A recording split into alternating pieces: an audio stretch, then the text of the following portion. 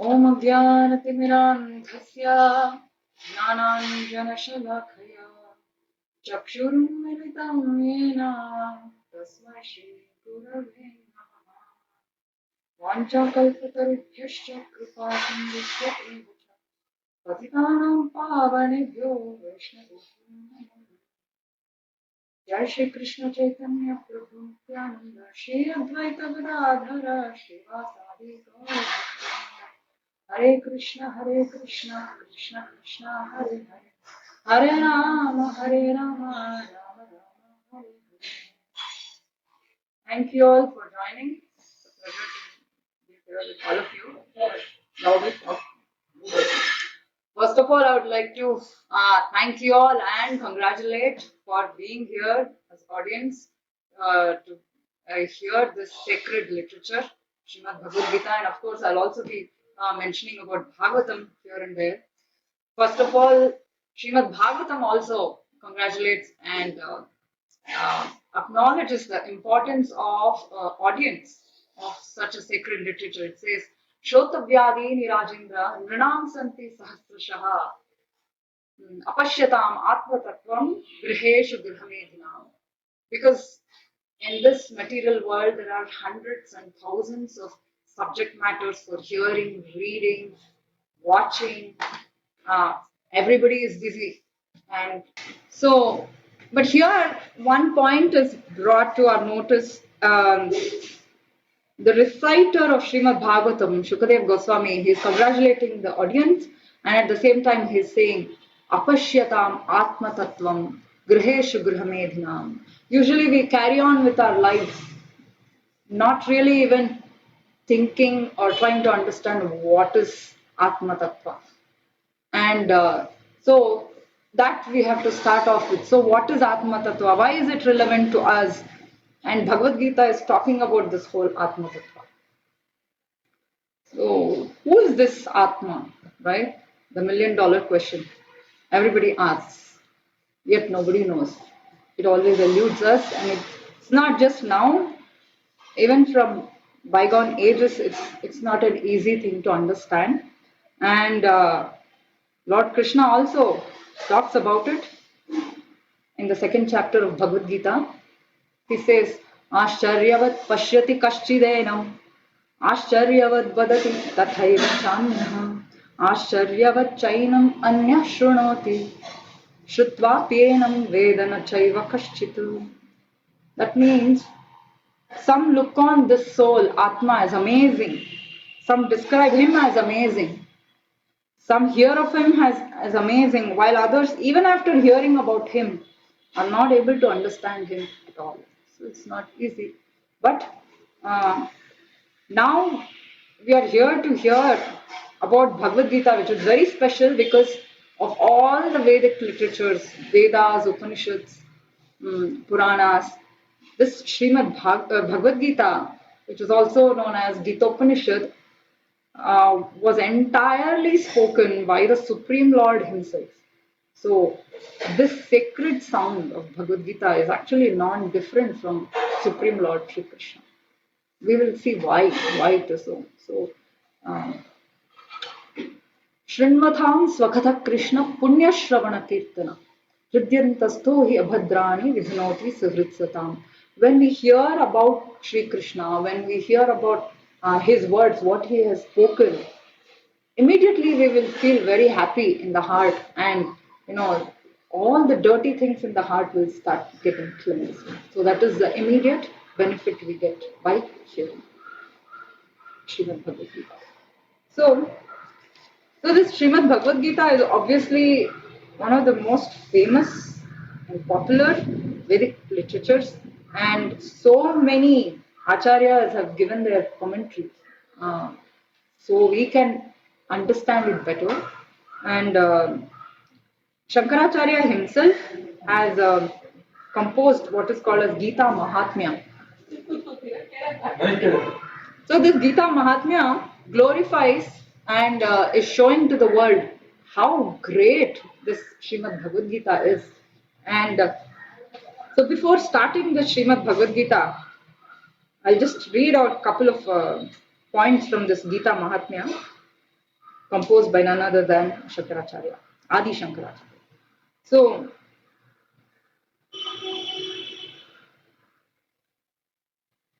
because Vedas are so vast, Vedas are like ocean. And where do we start understanding the Vedas, right? Ocean, we get lost. There is no way one can come out successfully swimming out of the ocean. So we're sure to get drowned in the ocean of Vedic knowledge. So in order to make it easy for us to understand, this Gita Upanishad was given by Lord Sri Krishna, especially for those Kali Yuga souls like us. So Shankaracharya is saying, Sarvopanishado gavo dogdha gopalanandanaha partho vatsa sudhir bhokta dugdham gitamritam mahat. This Gita Upanishad, Bhagavad Gita, the essence of all Upanishads, it is just like a cow. And Lord Krishna, he is anyway famous as the cowherd boy Gopala. So what is he doing? He is milking this cow called Bhagavad Gita. And Arjuna is a calf. He is there to drink this cow milk. And learned scholars and all great devotees of the Lord are also like Arjuna. They are also very eager to drink this nectarian milk of Bhagavad Gita. So that means he is already churning this milk ocean of Vedas, and what the cream that comes out, that is Bhagavad Gita. So Krishna has very kindly given us the essence of Vedas and Upanishads in the form of Bhagavad Gita. Ekam Shastram Devaki Putra Gitam Eko Devo Devaki Putra Eva Eko Mantras Tasya Namani Yani Karmapyekam Tasya Devasya Seva. In this present day, especially in this Kali Yuga, people are very much eager to have one scripture, one God, one religion, one occupation, right? Who has the time and energy to worship so many gods or understand all about them, all the so many rituals, multifarious rituals, which is also connected, associated with those gods. So everybody wants one God. So then that is why this Bhagavad Gita has been given. This Adi Shankaracharya is saying, Ekam Shastram, only one scripture is enough. That is Devaki Putra Gitam. There are so many Gitas, one may say, but this specifically is the Gita that was spoken by Devaki's son, Lord Sri Krishna. And let there be one God for the whole world, that is Sri Krishna.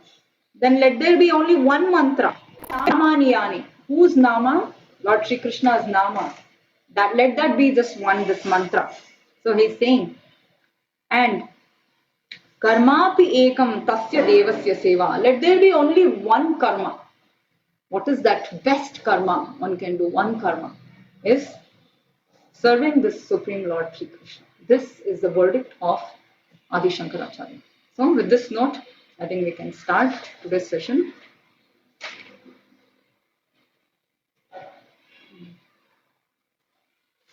As I was saying, in today's day and age, everybody is so busy in this Kali Yuga. So how do we start understanding? Where do we start from? Right? About Atma. So, and why should we at all understand, right, about Atma? Where we have our own several duties to take care of, and everybody is very busy with their own lives.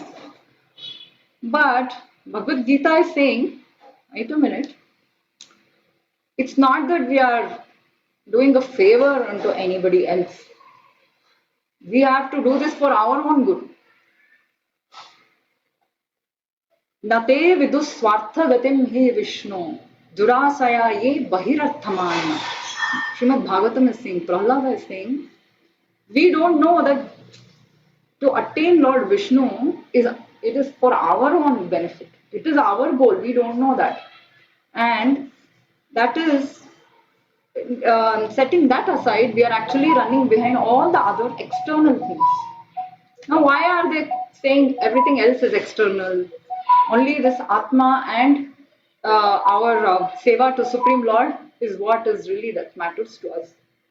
So Krishna is saying, okay, what is in a day's time, if we look at the activities, what all we do, right? First of all, we go to work, then we go to work to earn money, and that earning of the money is for actually to feed our stomach, belly, and feed our family. Basically, to feed the body for the upkeep and maintenance of the body. Okay, that's fine. That's required. Nobody is contesting that. And then, of course, for us to be happy, we need to eat, we need to sleep, we need to have some recreation. All that is there. But if our entire life becomes only all about this, what do the Shastras say? They say, Ahara Nidra Bhaya Maithunam Cha Samanyametat Pashubhi Naranam. That means what sets us aside as human beings from all other living entities is only one thing. Dharmo hitesham adhiko vishesho dharmena hina pashubhi samana. Eating, sleeping, getting byproducts or babies, and sleeping, eating, sleeping, and defending or fighting.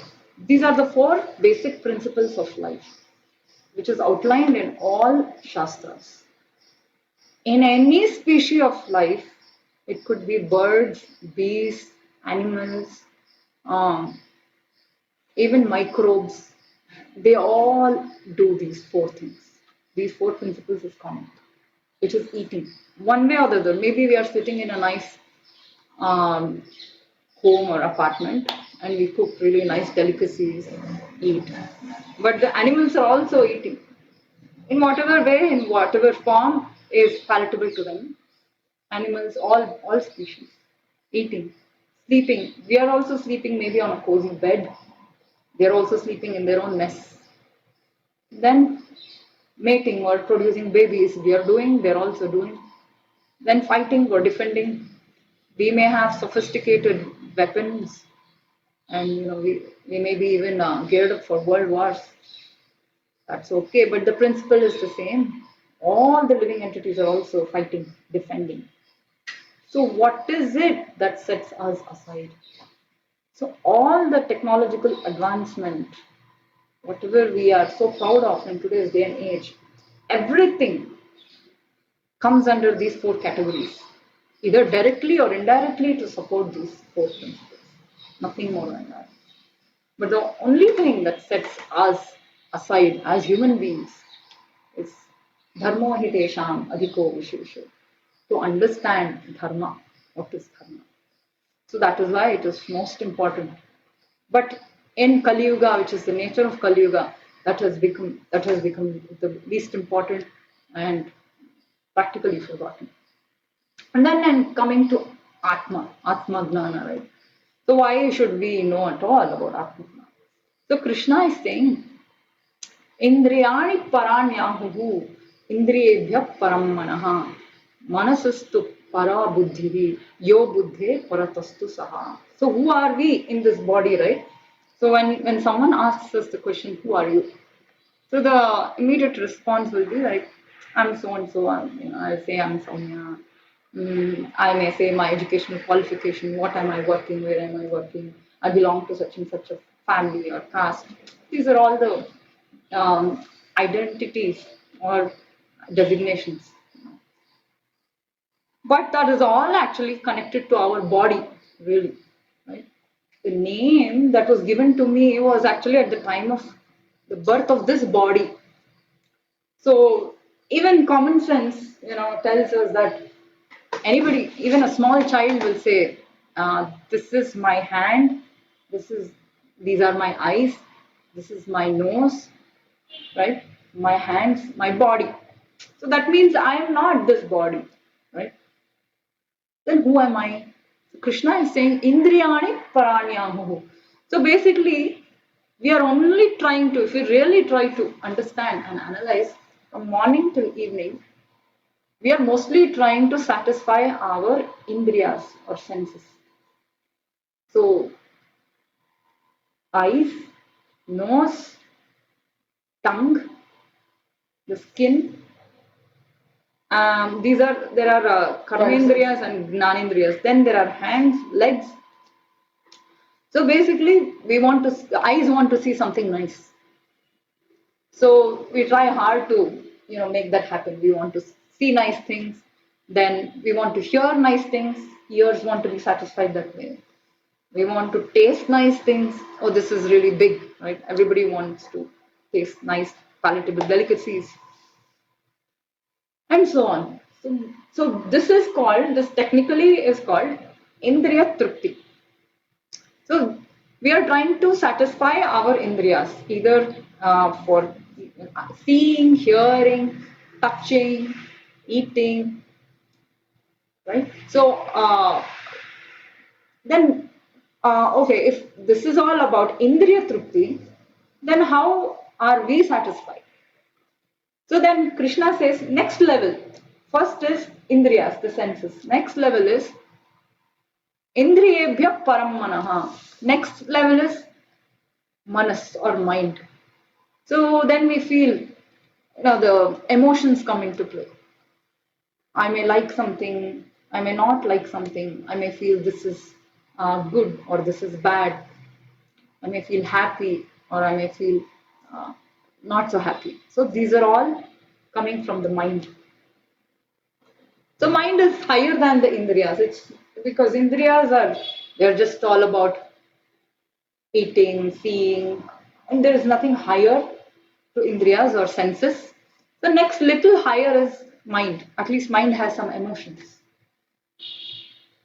But Krishna is saying, yes, mind is higher than these indriyas or senses. So we are trying to satisfy the mind also. Because if after eating nice things, seeing or hearing good things, if the mind is not satisfied again, where is the question of happiness? We are not happy. So then comes higher than or more subtle than the mind is buddhi or intelligence. So now indriyas we can perceive, right? It is very easy. Oh, my tongue is demanding now. I want to eat something nice.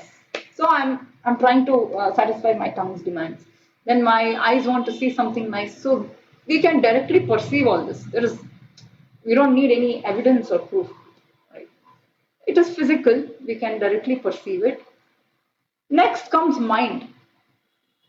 We may not be able to see the mind, but nobody can deny the existence of mind because it is the mind which is helping us perceive everything. This is good, this is bad, this is nice, this is not nice. All emotions are coming from the mind. The thoughts are coming from the mind also. So mind has now, it is a little higher, it is more subtle. Then comes intelligence. Little more subtle than that. It is more difficult to perceive intelligence. Manasastu para buddhi. But what is the role of intelligence? If there was no intelligence, if it was only mind, then there will be no sense of discrimination.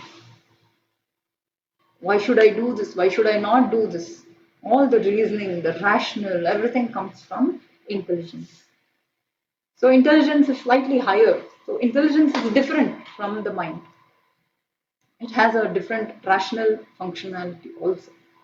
So after intelligence, yo buddhe paratastu saha. Then higher than intelligence is this Atma or spirit soul. And then who are we? We are that Atma. And where is this Atma? How can we understand this Atma? Right?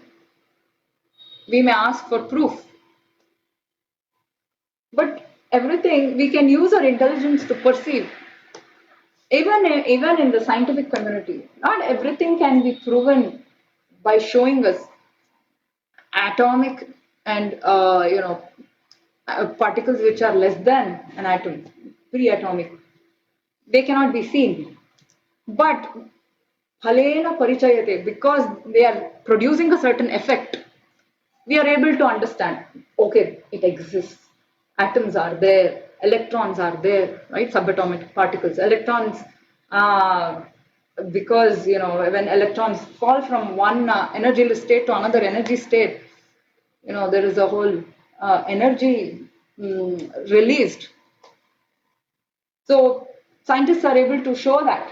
Similarly, even though soul we cannot perceive directly, but in many ways we are able to see its effect, see its presence and understand. And it is a no-brainer, everybody can perceive. Krishna says, Avinashitu tadvidhi yena sarvam idam tatam. Vinasham avyayasyasya nakaschit kartum arhasi. So this soul is there inside our body. Because this soul, it is pervading the whole body. Because it is pervading the whole body, we are conscious of our body. If somebody comes and pricks us, even from the back, oh, suddenly we can understand somebody is pricking us. Even from the back, or even when we are sleeping. Why? Because we are conscious of every part of our body. Why are we conscious? Because this body, actually speaking, it is made up of just a bhumi, apo, nalo, vayu. That means earth, water, air, all these elements. Or even in terms of science, some chemical compounds. What chemical compounds can perceive? If chemical compounds could perceive that somebody is pricking them, then even this sofa should be able to perceive. If I pinch it, it should feel the pain. If I pinch this laptop, it should feel the pain. No, because there is nobody in there, no person there. In this body, however, there is that person. Who is that?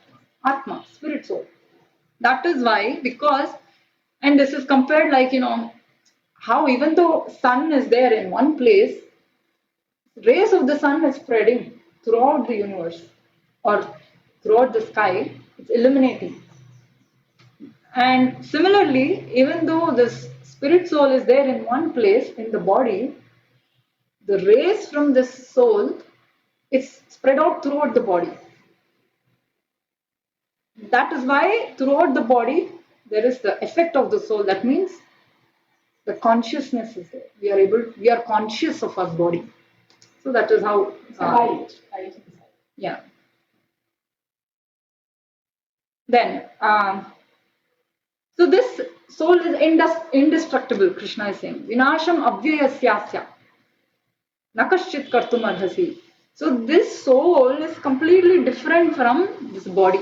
However, we understand this body because now we know the body dies, right? But the soul remains.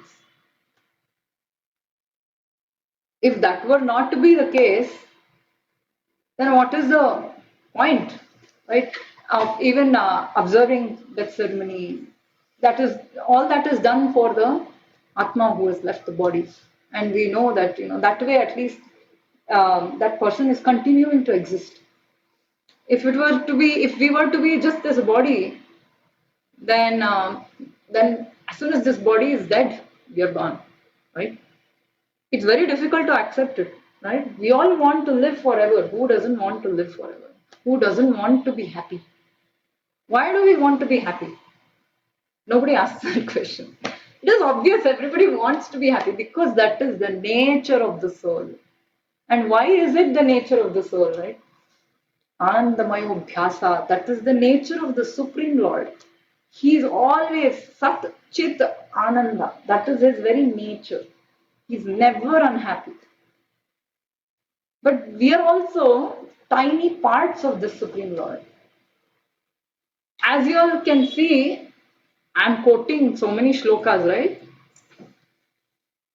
Why should I quote? It is very important. Just like in a court, how a lawyer, if he has to make his case, nobody will take him seriously. If he were to say, I think this may be the case, I think maybe this person has committed the murder or that person.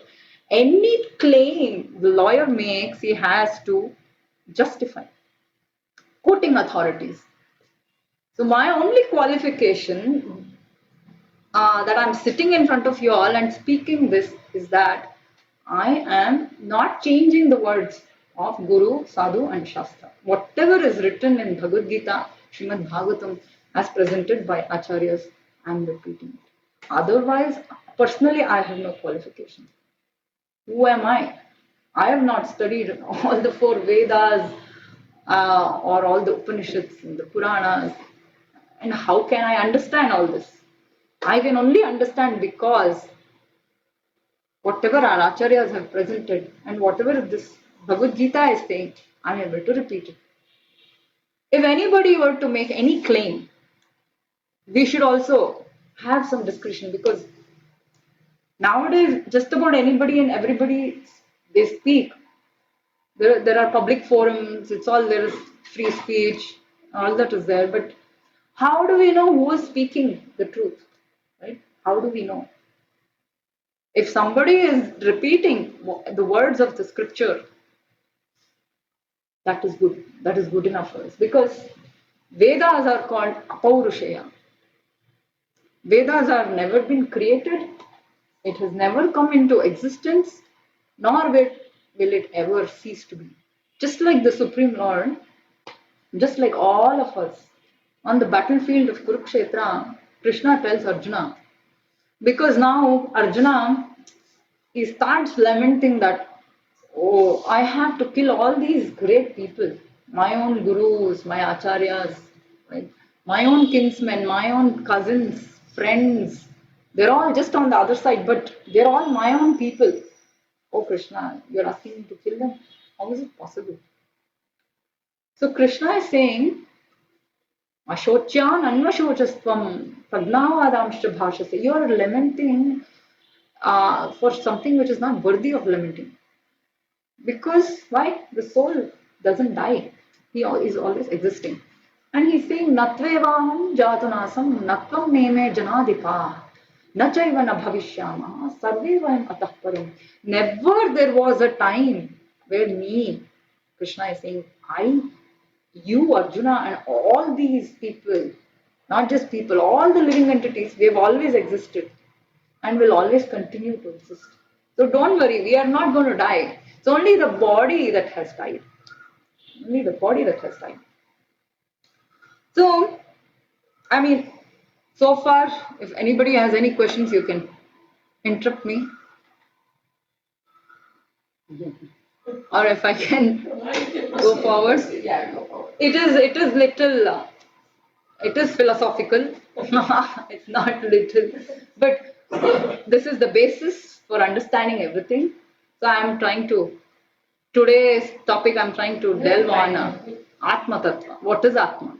If we don't know what is Atma, it cannot even go forward.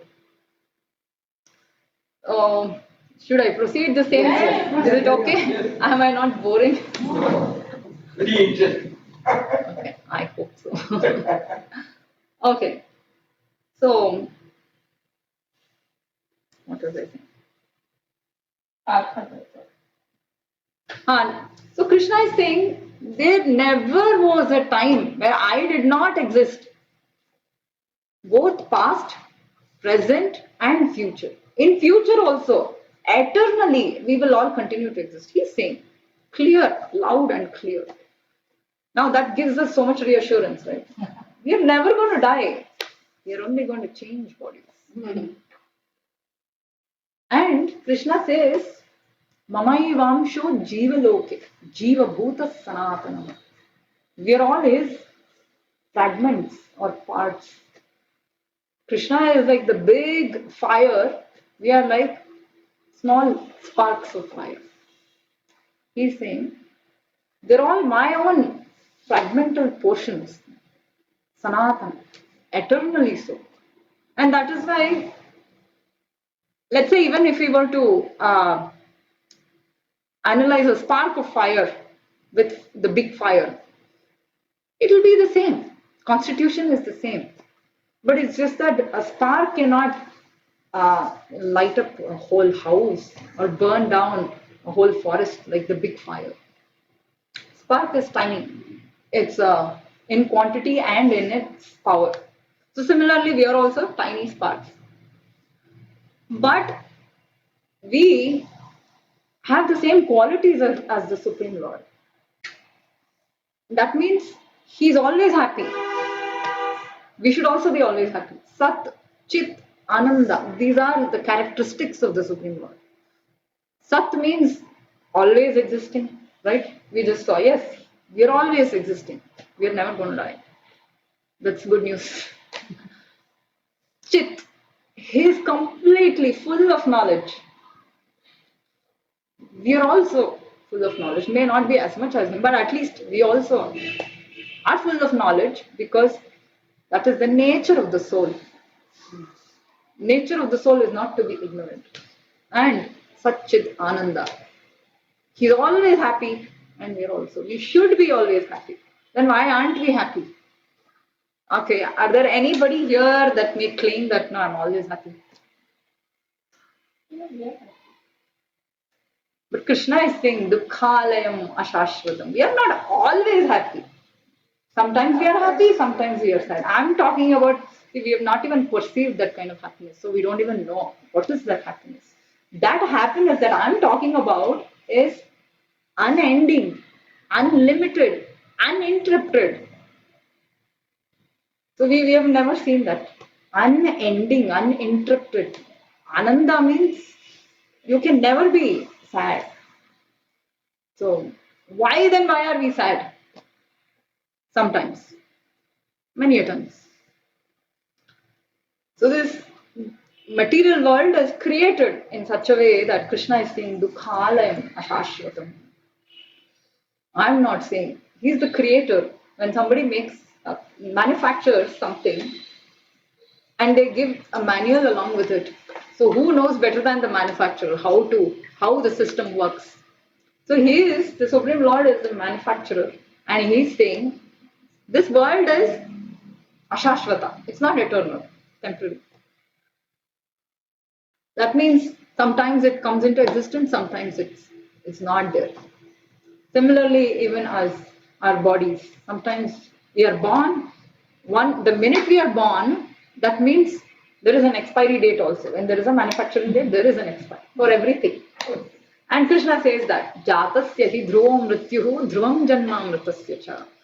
So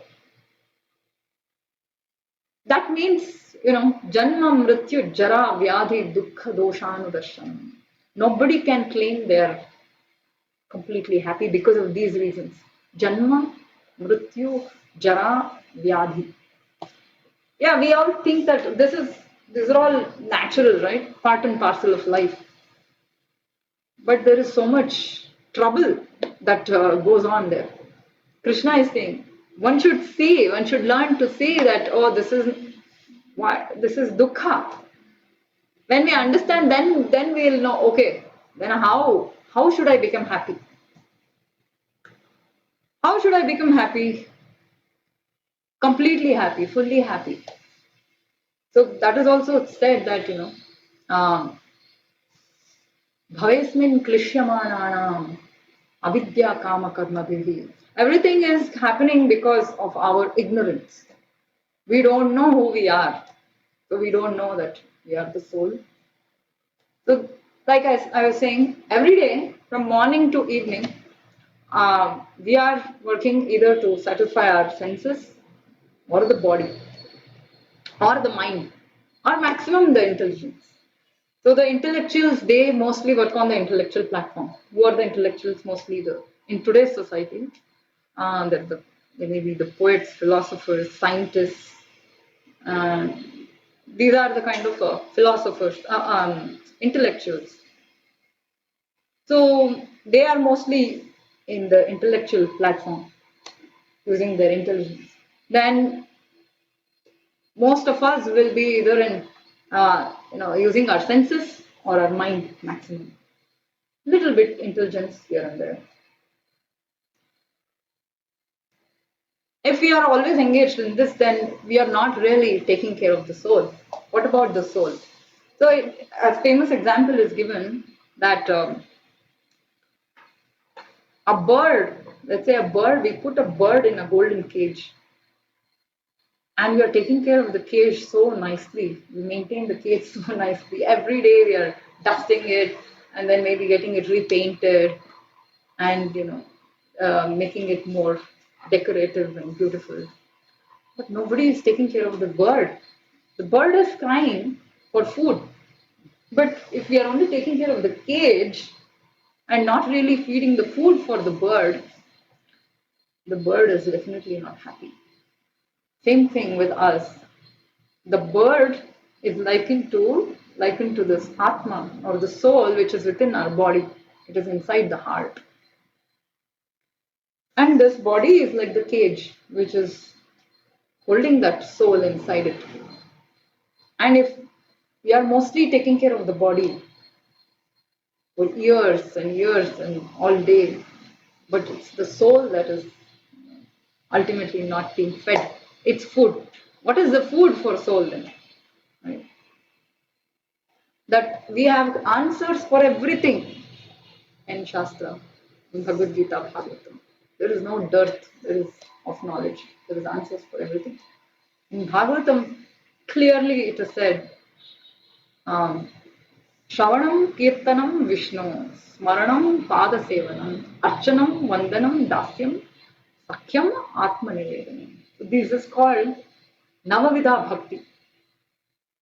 Bhakti is what is really the food for soul. Why? Why is bhakti the food for soul, right? Of course, I'm giving everything in a nutshell because I want to touch upon most of the topics. So there is a popular story from the scriptures. Once it so happened that all the parts of the body they became very unhappy. They were competing with the belly. They were so envious of the belly. They said, we are doing all the hard work, the hands, the legs. We work so much hard and make earn. Okay. Maybe later I'll tell. Later you can because this will Jayashree cannot understand. So, so the legs and the hands and all the other body parts started complaining. We are doing all the hard work to feed this belly. But it's always the belly that's eating and enjoying. What about us? Right? It's not fair. So they went on a strike. So it's not some concocted story. It is there in the Puranas, in the Shastra. So what was the consequence? The belly didn't get any food. Fine. All the other parts also became very weak. They're almost going to die. And then they understood that we are all working in cooperation so that if we feed the belly, we are also fed. We are also nurtured. We cannot be directly fed food, right? Yatha taron mula vishechanena yachaka bhuja skanda. There is some verse in the Bhagavatam, I forget. So what it means is, another example is given how when we are watering a plant, do we go and water and put manure on each and every part of the plant? Leaves, fruits, flowers? No. How do we feed the plant? By watering the root, giving the fertilizer or the manure to the root. It is the root. From the root, food is transferred in its own way to all the other parts of the plant, and that's how the whole plant is nourished. This is the way, this is the process. But if all the other parts of the plant or the body, if they were to compete with the belly or the root, then nobody will get nourished, right? Similarly, I already mentioned Lord Krishna says we are all parts or parcels of the big body of the Supreme Lord. So we are all, so his parts, we are meant to serve him. If we don't serve in cooperation with his plan, so the Supreme Lord has a big plan. And when we agree to that plan of the Supreme Lord, and when we agree to serve him, then we are satisfied. He is also satisfied, we are also satisfied. But when we don't work with him according to his plan, then when we don't serve him, then neither are we happy, nor is the Supreme Lord satisfied. So this is what is meant by seva or bhakti. Bhakti means devotional service. Bhakti doesn't necessarily mean some kind of a vague emotion that somebody may have or some sentiment. That may be just a um, indicator. In many cases, may not even be an indicator. But bhakti is actually bhakti yoga is a very tangible process. Uh, you know, very nicely explained through the entire Bhagavad Gita and Bhagavatam. This is the very function of the soul. It is not something that is created by anyone. Savai pumsam paro dharmo yatho bhaktir adhokshje ahaitaki apratihata ayatma suprasidati. Only when this soul, when a jivatma or when a living entity serves the Supreme Lord through the bhakti, only then that Atma will become happy, completely satisfied. There is no other way to satisfy that soul or the bird in the cage I was talking about. This is the only way. And what do we mean by bhakti, right? Bhakti, usually what people take bhakti to be is like, oh, I go to some temple or I worship some devata or some deity. Okay, I have done this puja. Okay, now I'll get this benefit, right? Okay, if I do this puja, maybe I'll get a good bride or a bridegroom. If I do that puja, I may get a good child. If I do that puja, I may get wealth, right? But Bhagavatam says, no, this is not bhakti. This is just business. Business transaction. I am giving you this. I'm doing this puja for you. You give me this, right? That is not bhakti. Well, then what is bhakti? Huh?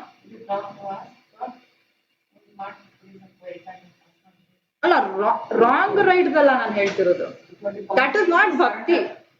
That is, see, there is karma kanda, there is karma yoga, gnana yoga, then bhakti yoga. So whatever uh, uh, ritualistic worship and processes we are talking about all comes under karma yoga. That is not bhakti yoga. Bhakti yoga is different. It is purely transcendental or spiritual. It has got nothing to do with material obligations, material goals, aims. No. Just like I just gave an example, right? When these parts, when they understand that, oh, I am a part of this body, I have to serve this belly. That is my dharma. And when I do that, I am also happy, the belly is also happy. So that is that we also need to come to that understanding. That what is my relationship with the Supreme Lord? So after studying all the Vedic literatures, our acharyas have very kindly given us that crystal clear path in three aspects: sambandha, abhideya, and prayojana. If we don't understand these three, no matter how much of Vedic literatures we have studied, no matter how much knowledge we have, there's no use. Because sambandha means relationship. Unless we understand our relationship with someone, we will not even be inclined to talk to them in the first place, right? Let's say somebody tells, okay, you have never met this uncle of yours. This is how they're related to you. And maybe some 20 years back you had seen them, and that they're coming to see. So that's why you have to meet them. So then we will be interested. Otherwise, oh, I don't know who they are. Why should I meet them? Why should I? First of all, relationship, right? So what is our relationship with Supreme Lord? Sambandha. Abhideya means what is that process that will help me understand who is the Lord and who am I? Okay, fine. Then, if I do all this, then what is in it for me? Right? That's the big $1,000,000 question. Nobody does anything for free, right? In this world. That's fine. Because why should anybody waste their time or energy? But seeking only material benefit is one thing. We should also do things which give us spiritual benefit. Yes, I may do these things. These don't really give me material benefit, but they give me spiritual benefit. So that is called prayojana. If I do all this, what is it that I'm going to get? Prayojana. Sambandha, Abhideya, and Prayojana. This we will learn more tomorrow. And so Sambandha, at least we have touched upon little bit. That is, we are the parts, tiny parts of the Supreme Lord. What is the Abhideya? We are supposed to serve Him. That is bhakti. And what is that bhakti? Like I said, Shravanam Kirtanam, that is Navavidha bhakti. There are so many angas of bhakti, 64 limbs of bhakti, but most important ones are this Navavidha bhakti. Everything is very specific, very clear. There is no room for any speculation, misunderstanding, nothing. Who do we do that bhakti is also specified. Shravanam, Kirtanam, Vishnu, Smaranam. This is for Vishnu. Why not other devatas? Other devatas can be done, but that comes under karma kanda, karma yoga. If you are interested in bhakti yoga, then this Vishnu.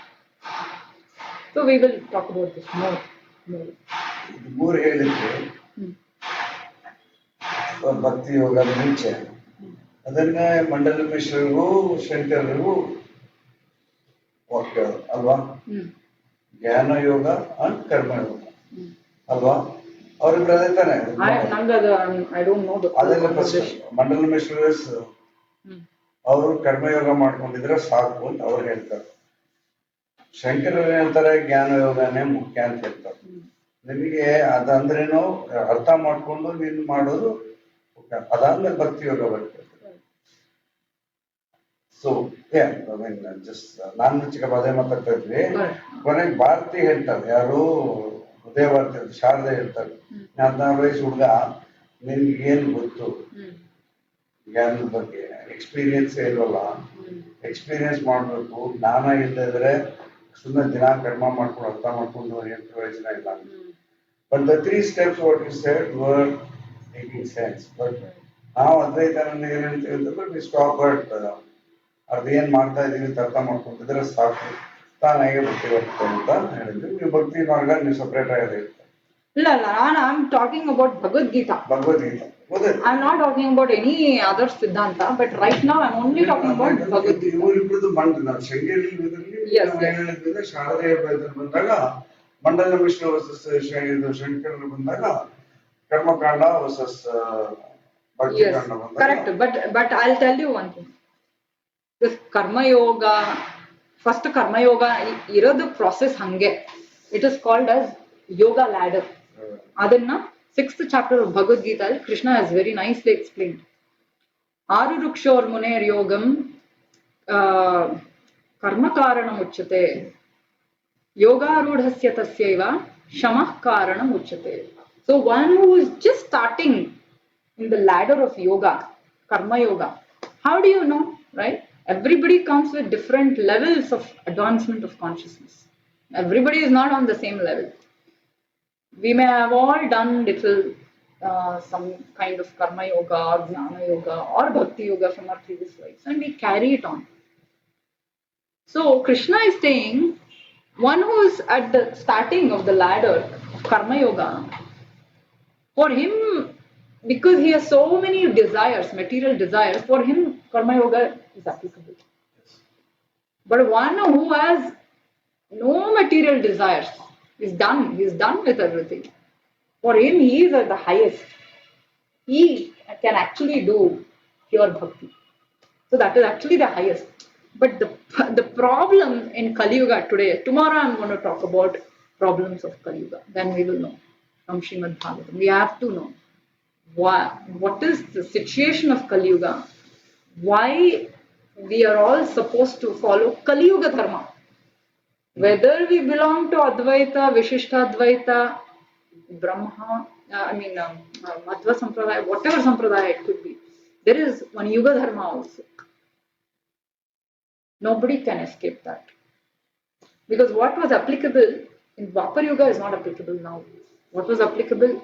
So, in Satya, Treta, Dwapar Yuga, they had that such long lifespans.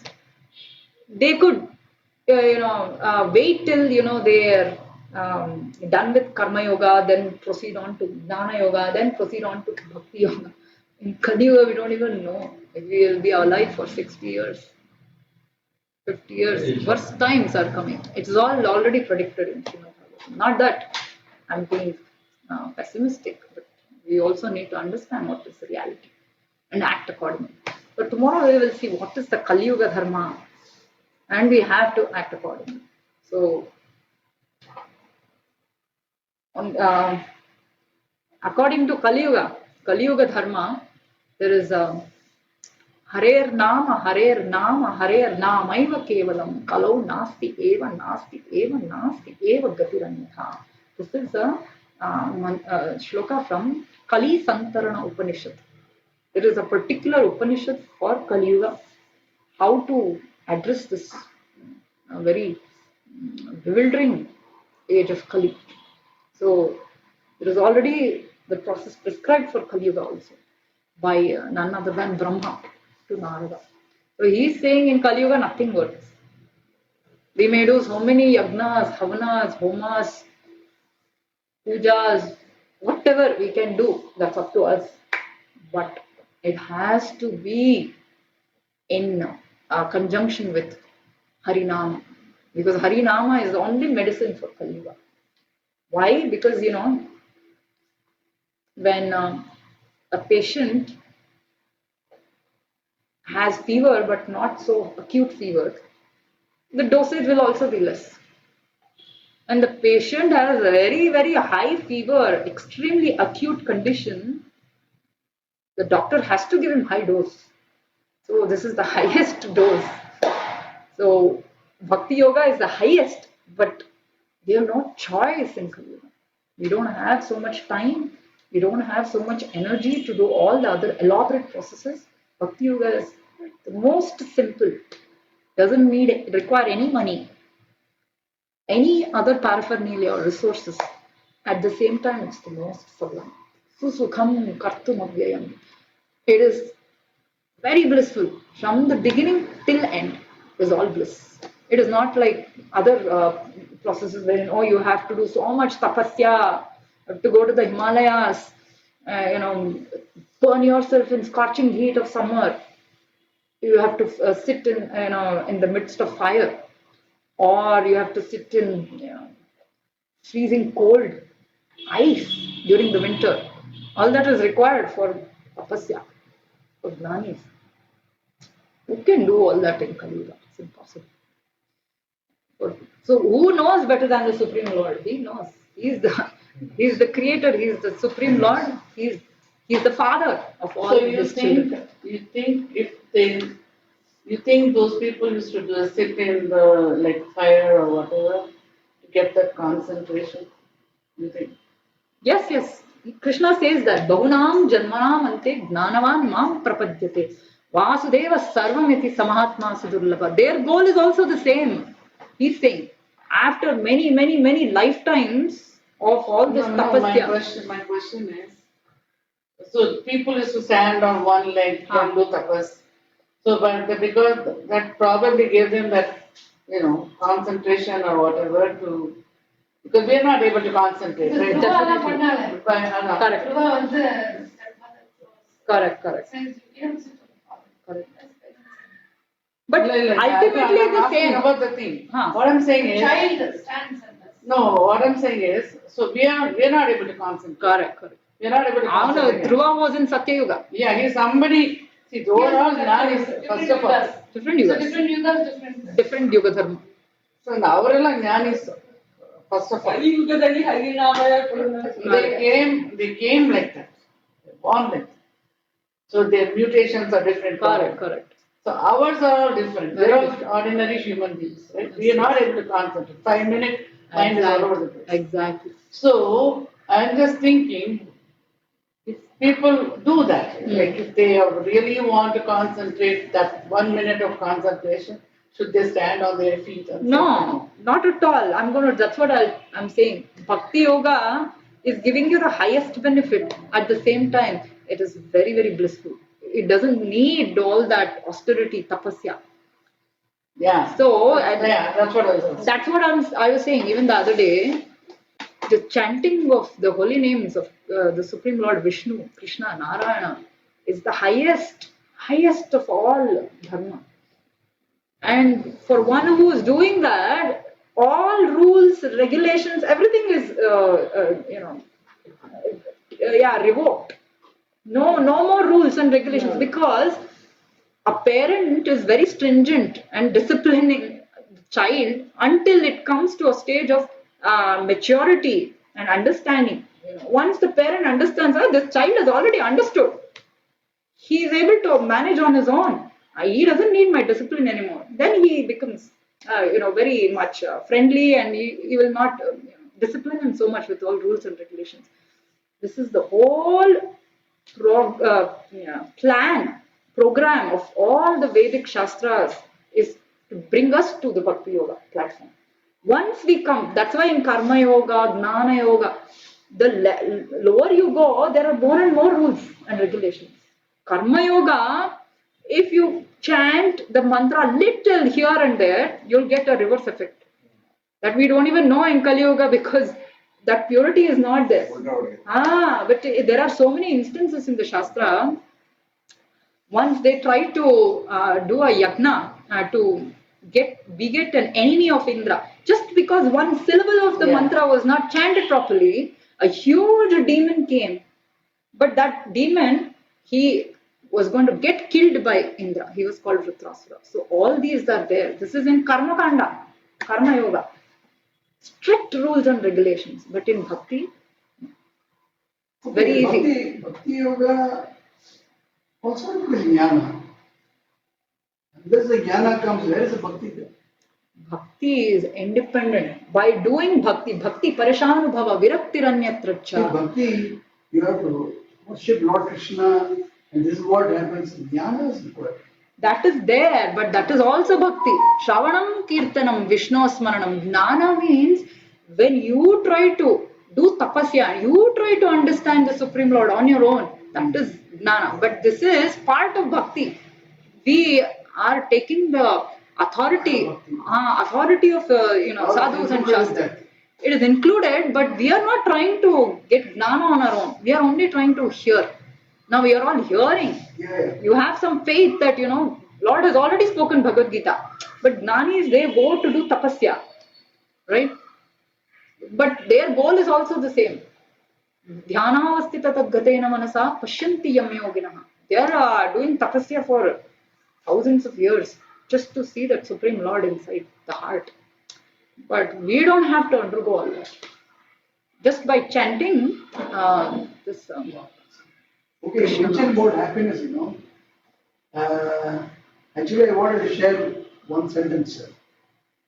But to summarize the whole thing, it says, there is no harm in seeking happiness if happiness is a real nature. Okay. Now, what is wrong is seeking it outside when it is inside. Yeah, we don't know where it is outside also, but not in the dead material objects. That is where we are going wrong. I'm saying instead of seeking outside, you The have to seek happiness is inside. inside. Of course, Inside the Atma. Atma. Yeah, but Atma it's vichara ಮಾಡ್ಬೇಕಲ್ಲ. correct. Inside is there, but outside, Krishna, the Supreme Lord, is there everywhere. He's not just inside. He's outside also. One who comes to that level of consciousness, he sees happiness within and without, everywhere.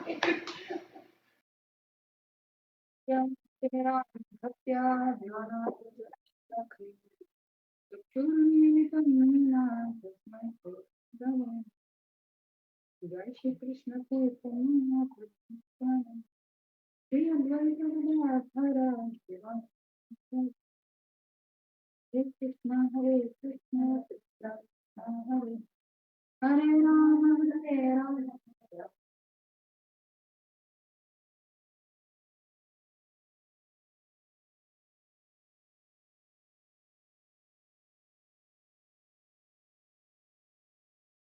Thank you, everyone. Welcome back.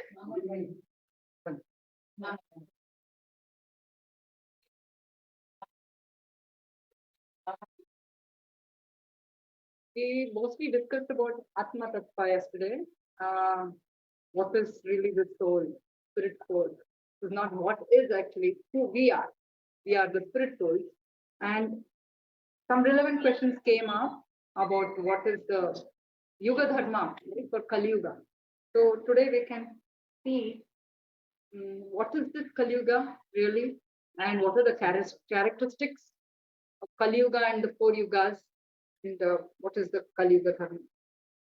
So in Vedic time, or in our Shastras, they explain that time is eternal, right? There is no stoppage in time.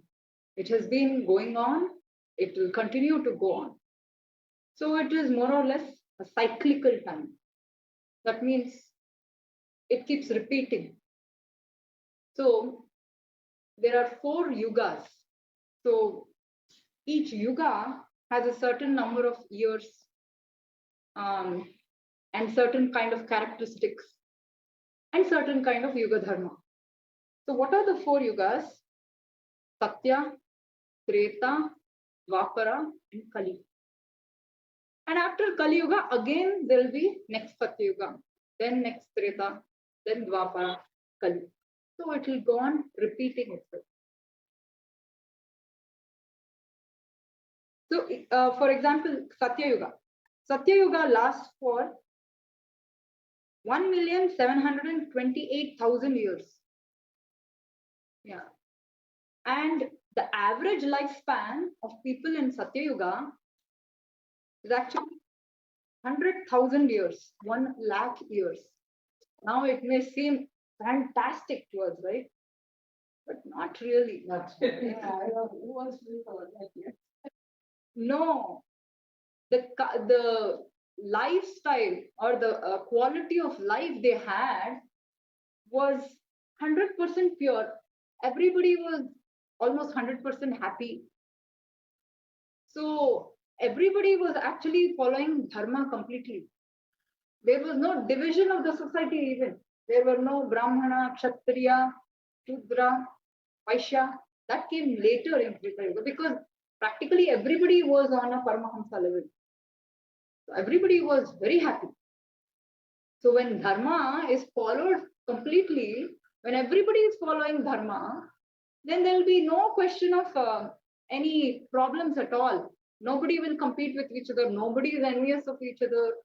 There will be no theft, no crime, nothing. Everybody will be very happy. So this is why we need dharma. Dharma is to ensure everybody is following rules and regulations as established either by God or even by the local government. So we can never escape rules and regulations or following laws. If we are in Karnataka state, we have to follow Karnataka state laws. If we are in US, we have to follow US laws. And so also Indian, for example, very graphic example is that somebody who is not aware of the driving rules or traffic rules starts driving the car in US or in the West, they may not be aware that they may have to switch over to the other hand driving. Let's say if someone does that and gets caught by the police, right? And So the person is innocent. He may say, I didn't know really. That's not my fault. I didn't know. But will he be excused? No. The police, the ignorance is no excuse. So wherever we are, we have to follow the law of that region. Even if we are not aware of it, that is no excuse. If we transgress, if we go against the laws of that particular region, we will be punished. We will be subject to punishment. So ignorance is no excuse. Similarly, there is the law of God.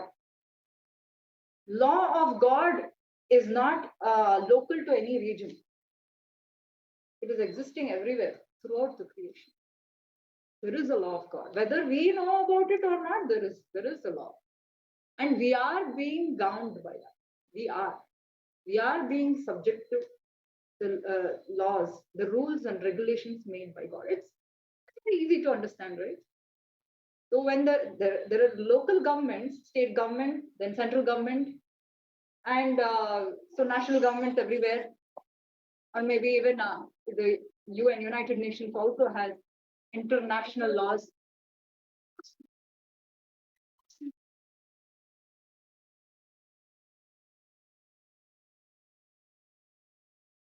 Getting recorded? The problem.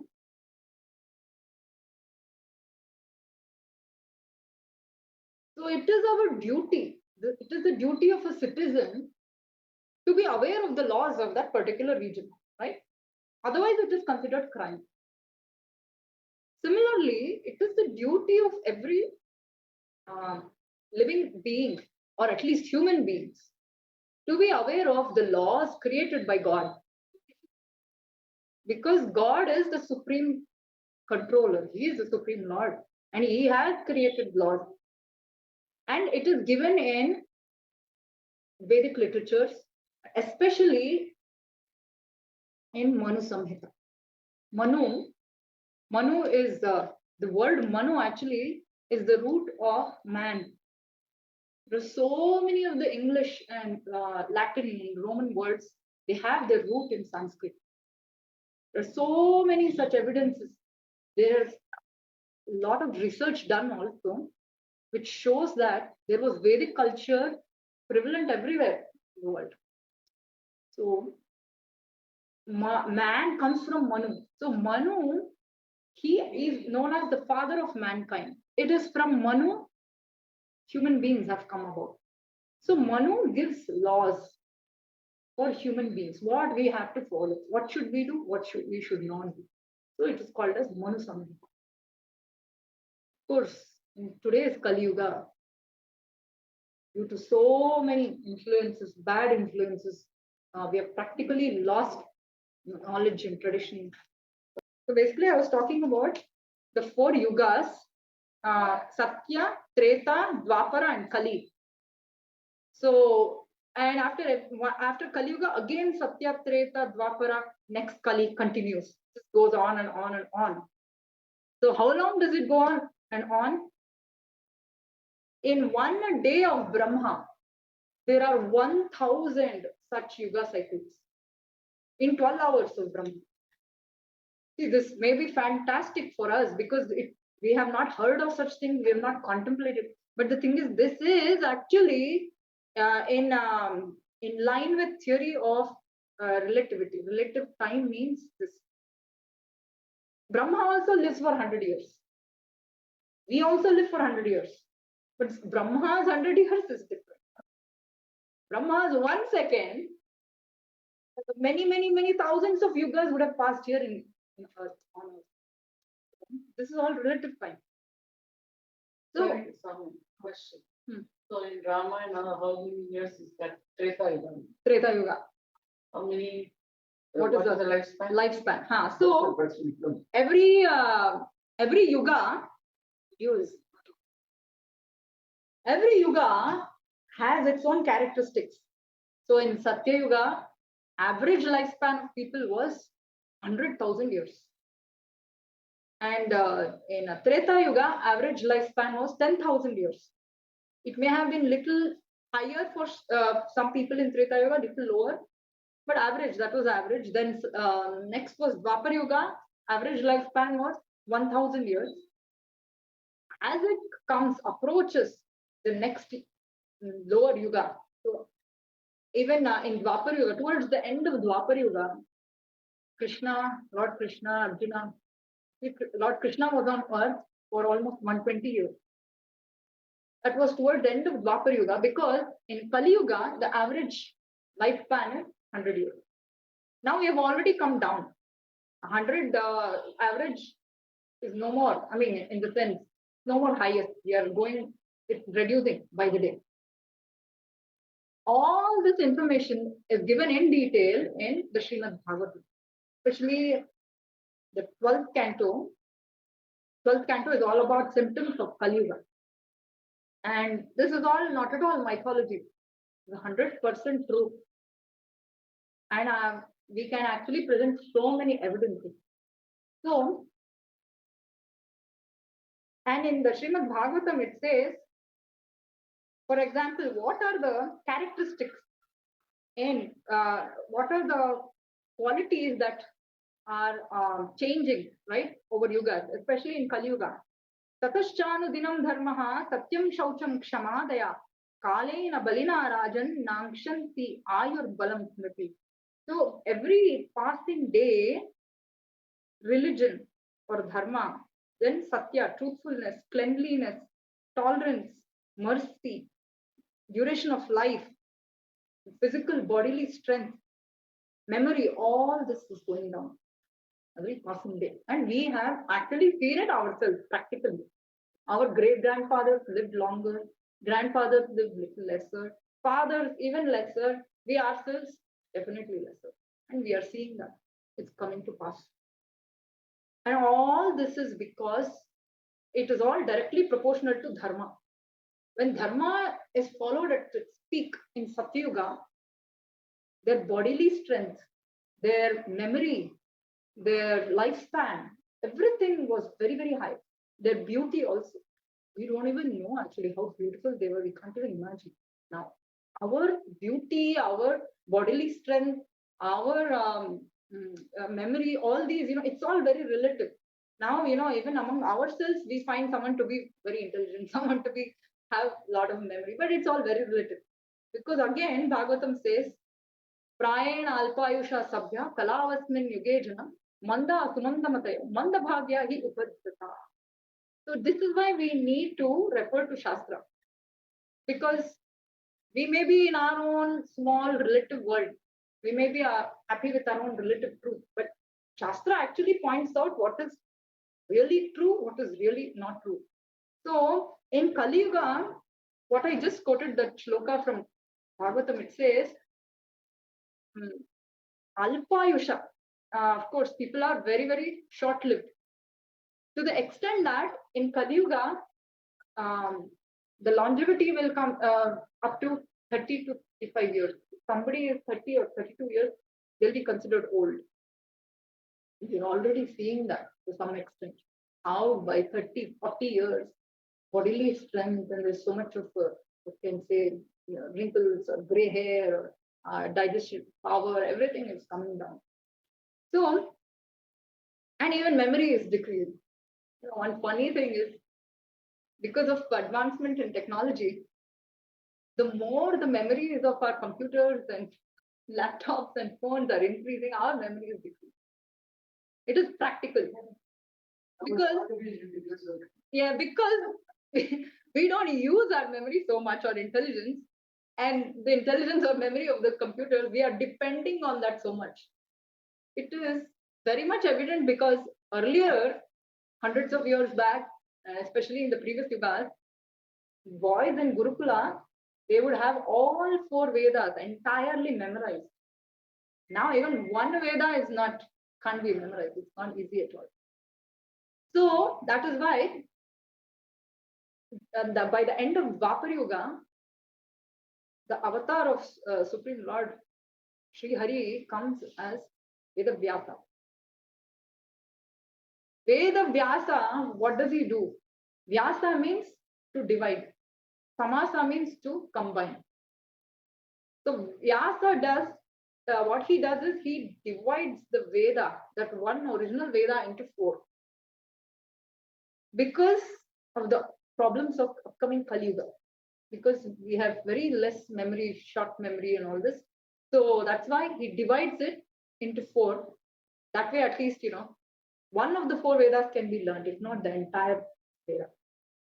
So, and many things, many of these tattvas we learn from Shastra, it is verifiable. It's not that it is all somewhere up in the air. It's not verifiable. I'll just quote some of these evidences, which is really very interesting. In Bhagavatam, there's actually a story which I'll just cut it short. So there was one king called Muchukunda. He will be helping the Devatas, fight their yuddha with demons, Rakshasas. So many, such a long time passes. And so many yugas would have passed on the earth. And finally, he would have replaced the commander-in-chief of Devata's army. And finally, when they get back their Senapati, who's none other than Kartikeya, he comes. And then they say, okay, thank you so much. You have supported us for so long. You're very tired. Now you can go. He will actually be very tired. And when he comes down to earth, because so many yugas would have already passed, none of his relatives, nobody will be alive. And the only thing he'll want to do is to sleep. So he actually gets a boon from the Devatas that I really want to sleep. I don't want anybody to disturb me because I'm so tired. He goes to a cave, he sleeps and sleeps and sleeps. And then there is one Leela happens. I don't want to get into that. He'll get the darshan of the Lord and all that. But when he comes out of the cave, he notices that all the trees, plants, animals, everything on earth would have shrunk so much in size. They've all become very small. Because, like I said, from Satya Yuga, bodily strength decreases, even bodily stature, size also decreases. So it is said that even Lord Krishna and Pandavas, their height was somewhere around 12 feet, 14 feet, What to speak of Treta Yuga people? They were even more tall, even more well built. So this Muchukunda was obviously from a previous Yuga, and he noticed that it's all become so short. And one interesting, very interesting evidence we can see is, I don't know if any one of you, how many of you all have visited the redwoods in California? Redwood trees are not from Kali Yuga. They are more than 10,000 years old. They belong to the Dwapar Yuga, and that is why they are the biggest, tallest standing trees till date. They have done carbon dating and all that. Scientists know how to calculate the age of the trees. They are some 10,000 years, 15,000 years old. So they obviously belong to Dwapar Yuga. Because Kali Yuga started 5,000 years back. And Kali Yuga lasts for 4,32,000 years. We have only passed 5,000 years. We are only in the Yuga Sandhya. Yuga Sandhya means just that, beginning. Yeah, but the real full swing of Kali Yuga will start 10,000 years later. Then it will be uninhabitable for gentlemen. I'm serious. Even now, it's very difficult. But going forward, it's going to be very, very good. So this is not at all mythology. Everything that our Shastra says, 100% true. So this is the basis of anybody entering into spiritual life. First of all, we should accept the authority of Shastra because it is all coming from the Supreme Lord Himself. Vedas are Apaurusheya. Nobody has written it, nobody has concocted it, and they are free from 4 defects of us. non-liberated or conditioned beings. The liberated devotees of the Supreme Lord and the Supreme Lord himself, they are free from 4 defects. It as said in the Shastra. What are the 4 defects? One is they commit mistakes. We all commit mistakes. And we become illusioned. Sometimes we become illusioned. That means we cannot understand what is going on sometimes, right? We all go through that. And we always have a tendency to cheat others. Even though we may think we are very saintly, but this is inherent in all those beings who are not 100% spiritual. And then our senses are imperfect. Definitely, that we all know. So now scientists or atheists, they say seeing is believing. Why don't you show me God? First of all, our eyes cannot even perceive atoms, protons, neutrons, or even the so-called black holes or whatever. So many things even the scientists claim our senses cannot perceive. So how can we perceive something which anyway is imperceivable by material? That is why the Supreme Lord is known as Adhokshaja. Adhakrita akshajam jnanam yena saha adhokshaja. Means he is beyond the perception of these senses. Our this present eyes, nose, ears cannot perceive because he is completely spiritual. So this is why we have to put our faith in the Supreme Lord, in Shastra, and in those acharyas sent by the Supreme Lord himself. Otherwise, we don't know what we are getting. Because only they give us the proper truth. And they are free from these defects. So now,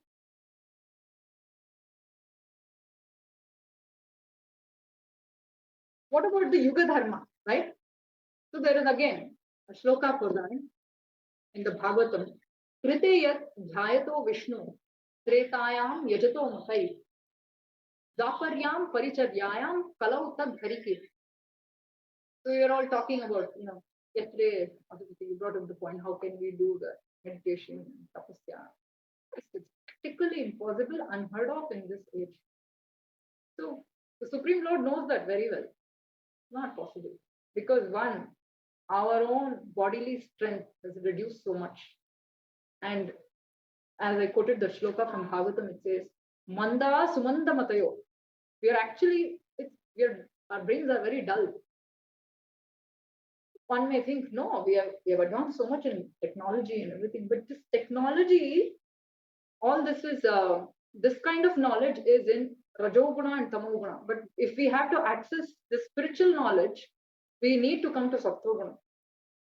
So everything is in 3 forms. Sattva, Raja, Tama. In this whole creation, in this material world, what we call as Ihaloka, everything belongs to 3 categories. First class, second class, third class, right? We see that everywhere. Here also, Sattva, Raja, Tama. So we have to bring ourselves to Sattva. The more we bring ourselves to Sattva, the more all this will become comprehensible. We can understand it better and we can even relish it. Because now the lifestyle is such that food, everything has an impact on our consciousness. So that's why even Shankaracharya has quoted this verse from Chandogya Upanishad. Ahara Shuddha Sattva Shuddhi. So means first everything starts with food, right? What kind of food we take will also have a direct impact on our mind, on our consciousness. So that also should be in Sattva. And the best food is when it is offered or when we do Naivedya to the Lord and it becomes spiritual. So food, music, what we read, what we hear, everything has 3 categories. And that's why Krishna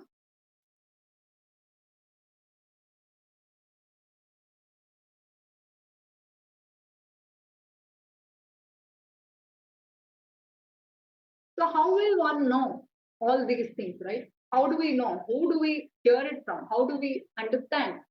So Arjuna is asking these questions, especially in Bhagavad Gita in the 16th chapter. Krishna is saying, Tasmat Shastra Pramanam te Karya Karya Vyavasthitau Natva Shastra Vidhanoktam Karma Kartum Iharhasi.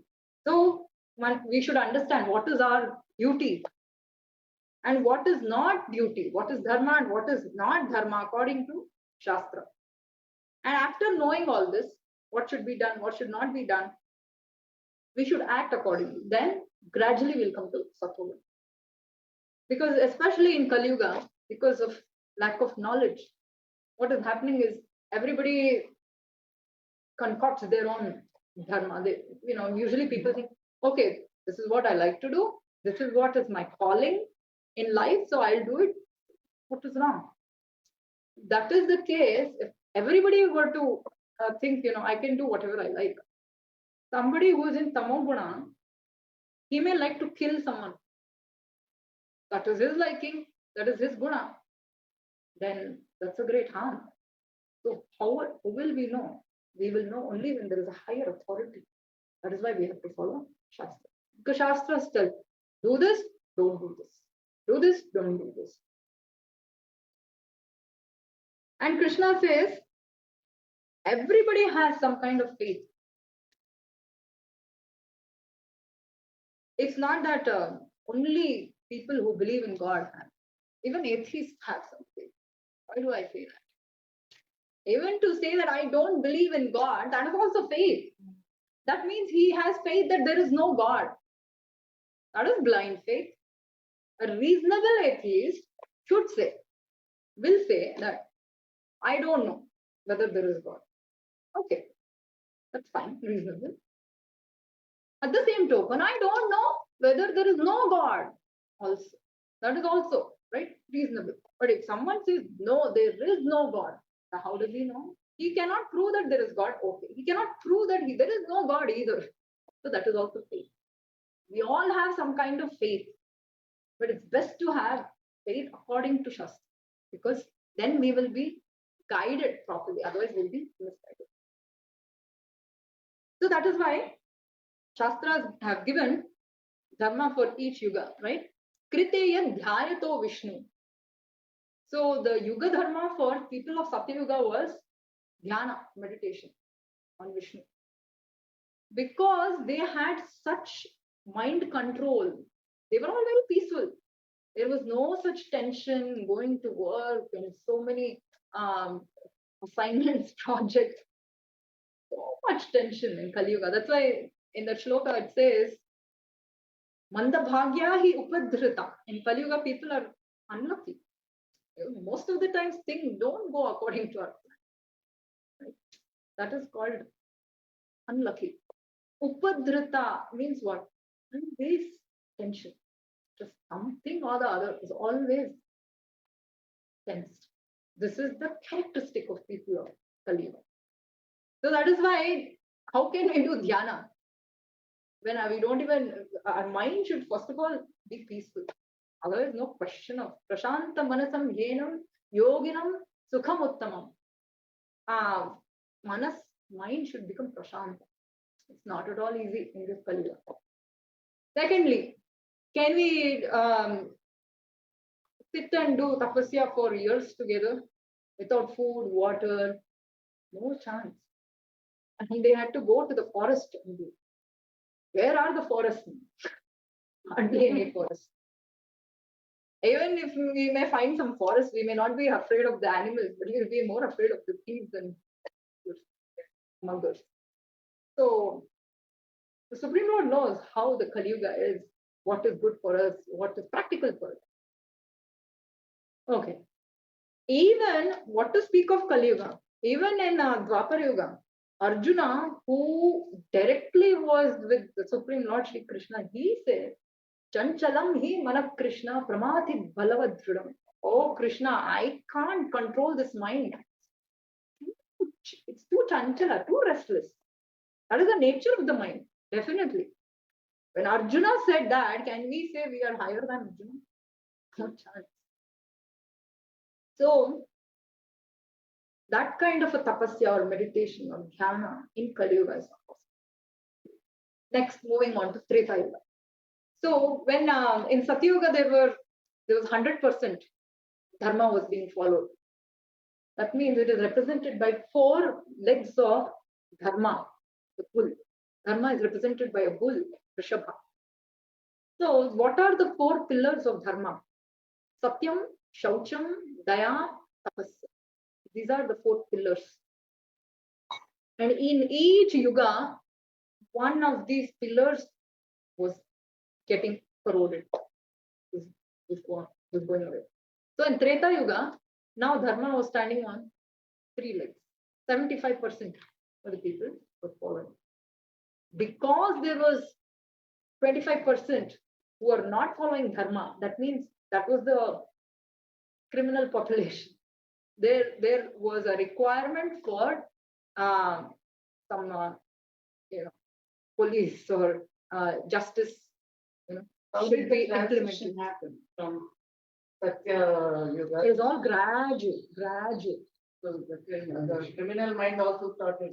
Gradual. Because that is the nature of this world.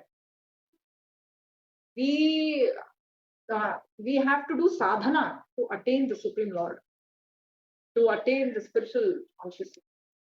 Otherwise, by default, our consciousness keeps going down. That is the risk. We may think that why should I bother about all this? I'm happy. I don't have to worry about it. That's a great risk. It is not that I'll be like this forever. Anyway, I'm not going to be like this. Dehinosmin yatha dehe kaumaram yavvanam jara tatha dehantara prapti dhirastatra namujyati. Nobody is here forever. Our body is continuously changing from boyhood to youthhood, then old age, then it is going to die. One thing. Then what about the destination of soul, right? We will talk about that in detail tomorrow. What happens? How does the soul attain the next destination? So the danger.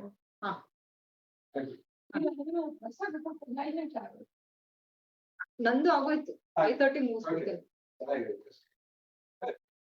But I just want to know, when Satya Yuga, God must have a plan that I have next Treta Yuga, because the whole scheme is done by God only, Definitely.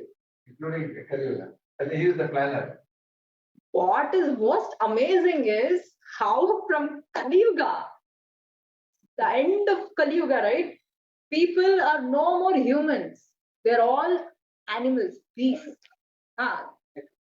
There'll be no, even after 10,000 years, there'll be almost no dharma, no following of dharma. There is no question of any dharma because they'll start killing each other. And there'll be no.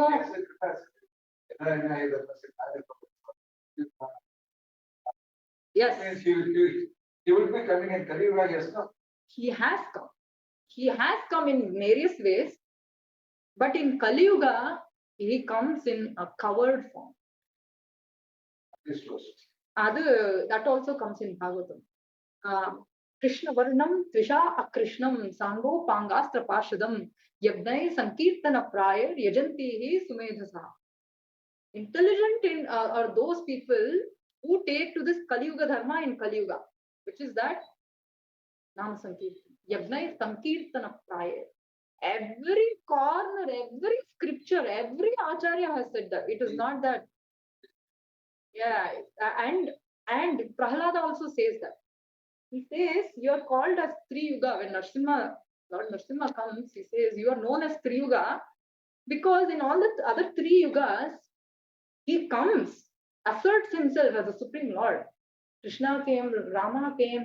Krishna came in Dwapar Yuga, Rama came in Treta Yuga. Not this previous Treta Yuga. He has come 28 millions and millions of years back. 28 Yuga cycles before. Not 28, few Yuga cycles. Yes. Correct. So, what was I saying? So Prahlada says, Kalautu Channa. He's covered. He doesn't assert himself as I'm the Supreme Lord. Why? There is a reason for that also. In Kali Yuga, there will be so many imposters claiming that I'm Avatara. And see, there was a Kalki Avatara also, he got arrested. There is no question of Kalki Avatara until 4,32,000. See, now only 4,28,000 years. We need to wait for 4,28,000 years. At the very end of Kali Yuga, Kalki Avatara will come. It is already predicted in Bhagavatam. Too much. So, Especially criminals are more maintained Kali. Oh, 100%. It will become 100%. They will like Online That party there. all the time. That is why when Kalki Avatara comes, he will not preach anymore. He will not say Bhagavad Gita, follow this, become my devotee. Just comes and kills. What can you preach to demons? They're completely animal, monstrous. It will degrade to such an extent that there will be no more vegetarian food available. Only meat. And that too, the embryos will be eaten as food. Embryos. It is all predicted in Bhagavatam. So many predictions have already come true in Bhagavatam. For example, Bhagavatam was compiled 5,000 years back. But 2,500 years back, Buddha appears. That is also predicted in Bhagavatam. So we know Bhagavatam cannot go wrong. Also, so many other predictions are there. And so many interesting predictions about Kali Yuga. One, it says, Lavanyam Keshadharanam. Never before we would have seen so much hairstyle and hair conditioning, coloring, this, that. That happens in Kali Yuga. This happens only in Kali Yuga. So many such symptoms are there. And the institution of marriage will no more exist going forward. Everything is predicted. Veda Vyasa, he has seen everything through his divine vision. Otherwise, let's say 5,000 years back, such a rishi self-realized, how can he even? This is not the first Kali Yuga. Exactly. That is the point also. Correct. I was going to come to that point. We think we are very unique. We have, our scientists, and we have come up with so many discoveries. Electricity came, and all this industrial revolution happened. Sorry to say, it keeps repeating. Every Kali Yuga, this happens. Why this happens? All the Renaissance movement happened because of lack of faith. Of course, even the church was at fault. When if they are not also able to give proper knowledge, people also will lose faith. And when the church or the priest, when they are compromised, of course, everything goes hand in hand. So, but these are the effects of Kali Yuga. And then finally, after Treta Yuga, so Treta Yuga Dharma was Tretayam Yajato Makai, Yagna, Havana, Homa. To actually perform yagna is really extremely difficult. The kind of resources one needs. Thousands of liters of ghee, pure, desi, cow milk ghee. Where do we get now in Kali Yuga? And more than anything, we need such pure brahmanas. The efficacy or the purity of the brahmanas was tested at the very beginning of the yagna. They would chant a mantra to light the fire. They wouldn't use lighter, matchstick, nothing. So that was the purity of the Brahmana. Where do we get such Brahmana? It's not possible. That is why even in Kali Yuga, even yagnas, we can do yagnas, but really the yagnas will not give the effect as it is expected. That is why people, many times, they don't have faith. They think, see, it doesn't work. No, it works. It works if the person is of such purity, it works. Madhvacharya, he proved to so many people. Once in a king's assembly, there was an atheist king. I think he was a Muslim king. And he was constantly, he had all these comments that, all your Vedic Shastras is all superstitious, blind beliefs. Madhvacharya said, You may have not found a person who has the purity to do it. I will do it. So he got few seedlings or seeds sown in the soil, and then he chanted few mantras. In the very assembly, everyone could see that they sprouted, they gave fruit, and they became. And so, Vedic Shastra, whatever is given in Vedas, Upanishads, Bhagavad Gita, Bhagavatam, everything is 100% true. Can never go wrong. We may be wrong. So, like Ayurveda is never wrong. Ayurvedic doctor may not be doing it right. So that's the point. And Dvaparyam Paricharyayam Kalautadhari Kirtana. In Dwapar Yuga is more about worshipping the deity, temple worship and all that. Well, even that requires so much elaborate worship.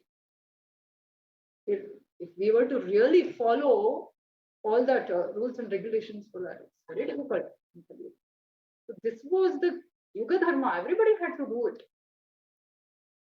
Now, coming to Kali Yuga, what hope do we have? Right? But if a father has 4 children, one is very intelligent, self-sufficient, takes care of himself, the father doesn't have to deal with him so much. He doesn't have to monitor him so much. But if there is a lame child who doesn't know what to do, is a helpless, handicapped, the father's attention will be more on that child. Similarly, in Kali Yuga also, we are practically handicapped without much adherence to dharma. That's why the Supreme Lord also has given so much concession, very compassionate, extremely compassionate for us. That's why he has given us the best, most sublime process, yet it is the easiest. So many devatas, it is said in Bhagavatam, they actually are waiting to take birth in Kali Yuga. Especially this Kali Yuga, it's a very, very, very special Kali Yuga. It's called Kanya Kali. It's the 28th Kali Yuga that comes in a day of Brahma.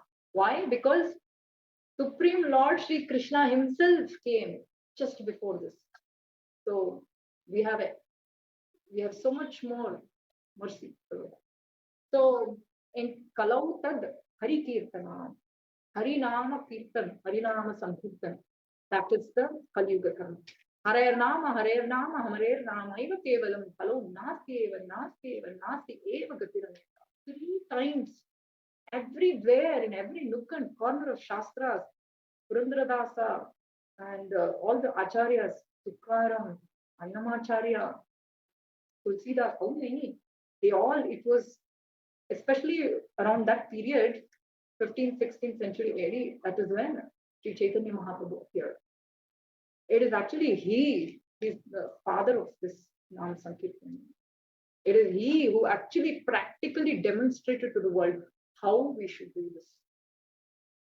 So in this Kali Yuga, everyone wants to dance, sing, right, party, have fun. Supreme Lord knows.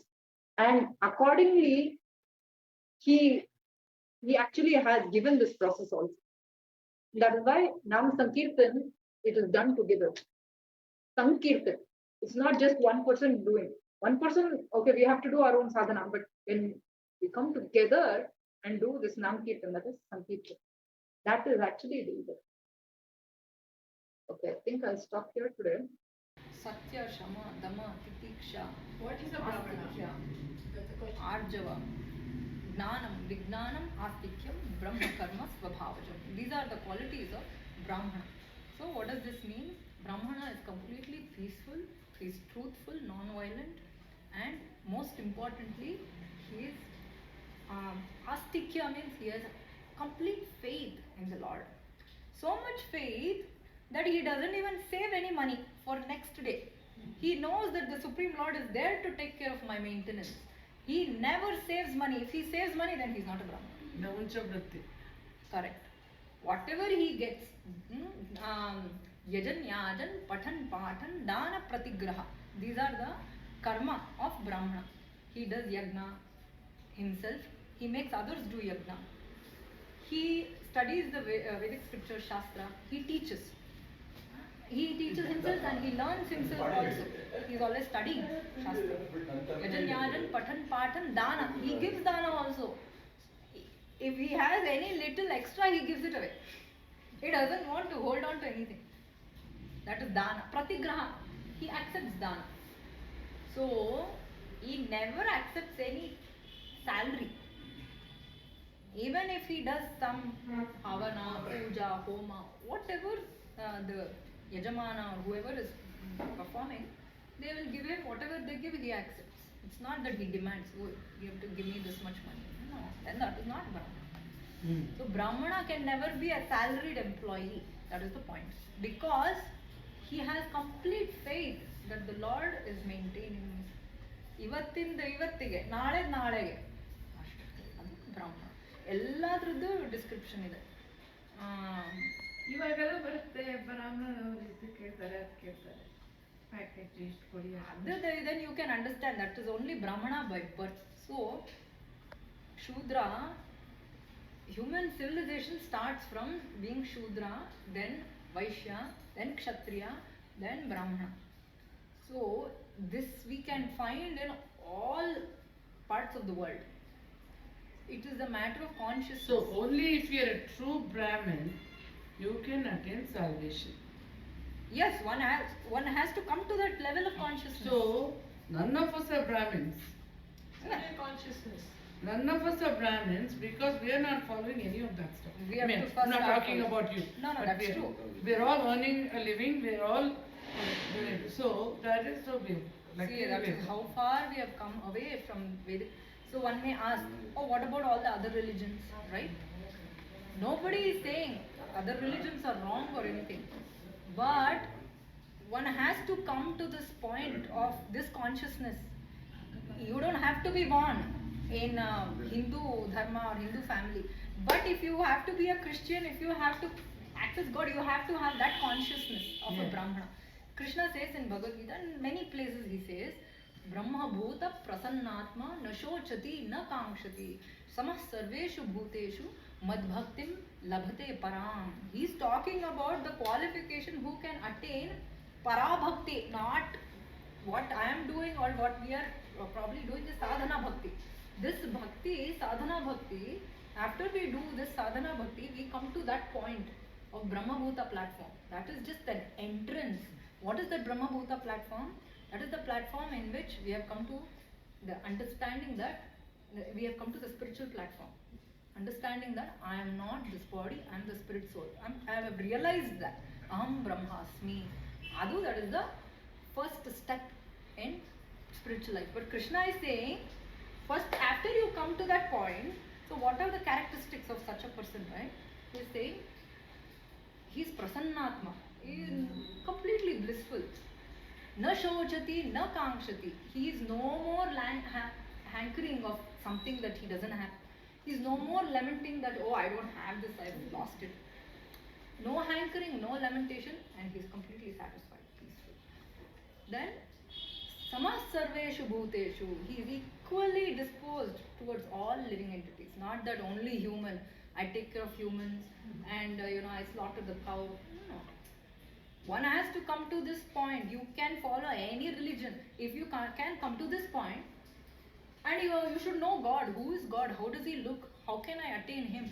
All these details to the fullest possible degree is given only in Vedic Shastra. So this is mentioned in Bhagavatam. Yeah, this is Bhagavad Gita. This verse is Bhagavad Gita. Bhagavad Gita. And Bhagavatam in all aspects and details. Yes. So you have like can tell me what canto it's? No, Bhagavatam. Bhagavad Gita is the, you can say, preliminary study. We have to understand. The first sloka you said like about the description of characteristics of a Brahmana. This comes in the 18th chapter, characteristics of Brahmana, Kshatriya. This is the last chapter of Bhagavad Gita. Bhagavad Gita. And Bhagavatam ends where starts where Bhagavad Gita ends. So Bhagavatam is complete process of God realization. From all 12 cantos, if we read systematically and if we try to follow and understand, so the promise is that by the end of the last canto, we actually can become God realized. That is the promise of Bhagavatam. Om Jnana Timira तस्य ज्ञानाञ्जनशलाकया चक्षुरुन्मिलितं येन तस्मै श्रीगुरवे वाञ्छाकल्पतरुभ्यश्च कृपासिन्धुभ्यो च पतितानां पावनेभ्यो वैष्णवेभ्यो नमः। जय श्री कृष्ण चैतन्य प्रभु नित्यानंद श्री अद्वैत गदाधर श्रीवासादि गौर भक्त। हरे कृष्ण कृष्ण कृष्ण हरे हरे हरे राम राम राम हरे। Thank you all again for joining. Pleasure to share whatever little I know, as it is from Bhagavad Gita and Srimad Bhagavatam. Louder. Louder. So it's been 2 days now. This is third day in a row, blessed by Lord Shri Krishna. So it is only by His mercy we can do whatever little endeavor we can in this Bhakti Yoga.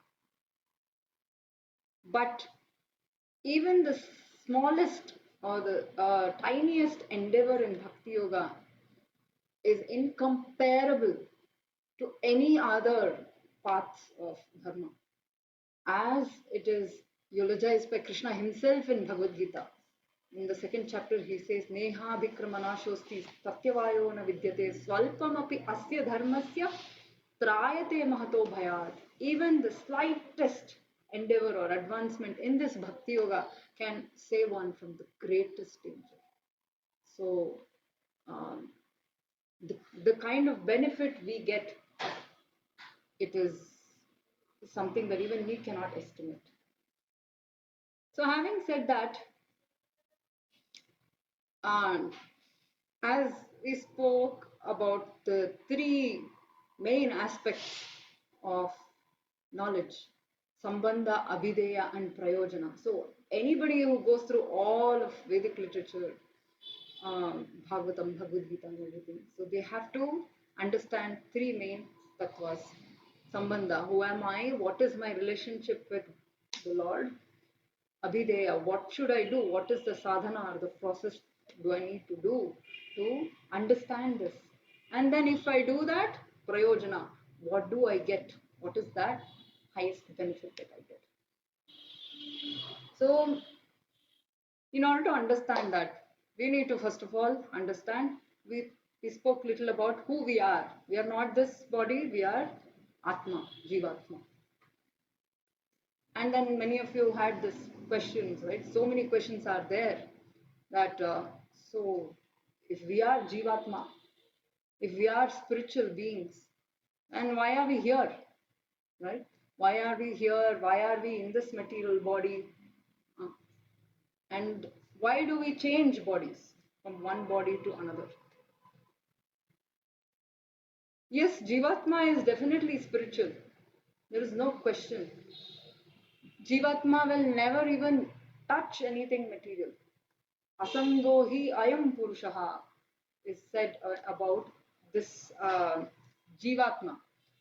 Just like when there is drops of water on the lotus flower or a leaf of lotus flower, even though it is there, it's still, the leaf will never get wet. Padma patram ivambhasa. So just like that, even we are spiritual beings, even though we are in this material world, we are actually, we are not affected. But because we have come into contact, we are thinking we are this body. That is why we are getting bodies again and again, again and again. So how this problem can be resolved? It is only by getting jnana. Nahi jnanena sadrisham pavitram iha vidyate. So I just want to relate this very interesting story from Srimad Bhagavatam. So when I say story, it is not some fictitious story, nothing made up. This has all happened at some point. It may be millions of years ago. So there are Puranas and there is Itihasa. So itihasa is like Ramayana and Mahabharata. In that, you'll get a chronological sequence of events. So Lord Rama appeared, then all his Bala Leela, then he got married, and all these things. So that is itihasa. It goes on in the sequence. But Puranas, like this Bhagavata Purana, it has a collection of so many incidents that have happened, not necessarily in the chronological sequence. So, but there is a sequence in which we can learn and progress spiritually, but it is not necessarily in the sequence. So, it is known as Purana because even in Hindi we know Purana means Puratana. It's very very old. So it is definitely historical. So once there was a king called Chitraketu. He was the king of the world, Chakravarti. He had everything going for him. So much wealth and power and beauty and beautiful queens.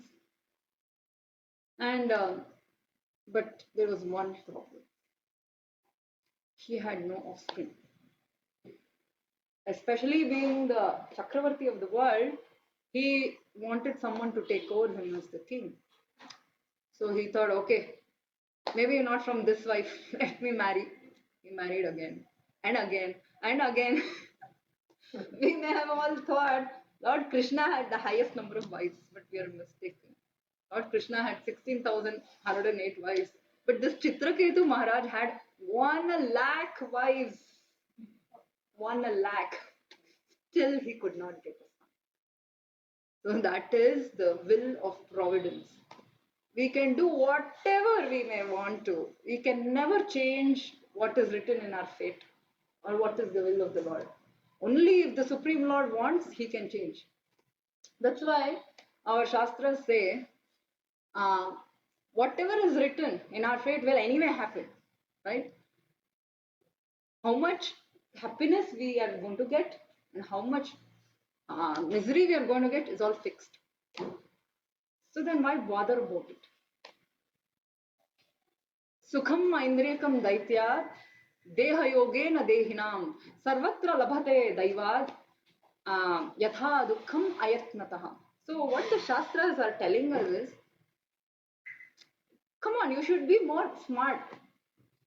We are going to get this happiness, so-called happiness, that is Indriya Sukha, right? We want to taste something nice, we want to hear something nice. So our happiness is basically this, and maybe little, and because of that, even our mind may feel little happy. So that we are going to get anyway, whether we are in human form or in animal form, bird form, we are going to get. And what about, so we all, whatever we do in life, any activity we do in life, why do we do generally? We do so that we can be happy, right? If I know that by doing this particular activity or task or job, if I know that I'm going to be happy, then I'll do. That is the motivation, right? But do we ever do anything which we know that will make us unhappy? No. We will never try to do something which will make us unhappy. So it is saying, since we will not try or do anything that will make us unhappy, but misery will come automatically.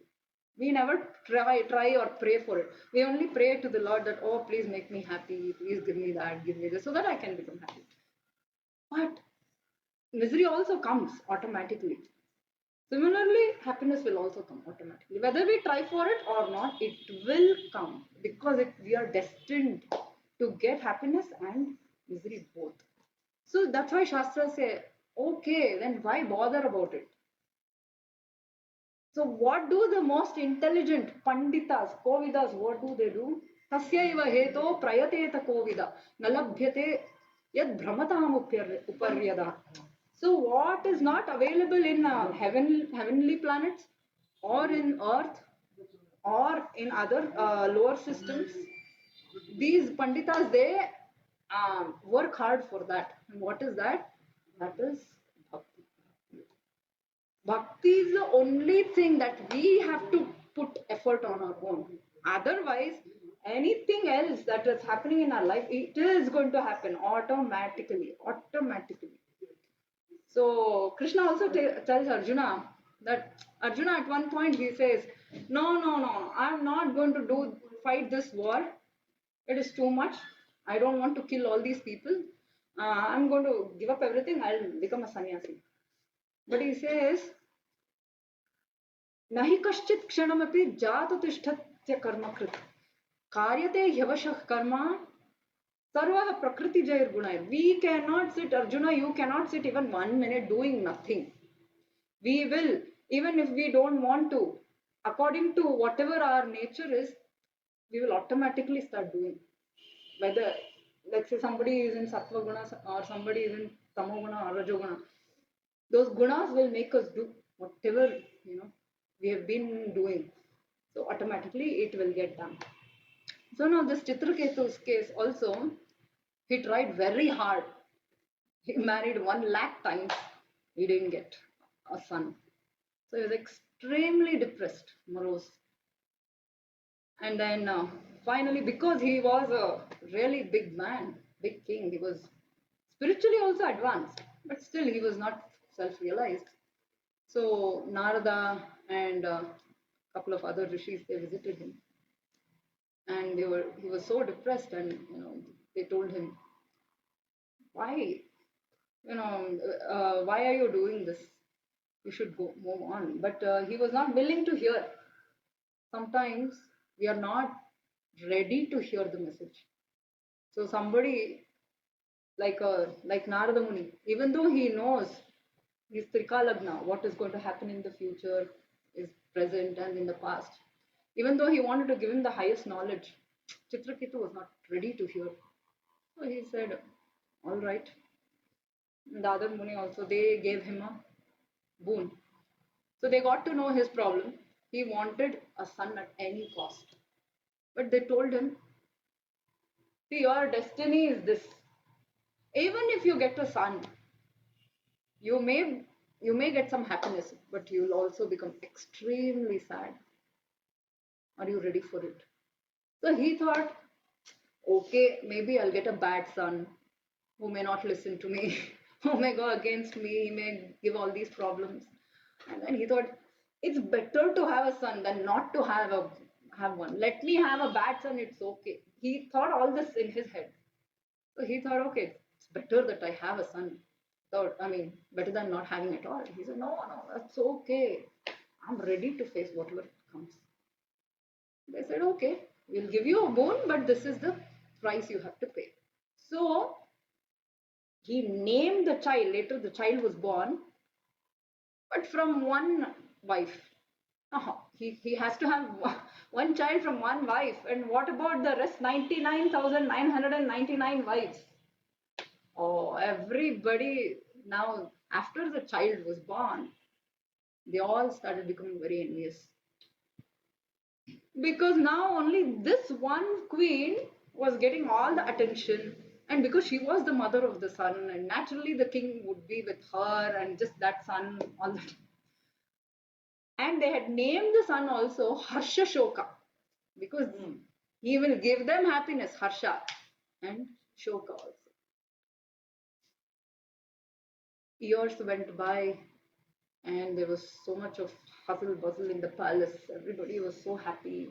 The child was growing, and the parents were so delighted to see the child take baby steps and maybe start even speaking little words. And then, by then, what was going on in the background was all the other remaining queens, they just couldn't take it. They really felt that, we are being totally neglected. Why should we be even here? Only this one queen, she has all the attention. We don't even have a child, nor are we getting any attention. So they just couldn't handle it. They couldn't take it. They finally plotted and they killed the child. They give the child poison These are the queens of the Chakravarti. They are not ordinary women. They're all extremely advanced in character, in learning, but still, when one is not completely devoted to the Supreme Lord in Bhakti Yoga, one cannot have the control over mind and the senses. Because of that envy, they mercilessly gave poison to the child, and within no time, child was gone, dead. And when the parents discovered it, it was insurmountable misery for the parents. They couldn't take it. This Raja Chitraketu was almost, he was going mad. He was almost mad with misery, sorrow. The whole entire palace and the entire city, everybody were crying. Everybody was mourning. This went on for days and days and days, and there was no end to it. Now Narada Muni and the other Rishi, they both come. They revisit the palace. Now they try to talk to him. And initially, yeah, nothing was going into his head, but then finally they tell him, see, we told you. We told you this was going to happen, in the sense that, he is going to bring you a lot of misery. And if someone has, given you so much misery, that means they must have been your enemy from your past life. Now, we don't know who we are actually dealing with in our lives. Who may be our own parents or children or spouse or friends in this life may have been our worst enemies in previous lives. But it is only because of the mercy of the Lord we don't remember all this.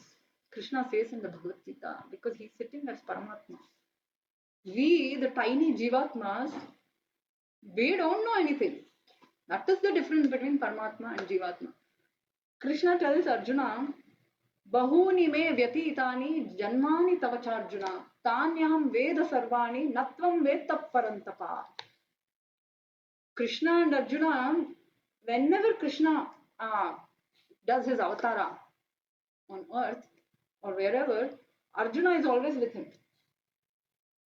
That is his relationship. He's so intimate with the Lord. He says, whenever I come, you also come. Bahuni me vyatitani, janmani tavacha Arjuna. But I remember all of them.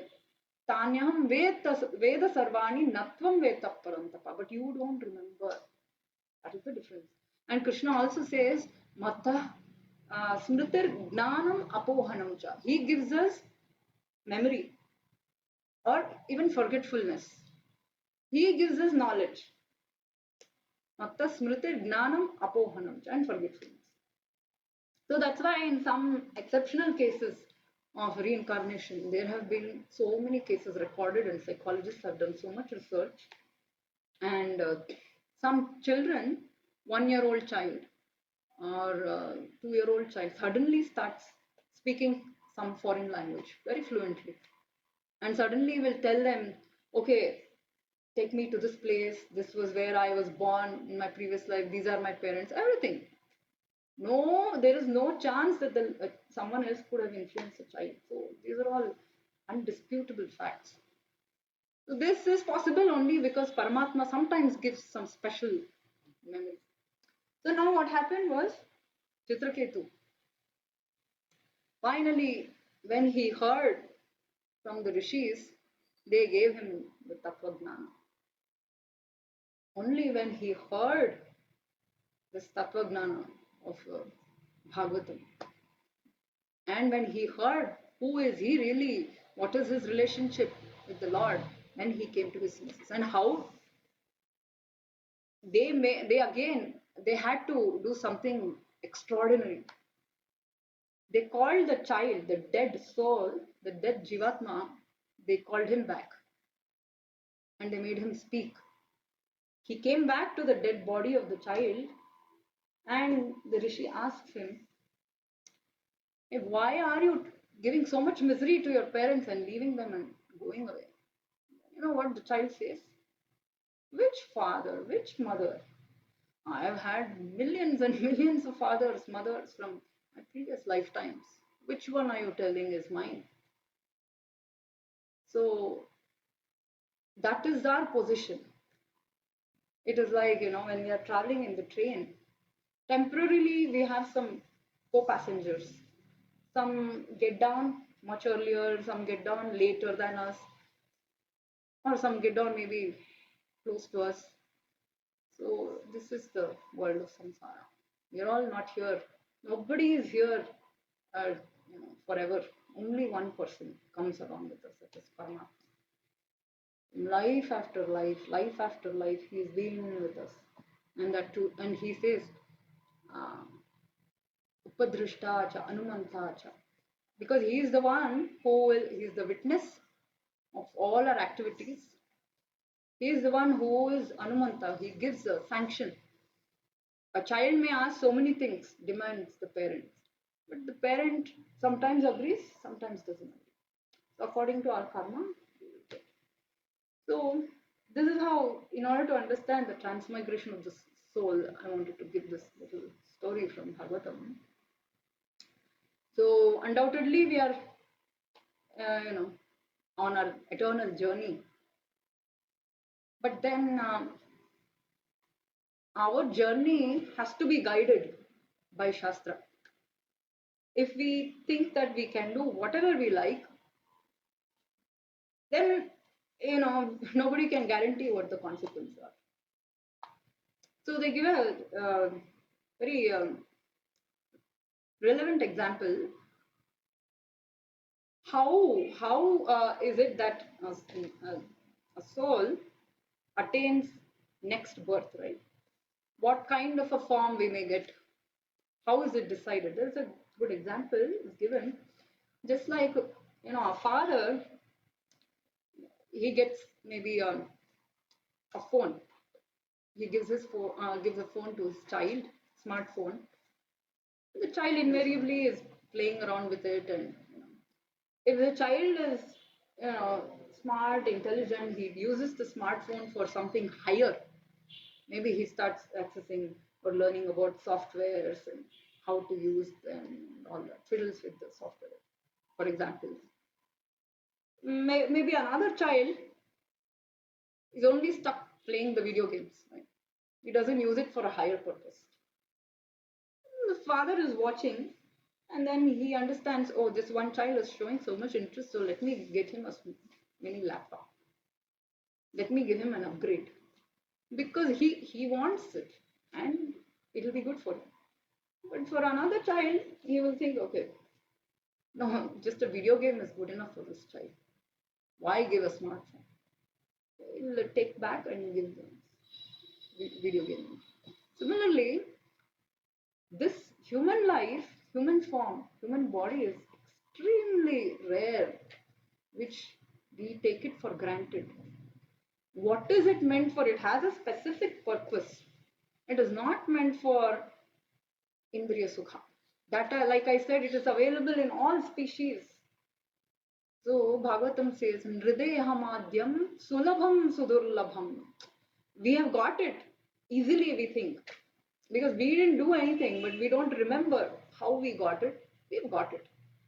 So we think it's sulabham, but actually it is in sudurlabham. It's very, very rare. Why is it rare? Because there are 84 lakh species, yonis of life, 84 lakh.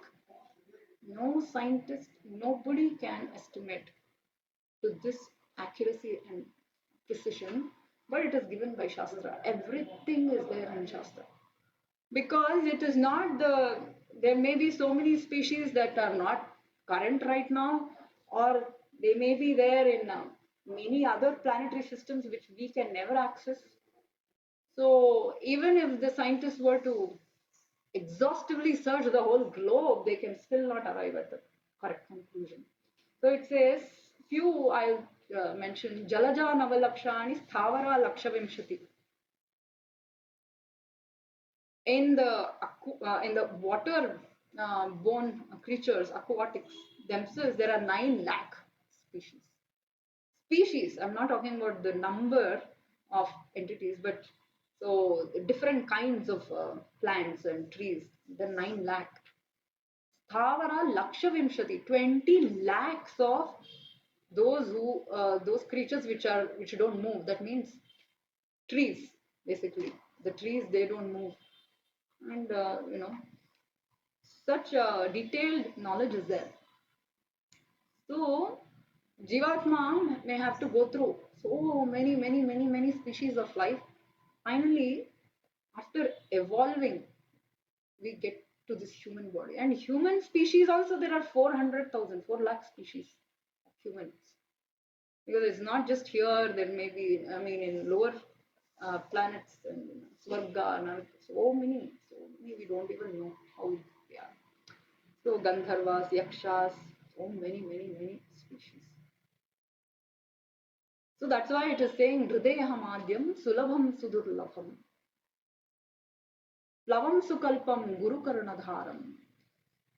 It is like a boat which helps us cross this ocean of samsara, sagara. It's a very suitable boat, Bhagavatam is saying. Because in other species, even in Svargaloka, it's too cozy, too comfortable, too much material comforts. Then also one cannot remember the Supreme Lord. One cannot do bhakti properly. I'm not saying, Devatas are saying, there are prayers in Bhagavatam where Devatas pray that they want to be born as humans on earth. Because here the situation is right. We have a little happiness, we have a lot of misery also.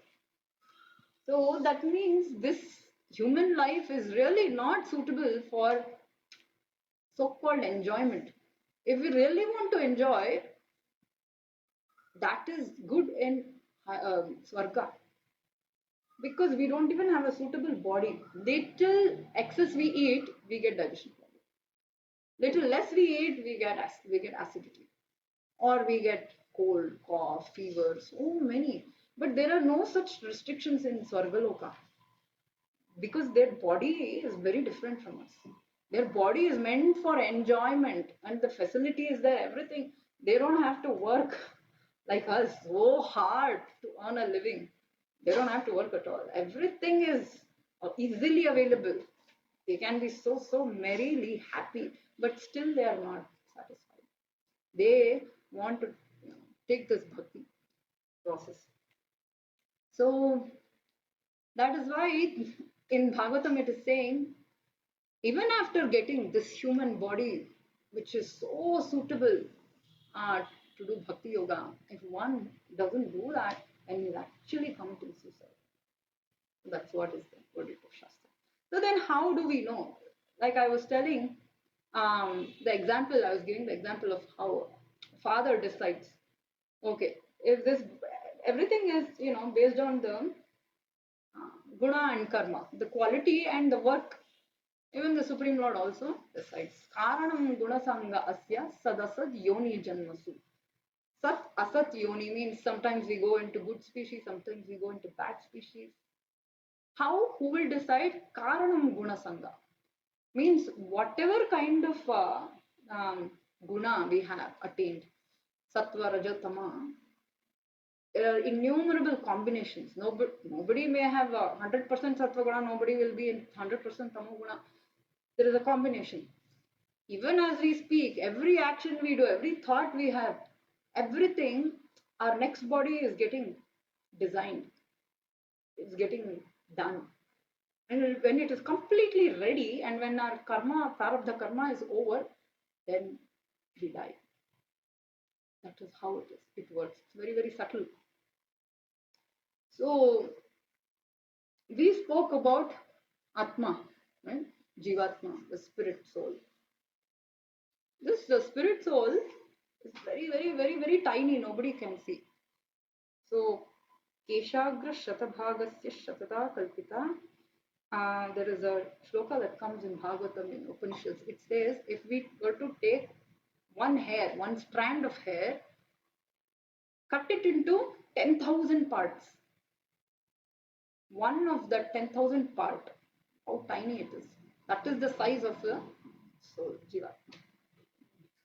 It's as tiny as that. But because of the presence of this Jivatma, the body exists. The body grows. It's only when Jivatma enters, then only the embryo starts forming. It is not that some people think soul comes enters in the 7th month of pregnancy. No, the very nature of soul is that because there is the soul, that embryo grows. Otherwise, how will it grow? It will not grow. Just a few chemicals, if it were to be combined, there nothing will happen. It can't grow on its own. It cannot become eyes, ears, nose, and all that. Because there is a spirit soul, according to how the mentality is, we will get that kind of a body. So actually, there are two layers. First one, there is Jivatma, then there is the Sukshma Sharira and the Sthula Sharira. That means subtle body and gross body. What we are seeing, this is gross body. There is one more body that is functioning inside, that is subtle body. So when someone dies, this subtle body has the Jivatma inside them. So the subtle body leaves, Sukshma Sharira, that leaves. So one easy way to understand that is this this body, gross body, Sthula Sharira is like hardware. Inside the Sukshma Sharira is software. If there is no Sukshma Sharira also, this will not function. It's just like software and hardware. So it is the Sukshma Sharira which is made of mind, intelligence and ahankara. So what is our mentality at the time of death? Accordingly, we will get a body. Next gross body. Karanam gunasangasya sadasad yoni janmasya. So if someone says, okay, I don't believe in all this, I don't care about all this, I'm leading my life, I don't harm anyone, I'm a good person. What is the risk that they are running? Very, very, very big risk. Because they don't know what they'll end up in. Let's say there is someone who has been swimming all their life, only swimming, so passionate about swimming. All they think of is swimming, how to swim better and all that. So next life they'll most probably become a fish or some aquatic. Yes, definitely. This, like I said, human body in Hridayahamadyam Sulabham Sudurlabham. So Plavam Sukalpam Guru Karanadharam. We have to take help of somebody who can guide us in this spiritual knowledge in Bhakti Marga. Then they can help us get out of this ocean of samsara. Otherwise, we'll come back again and again and again. So this was about transmigration of soul in a nutshell. And now, so that is why it is very, very important to understand what the Shastra is saying. Because we have no idea about 99% of the things that are working inside our body, how our soul is being carried. This is the most important aspect of life. So, tasmat shastra pramanam te karya karya vyavasthitau natva shastra vidhanoktam karma kartum niharhasi. That's why Krishna is saying at the end of 16th chapter, therefore one should understand what should one do, what is one's duty, what should not be done. All this according to Shastra, whatever Shastra is saying, Bhagavad-gita, Bhagavatam, whatever this is saying, if we act according to that, then we are saved. Then we will get at least next life, we will get human body. He speaks in detail in the 6th chapter. Let's say somebody has, Arjuna says, somebody is doing this Bhakti Yoga, but they are not successful. It's not easy. It may not happen in one life for most people. It may take many lifetimes. Because it's a gradual evolution, right? Even we have to purify. Our heart is full of anarthas. What are the anarthas? Kama, Krodha, Moha, Mada, Matsarya. Okay, we may think that, I'm a good person, I don't do bad things, so I don't have so many anarthas. No, it is not like that. It doesn't work like that. We have accumulated so much karma from innumerable lifetimes. It is like an ocean. That is called sanchita karma. What we see in form of our body is just prarabdha karma, just a little sample of that. But there is so much more karma behind us. All that is there. How much papa we have done, how much punya we have done, nobody knows. We don't know. We may have done so much papa. Like Dhritarashtra had to wait 100 lifetimes to get that birth and to see his 100 sons killed in front of his own eyes. You know for what? 100 lifetimes before, he, as a small child, he had killed 100 ants.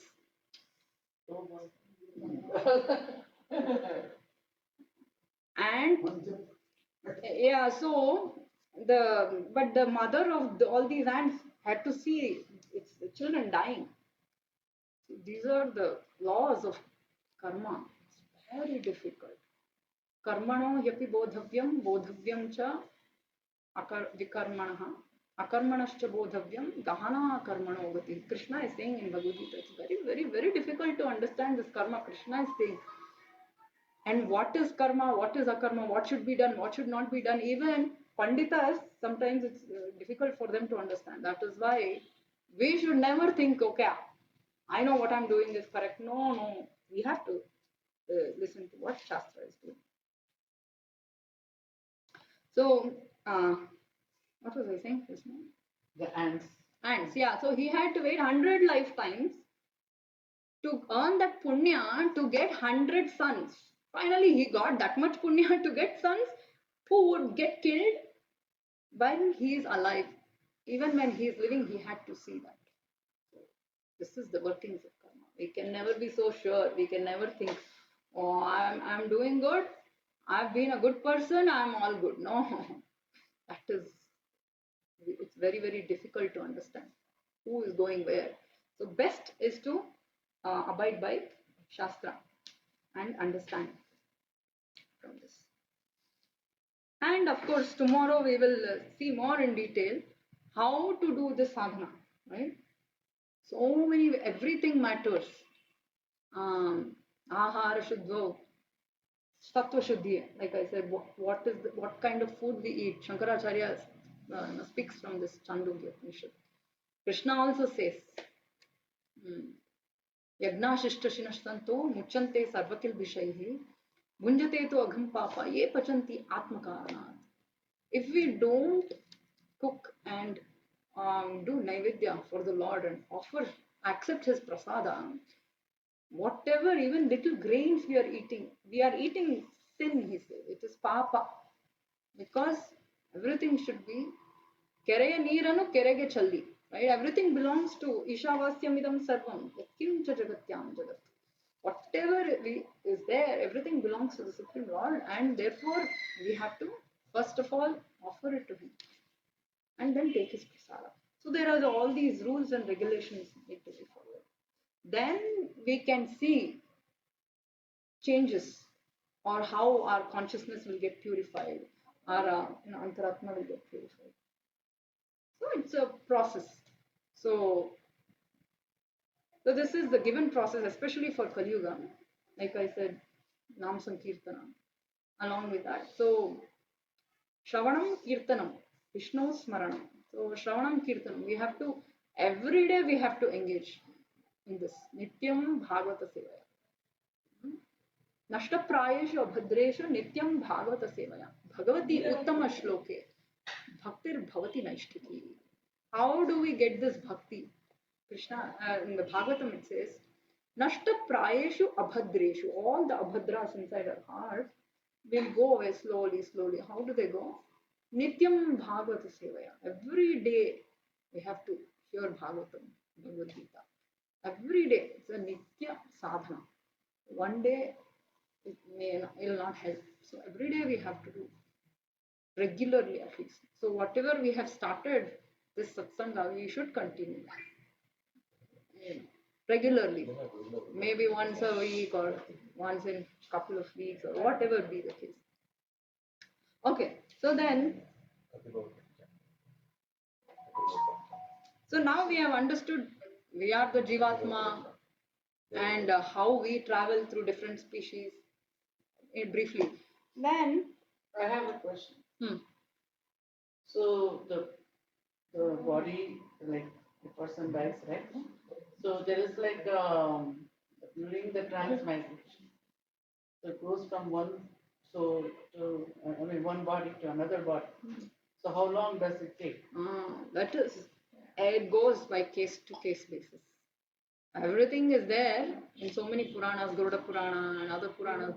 They all get, everything according to the karma and advancement of bhakti or the consciousness of the soul. So I have heard this um, from a knowledgeable person. So he had said, uh, Aditya, Rudra, Vasu. These are the three ways. So one who is very, very advanced in bhakti, advanced in that spiritual consciousness.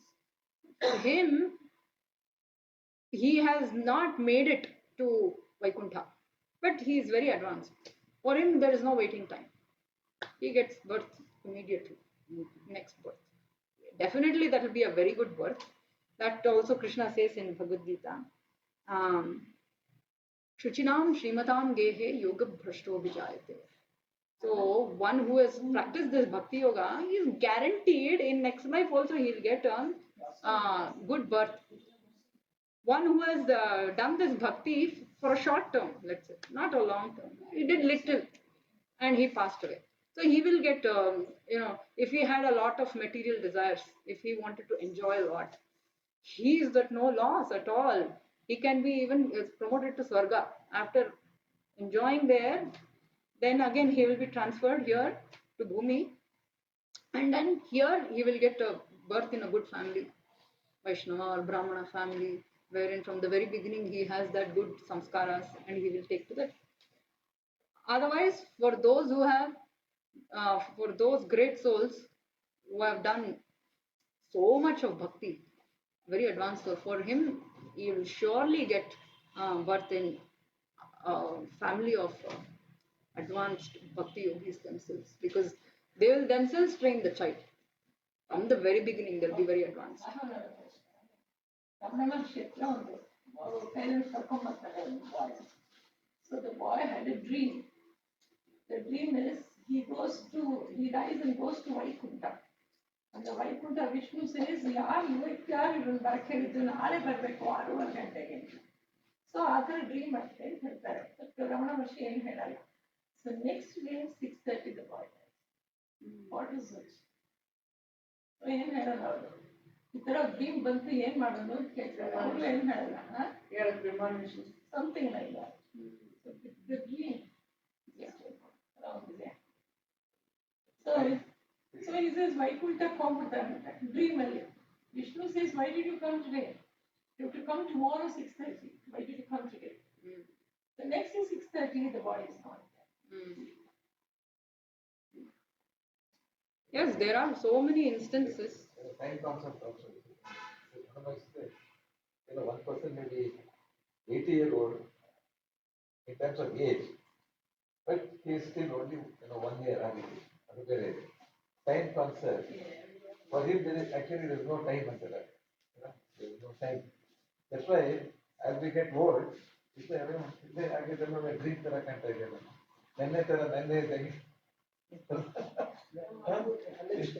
Yeah, I'll finish up. So then, yeah, everything depends on the consciousness of the soul. So Krishna addresses that 6th chapter of Bhagavad Gita.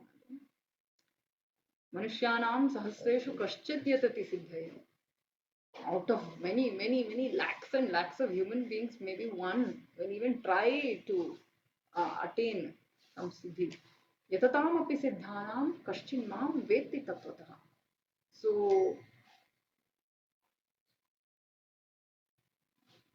there are so many siddhis. These are also distractions.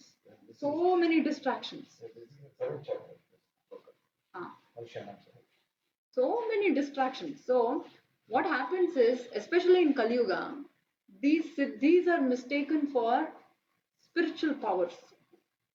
So one who is advanced in Ashtanga Yoga, yogis, they get siddhis. Like, there is Anima, Laghima, Siddhi. Means somebody can become very, very, very tiny. And somebody can become very light and fly on air or walk on water. This is all possible. It is not, yeah, but this is not some divine power. This is material power. This is called Siddhis. There is a planet called Siddhaloka. They are also advanced in a yoga, in Siddhi, that when they are born itself, they are born with all these Siddhis. So there are Ashta Siddhis. One can attain that, but one has to waste their time and energy for that. So even now in Himalayas, there are many yogis. So they can control their breath, and they can actually live. They actually live for 200, 300, 500 years. All this is possible. But sometimes some yogis, they display some of these magic powers, magical siddhis. But people get fooled, thinking, oh, this is God. No, that's not God. Humans can also attain that. But God is something different. That's not cheap. God is, Bhagavan is Aishwaryasya Samagrasya Viryasya Yashasha Shriya Gnanam Vairagyam Iti Shannam Bhaga. So that is the next topic. We have to understand who is God. Who is this God we are talking about, right? He is not some cheap God. He is not someone who goes, meditates, and gets some powers and shows that I'm God. No. He doesn't have to do anything. Svabhaviki gnana kriya balacha. This is said in the Upanishads. For him, everything is natural. So even in the Bible, it says, the Lord said, let there be light. There was light, right? Similarly, sa aikshata in our Vedic, in our Upanishads and even in Bhagavatam it says, just the Supreme Lord just saw Vishnu, he just saw once the power from his eyes that started the whole Srishti. This is the power. And innumerable Brahmandas are coming out in and out of his tiny pores of his body. That is Mahavishnu. Now that is God. Can we even imagine? God is not so cheap. So we have to understand who is this God. So Parashara Muni is giving this specific definition of who is Bhagavan from Vishnu Purana. He says, one who has unlimited, uh, to the unlimited degree, all these six opulences or bhagas, whatever kind of sampattu or opulence we can see in this world, it is of six types. Aishwarya, wealth. Virya, strength, power. Shriya, beauty. Yashas means fame. Gnanam, knowledge. And after all, having all these to unlimited degree, still he is very detached. We get so attached for every small thing. Even a mobile phone, if let's say we lose it, oh, we'll be so disturbed. So much attachment. But the Supreme Lord has created this whole Brahmanda, and he doesn't bother that he doesn't come to say, hey, this is my land, why are you all fighting? For us, for tiny piece of land, how much fighting? How much fighting between India and Pakistan, the border, or even to owners of sites sometimes if there is a little bit mess up in the dimensions of this, so much fighting. Lord is something different. He is beyond conception. So we should learn. How do we learn about this Supreme Lord then? He is beyond our conception. Now, how do we know about him? That also he answers in Bhagavad Gita, 7th chapter. He says, Maya sakta manah partha yogam yunjan madashraya asamshayam samagram mam yatha gnashyasi tachrunu. The only way to know about God is possible only when he himself speaks about himself. We can speculate no end. It is like, there is a famous example how three blind men once came across an elephant So one thought, oh, the trunk, oh, this may be the, back of the elephant, or this may how an elephant look like. One held the leg, one held the tail. None of them were correct. And elephant is the complete picture nobody got. And already they were blind, they couldn't see.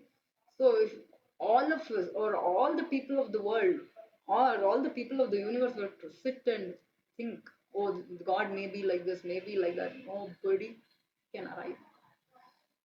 So that is why Krishna is saying asamshayam samagram. If you want complete knowledge about me without any doubt, then what should you do? Maya sapta manah partha. You should become attached to me. Your mind should become interested in me. Yogam yunjan madashaya. Okay, we have to become attached to the Supreme Lord, Sri Krishna. And then we have to also practice yoga, bhakti yoga, by taking shelter of him. Then asamshayam samagrama yatha agnashyasi tachvim. Then you will understand. So then, how to become attached to him, right?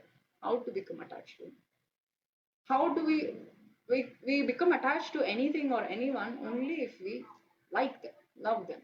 There's no question. We don't get attached to something which we don't like, or something which we have no relationship with. So first we have to love them. And how do we love someone? We can love someone only if we know about them, right?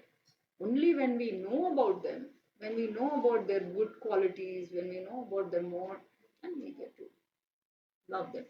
Similarly, for even the Supreme Lord, love for Lord, it just doesn't happen like that. We have to hear about him. We have to understand him. Then naturally, automatically, we will love him because he is really the best of all persons. Because Arjuna also says, Parabrahma, Param Dhama, Pavitram, Paramam Bhavan. He is the purest. How can there be any kalmasha in him? He is the purest of all. So when one gets to know about the Supreme Lord, automatically more we learn about him, more we will love him. So that is why we have to study these scriptures, Bhagavad Gita, Bhagavatam. Bhagavad Gita is a preliminary study. We will understand a little bit of what is the Supreme Lord, who is he, what is our relationship with him. There are 5 topics of Bhagavad Gita: karma, kala, jiva, prakriti, and one more. Karma, kala, prakriti. So these are the 5 topics Bhagavad Gita deals with. And finally, after telling all this, and of course, over and over and over again, Krishna keeps telling Arjuna, Sada tad bhava bhavita. Always think about me. Always become my devotee. Manmana bhava madbhakto madhyaji mam namastu. So that is possible only when we understand that yes, he is such a lovable person. He has such good qualities.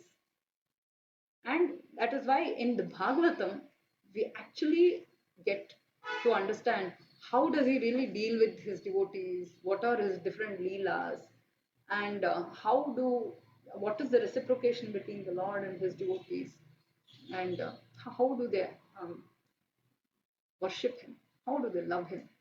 And finally, that is why Bhagavatam has said that it is a complete package for God realization. Bhagavatam is presented in 12 cantos, kandas.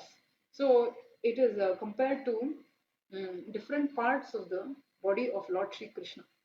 Actually, Bhagavatam is not different from Krishna. So yesterday we were talking about Kali Yuga, ill effects of Kali Yuga, right? So many of the devotees of the Supreme Lord, they all knew that Kali Yuga is coming up. There's so many problems, and he was about to leave to the spiritual world. So they asked him, okay, now that you're going to leave, The Supreme Lord, when He leaves, then Dharma, Gnana, Bhakti, everything goes with Him. They are His parts and parcels. Dharma is established only by the Lord. Dharmantu sakshat bhagavat pranitam. So it is not something imagined by anyone. So when the Supreme Lord leaves, then what will happen to, especially the people of Kali Yuga? So Krishna tells them,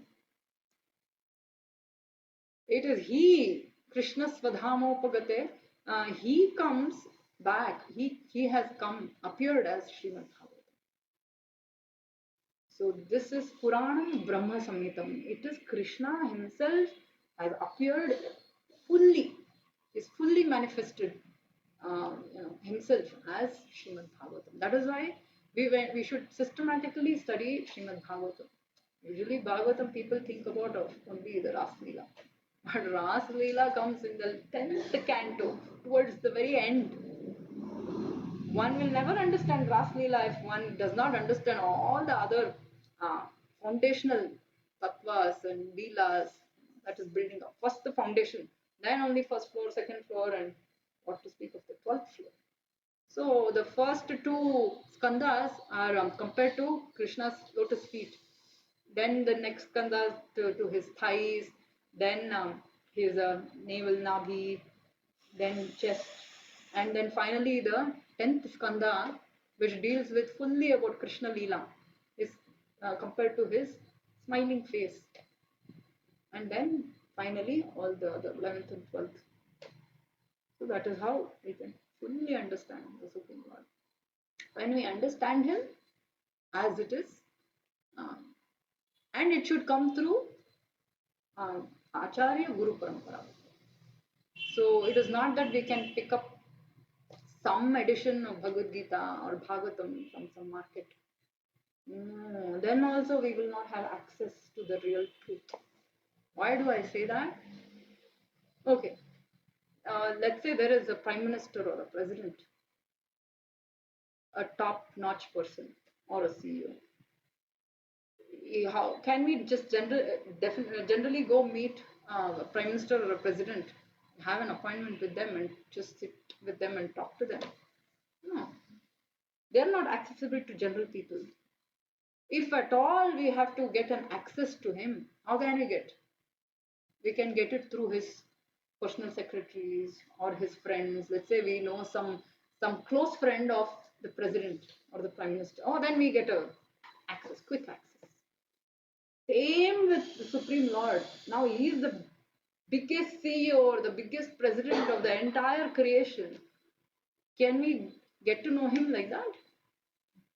Even for that there is a process. So we go through his closest devotees, and those devotees are sent by him as acharyas. And like I said yesterday, they are also free from all the four defects that we Baddha Jivas, we call it as Baddha Jiva because we are actually imprisoned within this body, both subtle body and because in whichever kind of body we are, we have to automatically obey those rules.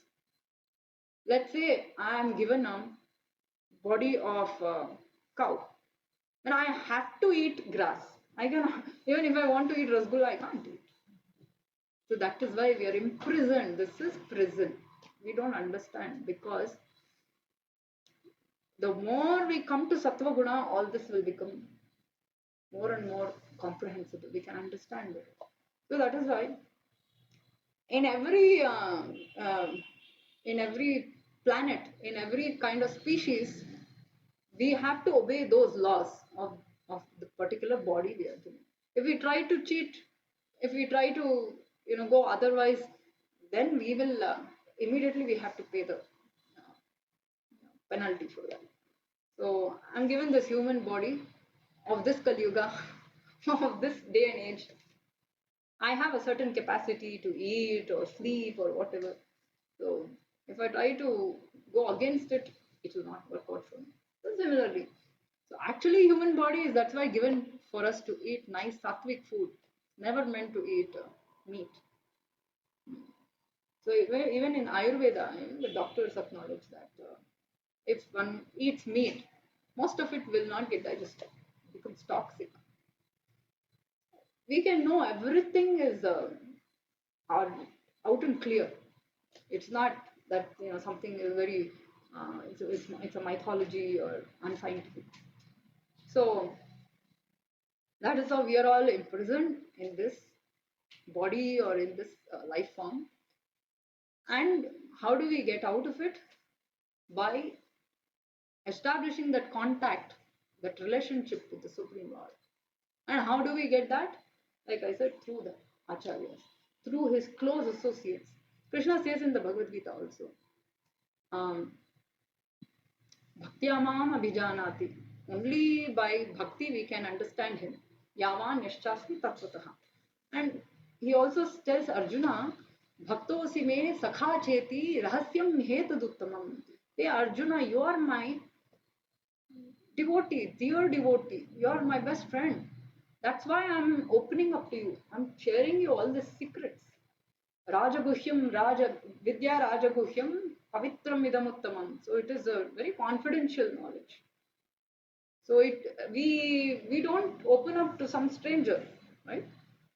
We only open up to those who are very close to us. Similarly, God also. He opens up, He reveals His secrets and knowledge only to those who He trusts.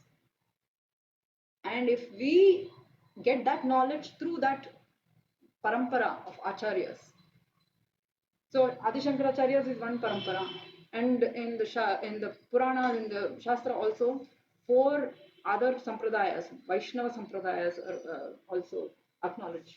So these are all ultimately they are getting knowledge from Supreme Lord directly Himself.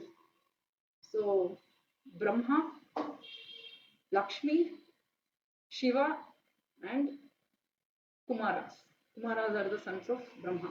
So Brahma Sampradaya. Brahma directly gets the knowledge from Vishnu. Tene Brahma Hridaya Adikavaye Muhyanti Yatsuraya. So it says in Bhagavatam, when Brahma was created from the navel, the lotus flower, he also had to do so much tapasya. And then finally, he was given that knowledge was revealed inside his heart. So then this Brahma will give it to his son Narada, and Narada will give it to his disciple Vyasa, Veda Vyasa. Then in this Brahma Sampradaya, another person, another Acharya in Kali Yuga, that was Madhvacharya. Madhvacharya, he actually, he actually went to Badri Kashrama that we all see. And from then he went to that Badri which is inaccessible to human beings. So that is that spiritual abode, Badri. And there what he saw was Vedavyasa, he's still there. Vedavyasa is still there. If we have that spiritual eyes, spiritual body, we can go. And there is a full description of how that place was. It was so beautiful. It was neither too cold nor too hot, and it was completely illuminated by spiritual light. And Vedavyasa, he sits there even now. He's sitting with I think some 60,000 sages or something. They're all liberated persons. They are still there. So Madhvacharya went there, and he had written his Bhagavad Gita Bhashya and Vedanta Sutra Bhashya. He narrated it to uh, Vedavyasa, and Vedavyasa approved it. Go ahead. So he is actually Vedavyasa is the guru of Madhvacharya. See, this is how knowledge gets transmitted. It's very sacred knowledge. So then he writes his commentaries. Then his disciples and disciples and disciples and disciples. And one of the branches of this sampradaya is later on 500 years back, Sri Chaitanya Mahaprabhu. He came in this succession and his disciples. And finally, the Srila Prabhupada. He's the same knowledge, no adulteration, no addition or minus. So Brahma Sampradaya, then there is Rudra Sampradaya coming from Shiva, Shri Sampradaya coming from Lakshmi, that is the Shri Vaishnavas. So, and then Kumara Sampradaya. The Kumaras are the four sons of Brahma. So from them another sampradaya is coming. So this is how we can get knowledge, perfect, complete knowledge. So this is called as Avaroha Pantha. But in today's day and age, scientists or others, what they are doing is it's called the Aroha Pantha. They are trying to seek knowledge on their own. It's a very, very difficult process. At the same time, they cannot access the ultimate truth. If some gnani or somebody they tries to understand the ultimate truth, maximum they can come to that Brahma Jyoti. That's it. If they want higher than that knowledge, they have to come through this sampradayas. So Aura Pantha is like when you're climbing up. Right? Climbing up. So that is where you're reaching the ultimate, or Avaroha Pantha is like becoming that, no? Or no? No. That it doesn't mean that. What it means is in Avaroha Pantha, the knowledge descends from the Supreme Lord Himself, from the perfect authority. That is why this is called as Shabda Pramana. This Pramana. So that is why I keep quoting all these shlokas, because I am nobody. I have no qualification. I have all these defects in me. So I have no right to say that, oh, I think this may be true. Anybody and everybody can say that, but how do we know what is correct? It is correct only when I repeat it as it is, as coming down from this sampradaya. So that is why it is avaroha, because the knowledge is getting transmitted as it is. And avaroha pantha is, when I try to find myself, then we have all these defects. Our senses are imperfect. We may get illusion. We may try to cheat, or we may be misled in many ways. So that is the defect, and we will. It definitely they cannot arrive at the conclusion that Krishna is the supreme Lord. Definitely, it's not possible. It is possible only by this. Krishna is saying, Vedaishta sarvair aham eva vidyo. So one who tries to, even not just scientists, even Jnanis, if they try to study all the Vedas, everything on their own, but still they cannot arrive at this conclusion, which Krishna is directly giving. He's saying, after studying all the Vedas, one should know, I am the goal of all that knowledge. One should know that I am the supreme, absolute Paramasatya. If one doesn't arrive at that conclusion, what is the point? And Ishopanishad also says, this one last, I'll quote and I'll end it here. Ishopanishad says, हिरण्मयेन पात्रेण सत्यस्यापि हितं मुखम्. So, the Supreme Lord is actually covered by this glowing effulgence, Brahma Jyoti. There is a curtain that covers him. Kunti Devi also says in her Kunti Stuti in Bhagavatam, she says, Maya Javanika Channam Agnadhokshajam Avyayam Nanakshase Mudhadrasham Yatha Natya Dharoita. That means she's saying, oh Krishna, no, people or even highest jnanis, they cannot see you because this Javanika, or the curtain of Maya, which covers Yoga Maya, she covers with that light. There is another Maya, Mahamaya, Durga. She covers us also with Agnana. First of all, we are also covered with Agnana. That's why we cannot understand who we are, our real spiritual Swarupa. And we cannot even see Krishna or the Supreme Lord. But even for those advanced, like Jnanis, they can maximum come to that point of Brahman Jyoti, Brahma Jyoti. That is why many people, even if they are realized, they say, oh, that is Brahma Jyoti, that is the ultimate. But that is not the ultimate. How can one go beyond that? In that Aishopanishad sloka, it is saying, the Bhakta is praying, oh Lord, please take away, move that curtain of yours so that I can see your real form. And that is possible only by bhakti. Bhaktyamam abhijanati. Only for a pure bhakta, Shuddha bhakta, he removes the curtain of that Brahma Jyoti, then his actual face can be seen. Otherwise, not. So that is why we have to take shelter. If we at all want to attain the highest knowledge of Bhagavan, like I said, there are three phases of realization. One is Brahman, next is Paramatma, next final is Bhagavan. Vadanti tat tattva vidastattvam yajnanam advayam brahmeti paramatmeti bhagavan iti shabdate. This is in Bhagavatam. So the highest stage of realization is Bhagavan. If someone says, no, no, no, I just want to go to Brahma Jyoti, enough for me. That's their choice. Then yogis, that is Gnanis. Yogis go to next level, they can see the Paramatma if they perfect. Then only Bhaktas, they can finally see them. So about this we will talk in more detail.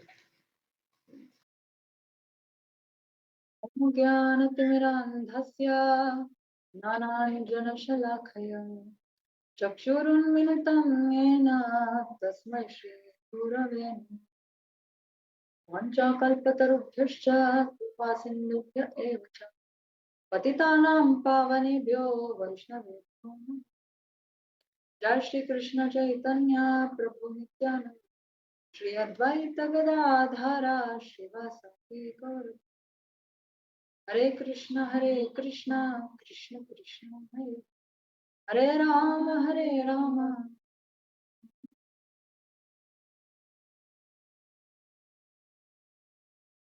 Thank you again for joining.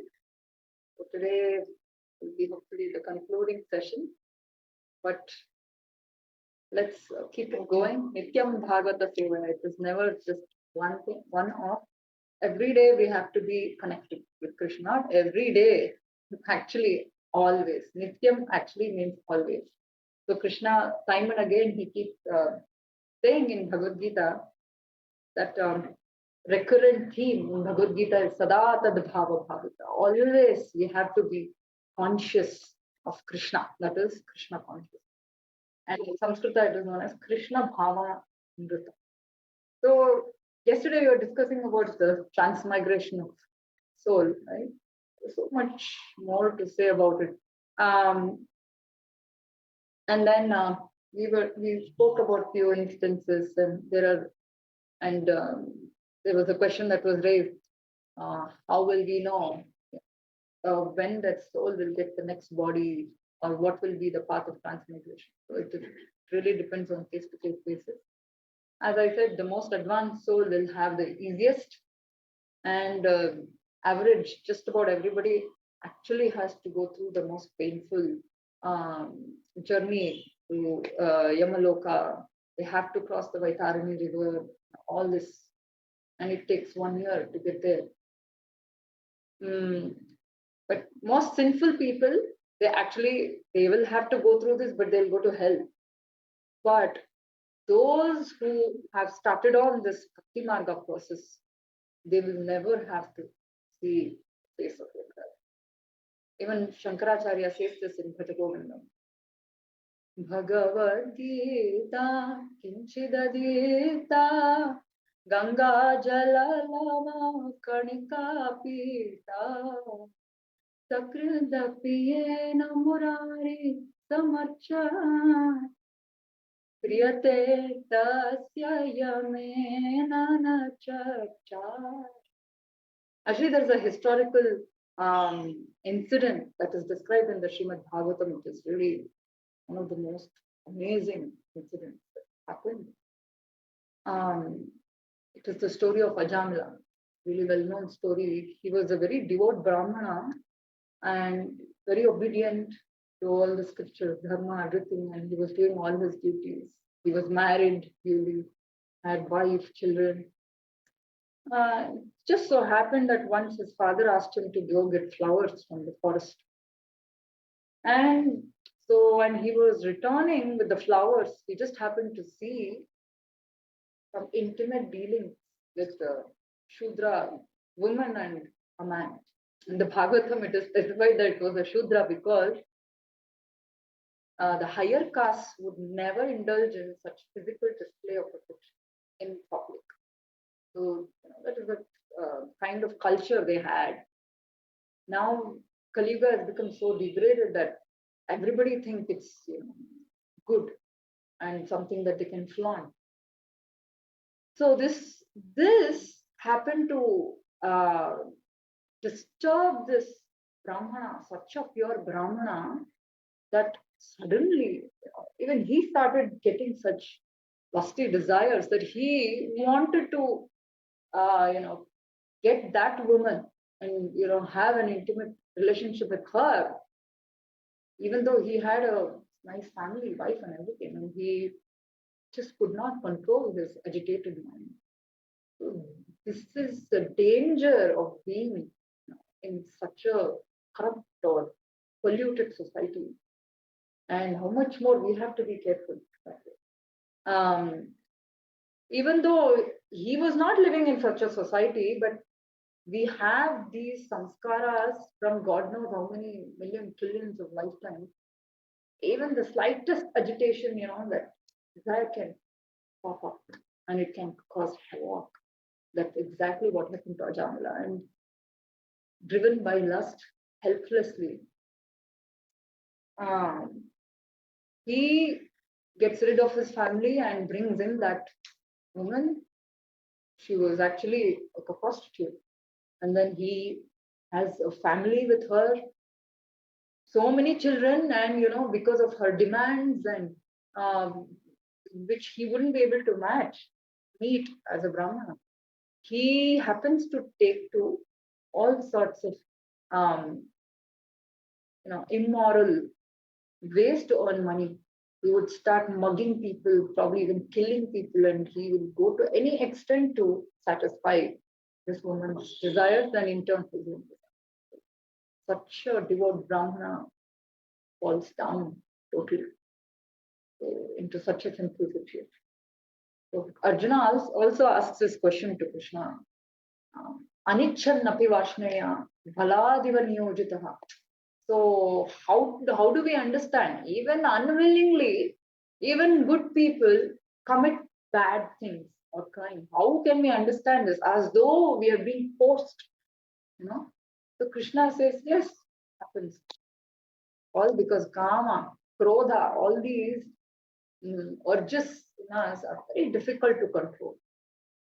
And so what happens with Ajamila is finally, even at an advanced age, probably he'll be around 80 years old, he'll still have a child. That will be his last child. And somehow, by the mercy of the Lord, by the advice of some Brahmana, Vaishnavas, they'll tell him to name the child Narayana. So he names him Narayana, but he'll be so attached to this small child. For every small thing, he'll keep calling the child. Narayana, what are you doing? Narayana, what are you doing? Narayana, you're playing, come take the ball or whatever. So all the time he's chanting Narayana, although he has forgotten everything about his dharma. But now, because he's chanting the name even unconsciously, he is getting purified. Apanna samsrutim ghoram yannama vivasho ghrinam tatasadyo vimuccheta yad viveti swayam bhayam. Bhagavatam says, now that we have gotten into this situation, terrible material world, because we're constantly being tossed around. We really don't know where we are heading next. Padam padam yadvi padam. We don't know actually. Any minute there may be danger. It's not to scare, but this is reality. We don't know. We go out, we may not return home, especially in Kali Yuga, more so. So, having attained the situation, but one who even unconsciously chants the holy name of the Lord, Narayana, Vishnu, Krishna, even once, he will be immediately relieved. So, Ajamila kept chanting day in, day out, without knowing what is happening, right? But then he had been committing so many sins, but now at least, because in his old age, he couldn't do much. So, and then came the final time of death. Because of his extremely, sinful previous life, he had committed already a whole lot of sins. Here, Yamadutas were keeping track. So they're all authorities. It's not that just because we don't know, we are unaware, we may think, whatever I do, who's me? That's not true. The Shastra it is said, the sun and the moon are the eyes of the Lord. So also there are 33 crore devatas and Yamaraja is the chief who keeps track of our karma. And he has his assistant called Chitragupta. He gets the name because he actually has Chitra, photo. He has snapshots of every single incident. If somebody contests why did I do, why are you punishing me this, you can immediately show. It's not that only IT industry can have virtual images. Everything is there already. The perfect organization. So now he has approached his time of death. Now Yamadutas come. Three Yamadutas, horrible looking creatures. And so many people have this experience. It all gets probably rubbed under the carpet. People don't speak about all this. If you go to hospice or the facilities where people who are closer to death, they are being treated or they are being posted. Even in America, even in the Western countries, they also can relate so many of such incidents that many people see ghostly or demonic beings towards the end of the time of death. So these are the Yamadutas. Not that only one who is Hindu is subject to, everybody is subject to, whether they are Hindu, Christian, it's the same system. Yamaraja is there for everyone. Devatas are there for everyone. They may call it in different names. So Ajamila sees these horrible looking scary creatures and he gets so scared. And what does he do immediately? He calls his son Narayana. He calls his son Narayana, not the Supreme Lord, but because he calls the Lord, the holy name of the Lord, at the time of death, that is most important. And then Acharyas also explained that then he remembered, oh, this is Narayana. I'm calling my son Narayana, but what can my son do? What can anybody do? Nobody can save us. Then immediately, Vishnu Dutas come to his rescue. Yam yam vapi smaran bhavan jajatyante kaliyaviram tam tam evaiti kaunteya sada tad bhava. Krishna says in the book. This is the final test, final exam. Doesn't matter what we have done all our life. People usually think, spiritual life is, or bhakti is for those who are retired or old and all that. Oh. Let's say if we were to study just the previous day of the exam, what are the chances that we will pass? We have to study all throughout. Similarly, even this is the greatest exam. How we fare at the time of death. That is the whole life actually is a preparation for that. And how we fare in that depends on our practice. Actually, Ajamila has committed so many sins. That also has to be taken into account, right? Yes, I'm coming to that. Bhagavatam completely. That is the whole, this episode is all about that. Yeah, because we know that Ajamila calls Narayana and then Narayana Vishnu Dutas to take him. We know that. But all throughout his life he's committed sin.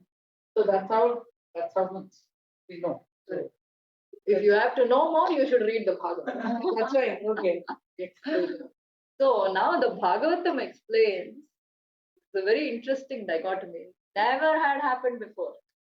So now these Yamadutas are amazed that such godly beings, so effulgent, they are Chaturbhuja form, they have blue body form and so effulgent, they're just like Vishnu. So how is it that they have come to rescue such a sinful man? And Vishnu Dutas explained to them, there is a whole big conversation that ensues between the Yamadutas and the Vishnu Dutas. So the Vishnu Dutas explained to them, They, first of all, Yamadutas didn't even know. They thought, their king or their master is the master of the whole creation. And then only now they are getting to know there is someone higher than that. So it's the Supreme Lord Vishnu. He is the highest authority. Whatever he says, that is dharma. Dharma tu sakshat bhagavat praneta. So they explain that one who is doing bhakti, how is it that you people, Yamaraja's Dutas, how can they even touch him? He is constantly chanting the name Narayana. He is beyond the jurisdiction of Yamaraja. Karma can. So I brought this up just to say that yesterday also I mentioned there is that verse in Bhagavad Gita, second chapter, Krishna says, Swalpamapi asya dharmasya trayate mahato bhayat. This is the Mahabhaya. One may go into some, God knows, whatever species of life, or they may go to hell. They may have to face Yamaraja, that is the Mahabhaya. But one who has even started little bit of their endeavor in Bhakti Yoga, is guaranteed, even Shankaracharya said, he doesn't have to meet him. So this happened, Jamila episode happened, and the Vishnu Dutas anyway tell them that, he's beyond your jurisdiction. Don't ever commit this mistake again. We are there to take care. So they will take him. And by then, Ajamila hears this whole conversation and he will remember everything. His previously, how much dharma he was performing, how much bhakti he used to do. And now he comes to his senses and he laments piteously that what I did was completely wrong. Now his heart completely changes.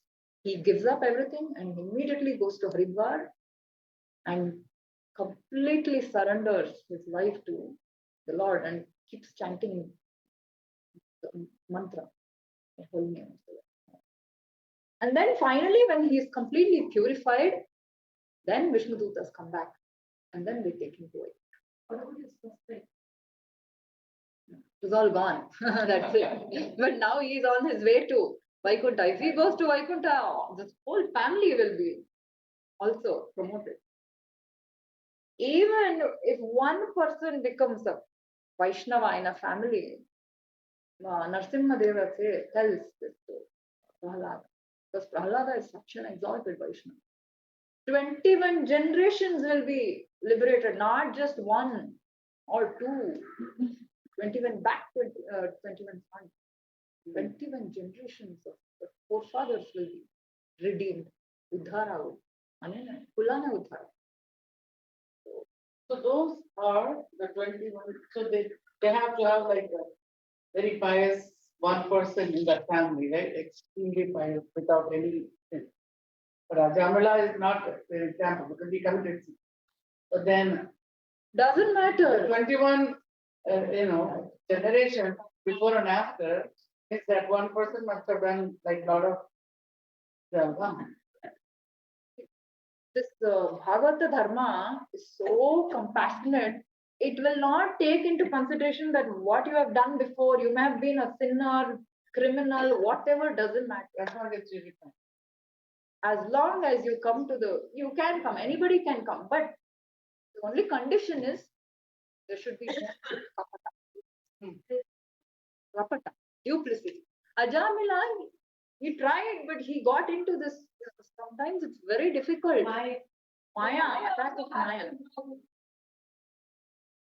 ದೇವರು ಮಾಡಿಸ್ತಾರಂತಲ್ಲ ಅವನ ಕರ್ಮಾನು ಹಂಗಿತ್ತು ಪಾಪ ಆ lady ಕರ್ಮ ಎಲ್ಲರದು ಕರ್ಮ ಅವನದು ಕರ್ಮಾನು ಹಂಗಿತ್ತು but ಅವಳ karma everybody's karma but then what is most important is once we have taken to this process of bhakti yoga, Lord will always protect. Even though he had committed all that, but it was the Supreme Lord sitting in his heart, gave him that remembrance, right? Gave him the chance to chant the holy name at the time of death. That is the greatest fortune. Whatever happened doesn't matter. Finally, he attained the highest destination. So, and when the Yamadutas went back to Yamaraja, they were astounded. At the same time, they were very disappointed that nobody had challenged them before like this. And they thought this, our Yamaraja is the highest authority. Who is it? How did all this happen? And then Yamaraja explains to them, yes,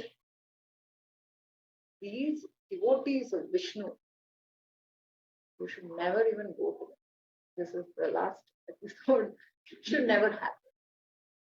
So because the Supreme Lord himself takes care of punishing them, rewarding them, they go beyond karma.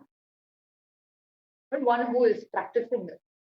So that's why in the 10th canto of Bhagavatam, Brahma says, Taptena kampam sushamikshama gunjana eva atmakritam vipaka. Ridvag vapurbhir gidadan namaste jive ye mukti pade sadhyaya bhak. That means usually what is the attitude of such great Vaishnavas? They, whatever happens, they will not blame anyone or the Supreme Lord. They'll blame it is all because of my own karma. But then they also take everything as the mercy of the Lord. If somebody lives like this and always being, respectful and devoted to the Lord, then this moksha or this parampada attainment becomes they're natural. They become the natural air for that. Just like how if a son has to be living, that's it. When his father or his ancestor passes away, he will naturally inherit the property. Similarly, a Vaishnava has to keep on doing his sadhana bhakti. The Vaishnava shouldn't worry about what will happen and all that because it's all directed. So he just has to keep on doing his bhakti till the end of his life. Then naturally he will be taken. So now, so what does this mean? Is that at the time of death, whatever we are thinking of, it could be any form, anything. What is that one thing we are thinking of? That is what we are going to get in there. Emyam vapi smaran bhavam tyajatyante kalevaram. So it's very, very, very important. Whatever state of being one remembers when he quits the body. Actually, it is said that at the time of death, the whole movie of our life will be played before us. Entire thing in that few seconds or 1 second or whatever we are most attached to, whatever is most dear to us, that's what we will hold on to, right? Naturally. And that form, which is very dear to us, is what we will probably get that form in our life. It is very dangerous unless we have a spiritual form, unless we are thinking of the Supreme Lord. Why would we want to get into another material form and again get into this form? Nobody can assure us that we may get a human form. Let's say somebody is attached to their dog. Definitely they'll become a dog in their next life if they're thinking of the dog. Whatever we think of, that's why we have to practice to think about it. Sada tad bhavam. So how do we practice thinking about the Lord? Unless somebody is very dear to us, how will we think about them? We will not think. How can they become dear to us? As we discussed yesterday, if the Supreme Lord has to become dear to us, or anybody has to, we have to know about it. We have to hear about it. That is why we have to practice this sadhana bhakti. So we talked about sambandha, who are we, what is our relationship with the Lord. Now let's talk a little bit about abhideya. So what should we do then? What is the process working the Supreme? So that is the sadhana bhakti. Like I said, bhakti or even prema for the Lord, these are all not vague emotions. These are not at all material emotions. Yet none of us have probably ever witnessed or seen what is that kind of an emotion, the transcendental or a spiritual emotion. That comes fully only after liberation, much after liberation. Until then, it will be only our own mental thing. So we have to always, that's why refer anything, any thoughts or realizations or doubts or even sometimes even dreams, we have to refer to the Shastra and see, is it correct? Is it correlating to what the Shastra says? Otherwise, most probably it is just our own concoction. So, what now sadhana bhakti basically, as I said in the Bhagavatam also it is stated, Navavida bhakti, Shravanam, Kirtanam, Vishnu, Smaranam, Padasevanam, Archanam, Vandanam, Dasyam, Sakhyam, Atmanivedanam. So when we do, especially Shravan, Kirtan, Smaran is most important. That's why it comes in that order. Especially in this Kali Yuga, we may not be able to do any other thing like elaborately worshipping the deity, or Archanam, Vandanam, Dasyam. These are all higher forms. We have to become like a dasa of the Lord, and then always offering prayers. That also we can always keep offering prayers to the Lord. But primarily, in order to nourish our bhakti, we have to do Shravan Kirtan. Kirtana means whatever I'm doing now, talking about the Lord is also Kirtana. There are many types of Kirtana. Kirtana about Nama, Rupa, Guna, Leela, about the Supreme Lord. It is all Kirtana. Means Nama is his Nama, various Nama, it could be Krishna, Rama. And the Acharyas explain that which kind of Nama we should choose. I'm not talking about any Devata Nama. Specifically Vishnu, Narayana, or Krishna, or any form of Vishnu. Why do we keep saying this? It's not that we have anything against the Devatas, but the only thing is Devatas are also Jivatmas like us, but they have attained a very high post. Those are all posts, right from Brahma, Shiva, then Indra, Chandra, all details, information, everything is given in Puranas, like in Garuda Purana. And correct, it is a management hierarchy. It is the organization. Is this universe running? This universe is also a very big organization. So, but everything is done under the supervision of Lord Vishnu. But so, like I said, Garuda Purana, other Puranas, they even tell us how one can attain that post, what kind of sadhana one must perform. Everything is there specific. For example, even to get to the post of Indra, one has to hear Harikatha from Garuda for 1 lakh years or something like that. So it is not easy. Of course, it is very pleasurable. Who will not want to hear what I say? But one has to have that much advancement also in his consciousness. Because all these devatas, they are directly serving the Supreme. They are very, very great beings, definitely. That's why they are invested with so much powers. But one who prays to some devata, Krishna says, Sataya Shraddhaya Yukta, Tasyaradhanamihate, Labhate Chatata Kaman, Mayaiva Vihitan Hitan. He says this in the 7th chapter. He's saying, if somebody has a little Shraddha in some devata, or they get attracted to some form of devata, it is I, Krishna, or the Paramatma who's sitting inside our heart, he gives us that faith. He makes that faith stronger. Okay. And then he is the one who gives whatever benedictions we get from Devata, whatever the Devatas bless us with. It is he who is giving it through them. But why does he do that? Why doesn't he say, okay, everybody has to worship me? Actually, he says, this is the final conclusion of Bhagavad Gita.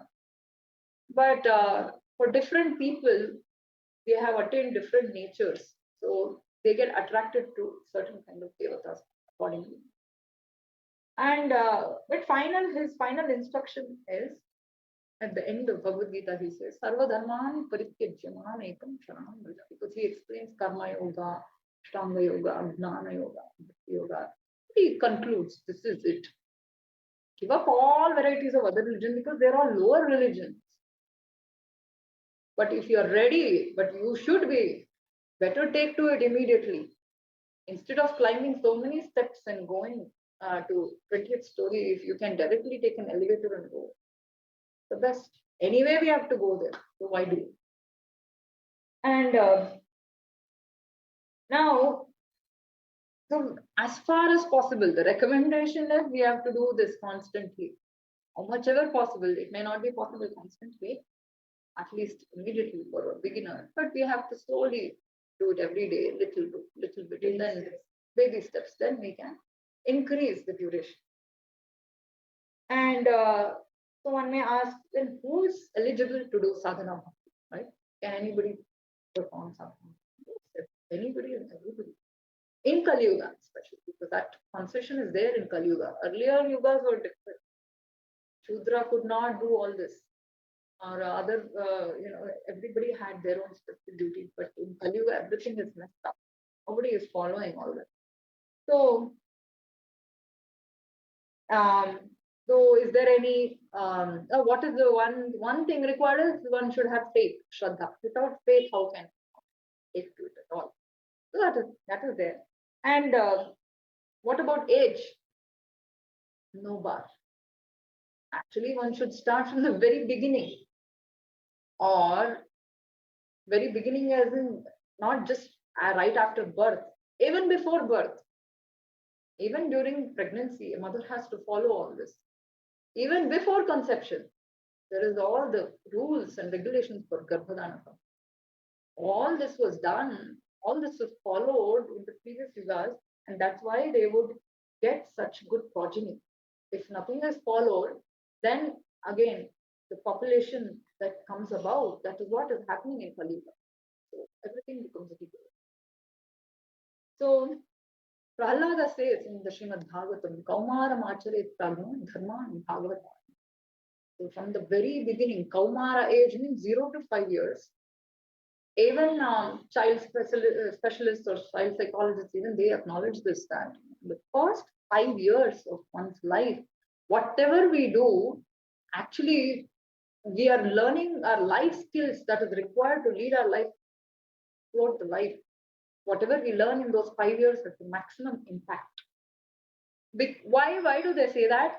There is a very specific reason, because when a child is born, his mind is very clean. There are no impressions as such, at least in this life.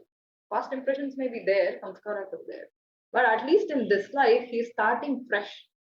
So it is very easy to mold a child. If the child is molded with good samskaras, and if they are given training in Bhakti Yoga, then he will naturally follow throughout. But what does not happen in childhood, later on, in teenage and youth, it's very difficult to make them understand. So that is also there. And of course, life is very short. So why waste any time at all? From the beginning, if children are taught, it becomes natural. So, if possible, I would request that all members of all age groups should watch these sessions, and they should benefit. And next question may be, what about those who have so many desires, material desires? No problem. Bhagavatam says, Akama sarva kamo va moksha kama udharati. Tivrena bhakti yogi. Purusha. If, let's say, a person has no desires at all, no material desires, or someone has so many material desires, or someone wants only mukti or liberation, anything be the case, he can just do bhakti to Lord Vishnu, and he will achieve the highest. So we take an example of Dhruva in Bhagavatam. Dhruva also was such a candidate. He had such lofty desires. He wanted to become the ruler of not just this Brahmanda. Brahma is the ruler of the whole Brahmanda, and he wanted a post higher than that of Brahma. How is it possible? It's not possible. But still, because he took shelter of the Supreme Lord Vishnu, he fulfilled it. So he gave him the Dhruva Loka, which is actually Vaikuntha. It is not even though it is here in the world, still it is untouched by this Maya. It is actually spiritual abode. So that was the compassion of the Lord. But what happened to Dhruva? That is very interesting. Even though Dhruva started with so much desires, but because he took shelter of Vishnu and not any other Devata, and he took shelter of pure Vaishnava like Narada. Narada instructed him and he followed it exactly.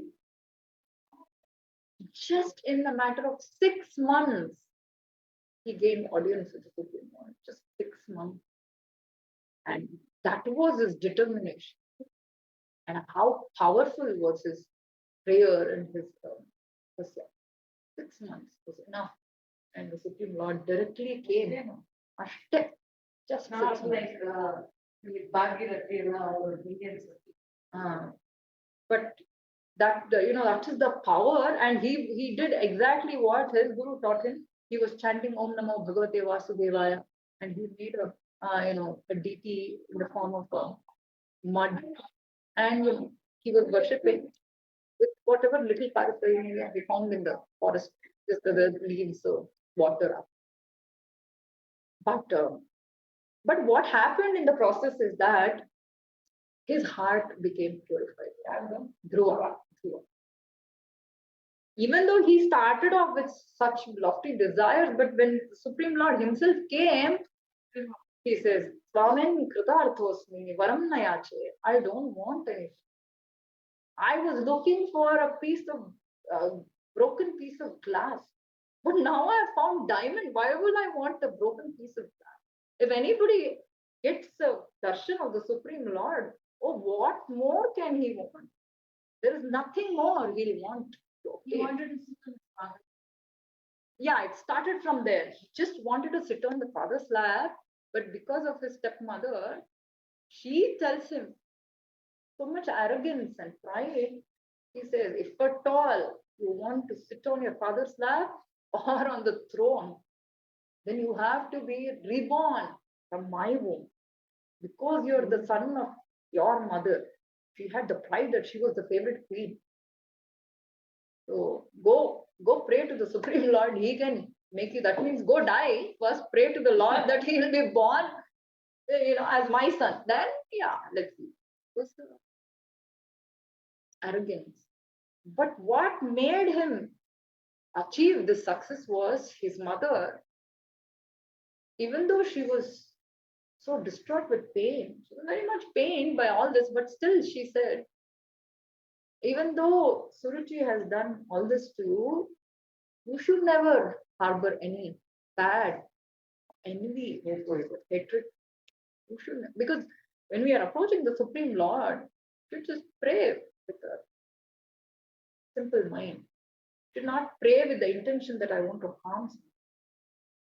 And finally, but it is also the dharma of the Lord that he said, no, I know your heart. You came with this desire, so I cannot go back without giving you anything. So he gave him bhakti and he gave him the. But throughout, as he started walking back to his palace after he saw the Lord and after the Lord left, how much he regrets. What a fool I am. What did I come to get? What could I have got? And then he's completely changed person now. And when he sees both his stepmother and the original mother, he has no discrimination. He has no hatred. So I have a question. He is the king. He's the protector of all his people. So now he changes his path. What happens to the people? But that also he rules. That also. I know in Dhruva's case, saying in general. Person who is working and then there's so many people are dependent on him, and suddenly he changes course. I mean that means he's not doing Vyavahar Dharma. No, that is there, but see that also is explained in Bhagavad-gita. We are all bound by these rules of karma until a certain point. Changes. There is this shloka in the 3rd chapter of Bhagavad-gita. He says, Krishna always says, do your duty. No, he tells Arjuna, do your duty no matter what, right? that is only because you have still not gained so much attraction. Yes. Yasvatmaratirevasyad atmatriptascha manavaha Atmanyeva cha santushtaha tasya karyam na vidyate. One who reaches this point of complete attraction for the Supreme Lord he doesn't have any more obligation to anything, anyone. That's it. He has attained his perfection, his goal. All this is set up, all these rules, regulations, everything is set up so that we mature to that state. But once we attain that state, then Krishna himself is saying. But until we reach that, then we are bound by all these rules, regulations. So for such a self-realized person who has no more attraction to anything, he is not subject to any punishment. Nobody will blame him, and because he has attained the highest perfection. And now coming back to right? What was it? Because of Ajamila, you would decide whether you want to go back or so there is no age bar Sambandha, correct. Now I was talking about even if we have material desires or no desires or whatever be the case, we all should do bhakti. So what happened to Dhruva, right? But yet there are other Rakshasas who also had this desire to rule the whole universe, right? But why did they get killed by the Lord? Because they took shelter of Devatas. So Hiranyakashipu, he also had such lofty desires, but he prayed to Brahma. So what the Devatas do is that they just do their job and they leave. Okay, you want this benediction? Okay, take it. That is their job, that's it. But what happens when we actually take to bhakti is all the anarthas in our heart will go away. But if we are just worshipping devatas, that karma or the desire and all that will still be there because we are just, it is just like a business transaction, right? Once we get the demons, that's what happens to them. Once they get the benediction fulfilled, in the case of, no, what is that? So many asuras. Once this asura, after he got the benediction from Lord Shiva, he wanted to go test it on Lord Shiva. He got a benediction that whosoever head I touch, Bhasmasura. And then he ran behind Shiva. What is the question of any gratitude or integrity? Because there is no change in heart. But when we take to bhakti process, heart completely changes. That is why no other path of karma is as purifying as bhakti.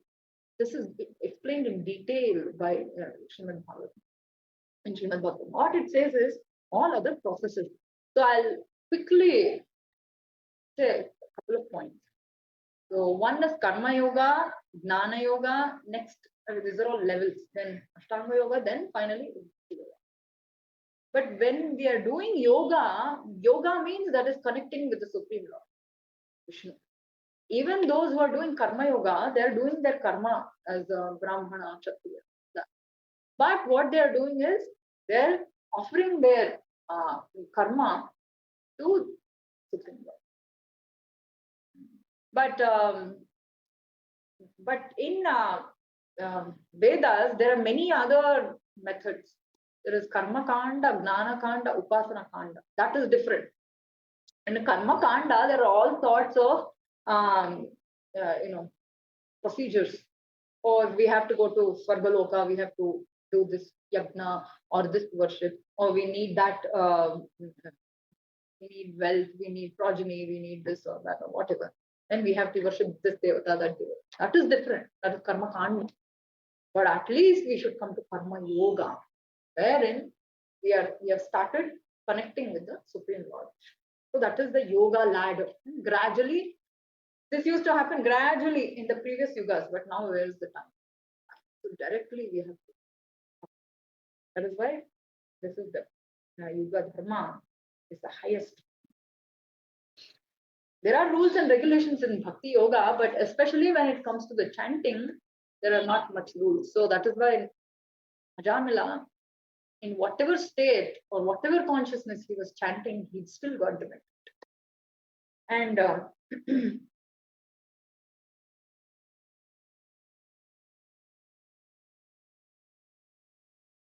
So the example given in Srimad Bhagavatam is that, um, when we go cut a tree, what happens, especially in case of bamboo, or when there is forest fire, it is all rooted out. Okay, then when the forest fire happens, but it is all cut, but the root is still there. The root still remains. So what happens with that is, at the next opportunity when there is rain or whatever, then that plant may sprout back again. So when it comes to karma, gnana, ashtanga yoga, all these other processes, there may be some purification of the heart, but it is not absolute, or it's not permanent. There are those desires, they may still come back and wreak havoc, as in the case of Ajamla. But if we take to Shuddha Bhakti, which is not contaminated by any other desires, only for the pleasure of the Supreme Lord, that is actually Shuddha Bhakti. Then what happens that, Savai Pumsam Paro Dharmo Yato Bhakti Rathokshate Ahitati Akratihata Ayatma Sukhasi. Highest worship. We have all heard about unconditional love, right? Where is that unconditional? That is possible only between Bhakta. So this is the unconditional love that I'm talking about. I need to keep Bhakti. Means there is no reason at all. I just want to worship the Lord, or I just want to hear his katha. I just want to chant his name. That in itself is so sublime and blissful. So that is natural way of doing it. Not that, I want to worship because I want to get this position or so much money. That is not pure. So this is pure bhakti, and that is what is most recommended. It should be ahituki, means it should be causeless, without any reason. And it should be apratihata, uninterrupted. Means if it goes on that way, then we will come to a real spiritual position. And that is when our Atma becomes most blissful. That is what is our Atma hankering for lifetimes, which we don't know. So, the Shastras explain that, even if the Supreme Lord were to, let's say, appear, we may not even know what to ask, right? We should know importantly what to ask. There is a story example, and there was an old lady. Every day she would go to the forest. She would collect wood from the forest. She would carry it on her head, and she would go. One day it so happened that it fell off from her head, and she was so tired she was not able to lift it. And she piteously prayed to Lord Narayana. Oh Narayana, please help. Piteously prayed. Because she prayed with such intensity, Lord appeared. Lord Narayana appeared. But the woman is so unintelligent. All she asks him is, can you please lift this back and keep it on my head? That is something like our situation. We should understand what is the highest benediction. Is it that I want dharma, artha, kama, or moksha? These are called as the purusharthas. So traditionally in Vedic culture, first of all, dharma. When one follows dharma, then they will get artha. And that means money. It could be money or resources.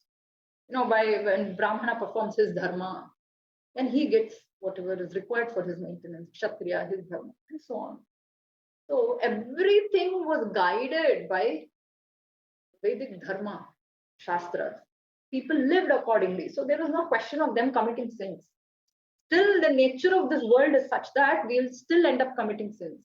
Just like there is something called as Panchasuya Yagna. Earlier, everyone would do all this yagna. It is something like this.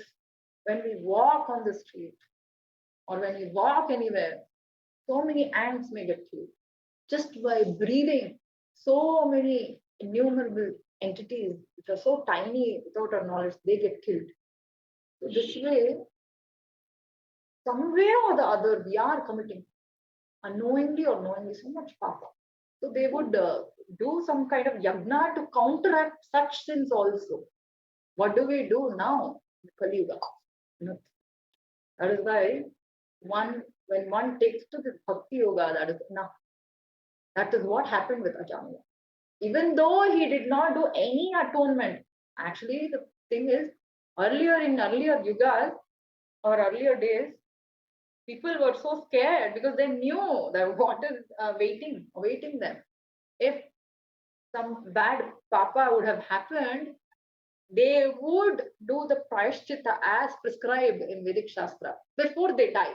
Otherwise, they have to go to hell to pay for that sin or those sins. But nowadays, nobody knows, nobody even believes. Whether we believe it or not, we have to pay the price. So that is why, out of his extreme compassion, the Supreme Lord has given this, especially this Nam Sankirtan. We don't need any money, we don't need any resources, we don't need anything to do. Namna Makari Bahuda Nijasarva Shakti Tatrapita Niyamita Smaranena Kala. Etadrishi Tava Kripa Bhagavan Namapi Durdaiva Nidrishami Jani Manura. Chaitanya Mahaprabhu prays, representing all of us. He says, "Oh my Lord, you're so merciful. You have given this Harinama of yours. Harinama is not different from him. It is the same as Narayana. If you say Narayana, you're getting him in the form of Nama.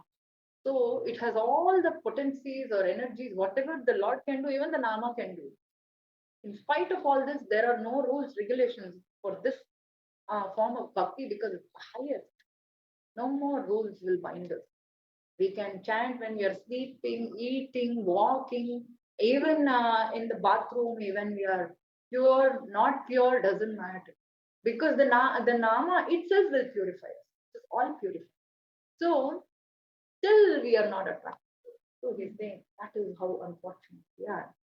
So,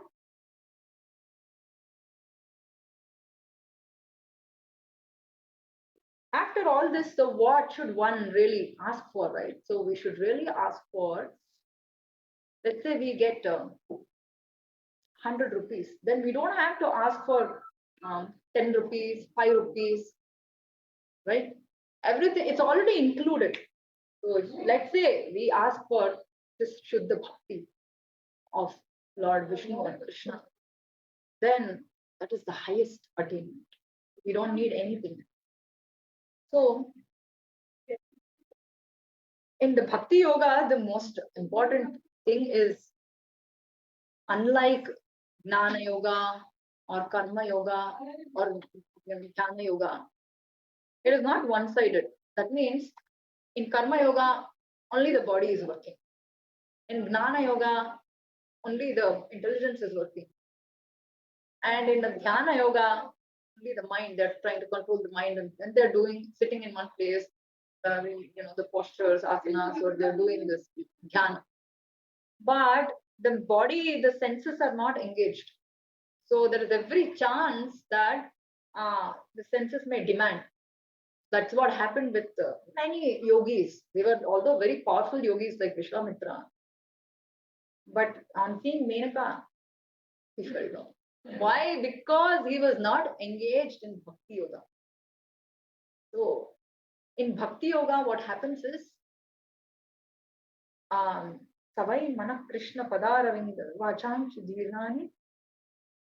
There is an instance in the Bhagavatam, many instances, especially this one Maharaja called Amrish Maharaja, how he exemplified Bhakta, even though he was a Maharaja, even though he had all his duties to perform, still he used his hands only to serve the deity of the Lord or serve the Lord's devotees, sadhus.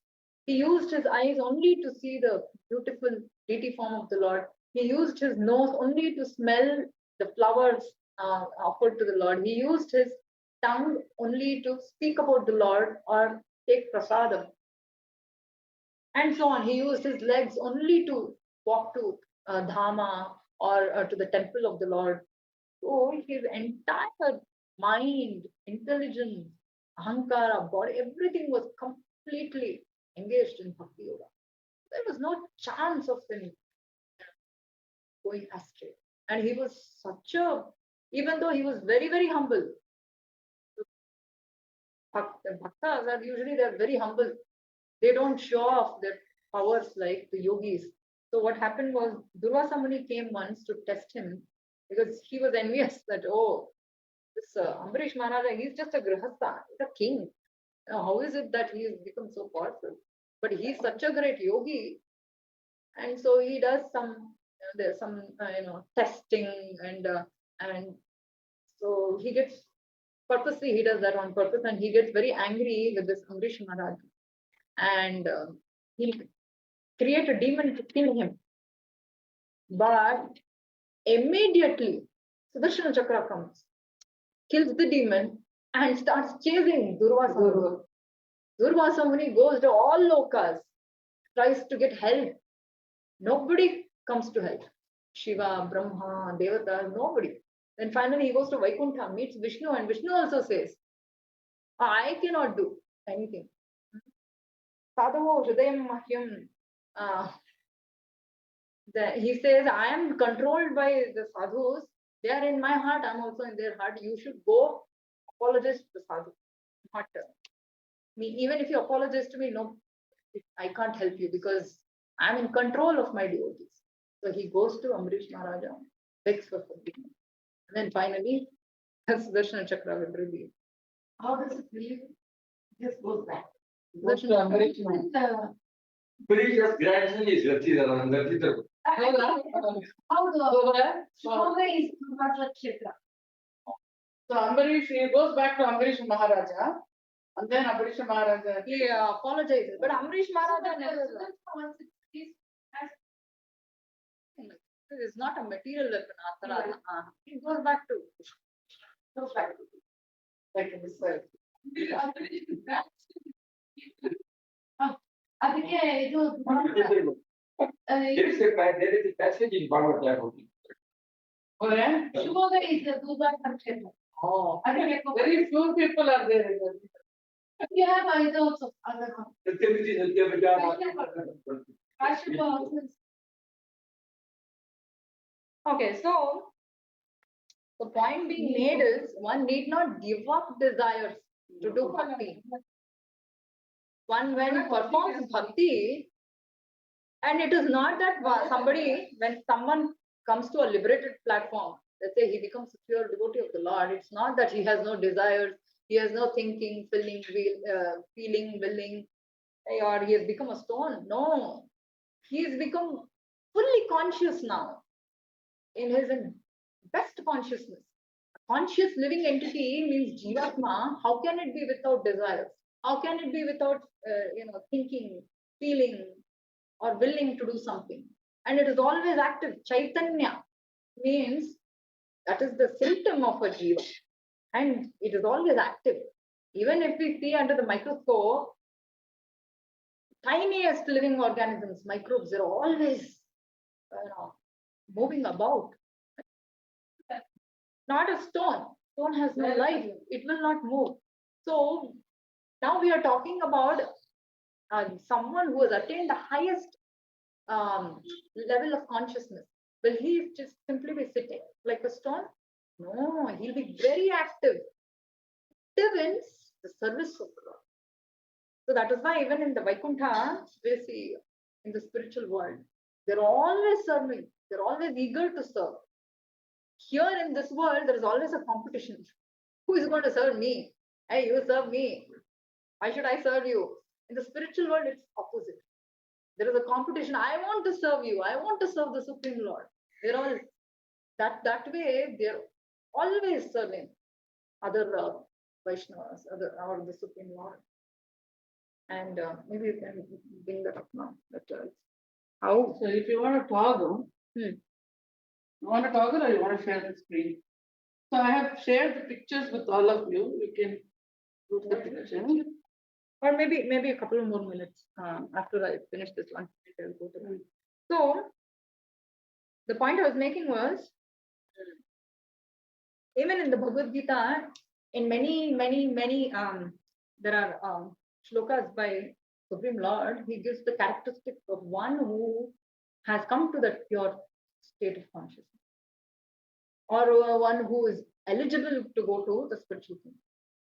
One of the shlokas he says is Nirmana Moha Jita Sanga Dosha Adhyatma Nitya Vinivritta Kama Dvandvair Vimukta Sukha Dukha Samne Gacchantya Moha Padamapyayantat. So he says Nirmana Moha. So he doesn't have that moha or illusion that, oh, I'm this, I'm that. What does he have now? He understands that I'm eternal servant. So in material world, people get very scared. How can I become servant? Now I want to be a master. But in the spiritual world, everybody wants to serve. That service is out of love. That is the unconditional love. So that is the real dharma of jiva. So we may give up anything, but we always want to do something to someone, right? Seva. So we see in the Western countries, nowadays, even in India, of course, when family life falls apart, especially in West, and there is nobody to take care of, nobody to serve, they'll keep a dog.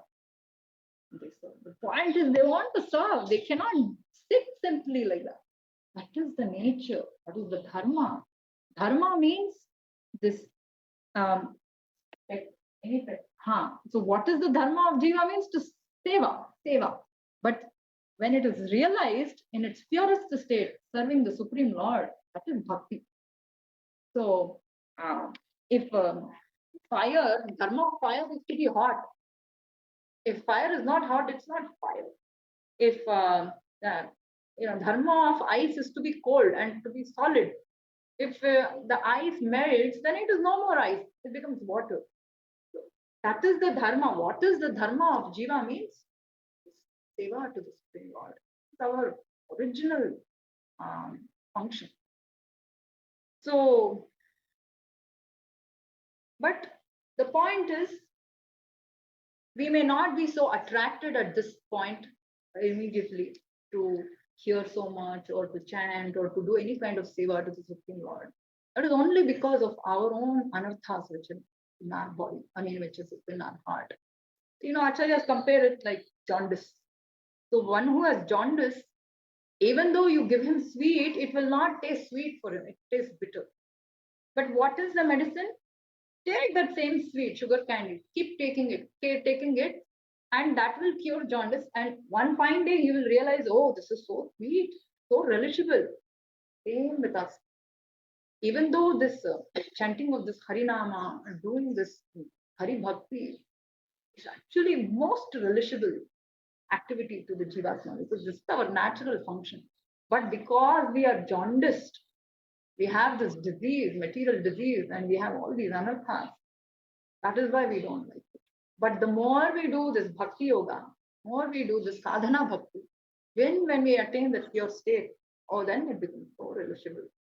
From then on, there will be no looking back. That's what I said. Atma ratireva syad, atma triptastamana. That we need to get attracted to this naturally.